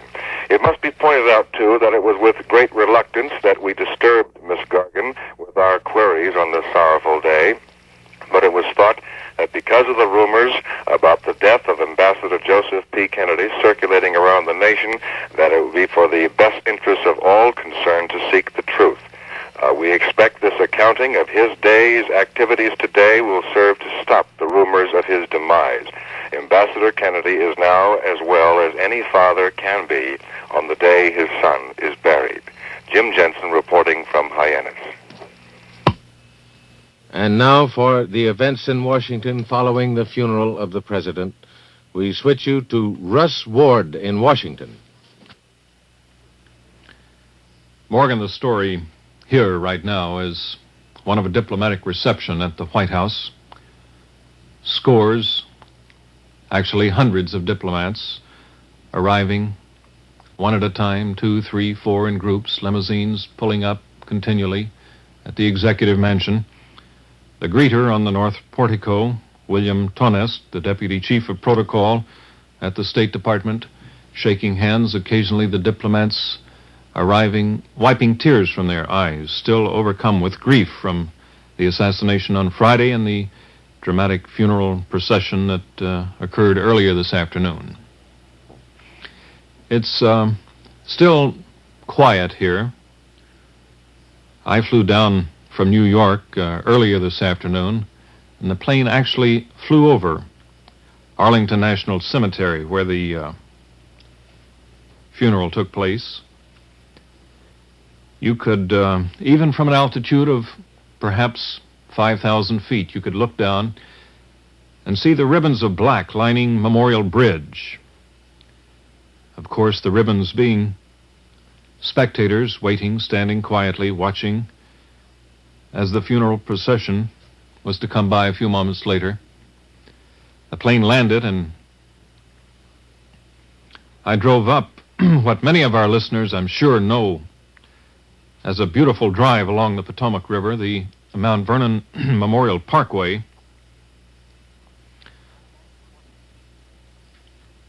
And all along the parkway, on both sides, cars parked 5, 6 deep. People who had left their cars there early this morning to walk, perhaps half a mile up to Memorial Bridge. The Arlington National Cemetery, of course, was closed to the public.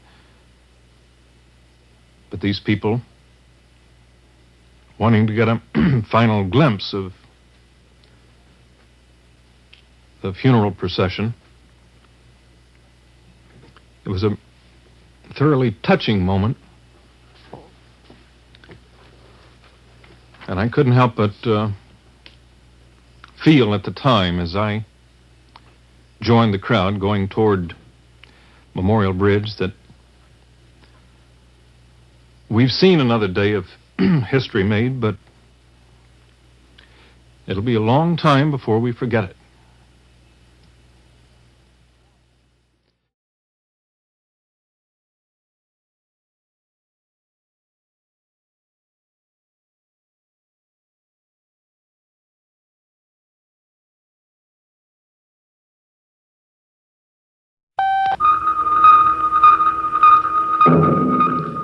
NBC Radio News on the Hour, brought to you by the Metropolitan Life Insurance Company and the Metropolitan representatives in your community. Now, here is Edwin Newman, NBC News. In Washington, President Johnson has had an extraordinary succession of foreign visitors. We'll have a report from the White House later. Mrs. Johnson has said that she will move into the White House only when it suits Mrs. Kennedy. Mrs. Kennedy is said to be in seclusion today, but moving vans are taking Kennedy family belongings out. Caroline Kennedy, 6 years old tomorrow, went back to school today on the third floor of the White House. In Arlington Cemetery, there's been a steady stream of visitors to President Kennedy's grave. Wreaths were brought by, among others, Queen Frederica of Greece and President Macapagal of the Philippines. Jack Ruby, the man who shot Lee Oswald, has been indicted by a Dallas County grand jury on a charge of murder with malice. The trial was set for December 9th, but the judge indicated he would accept a plea from Ruby's lawyer for a postponement.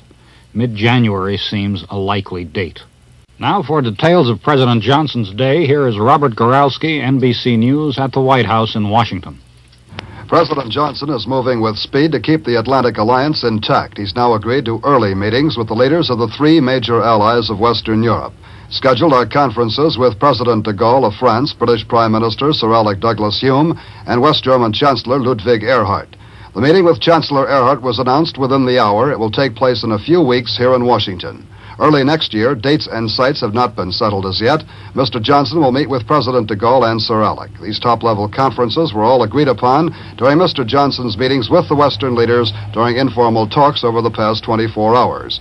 Earlier, Mr. Johnson met with Soviet Deputy Premier Anastas Mikoyan. Nothing concrete resulted. This afternoon, the President meets with leaders of the Latin American nations on the Alliance for Progress. By the end of this day, Mr. Johnson will have met with top officials from more than 25 countries. Robert Goralski, NBC News at the White House. The stock market is having a tremendous day on the upside, with the loss suffered last Friday after the death of President Kennedy more than wiped out. In Dallas, Sheriff Bill Becker has replied to insinuations in foreign newspapers that more than one man was involved in the assassination of the president. The papers say that film of the assassination shows 3 shots fired in 5 seconds, and the kind of rifle Lee Oswald allegedly had could not fire that fast. Sheriff Becker says it could have been done in less than 20 seconds.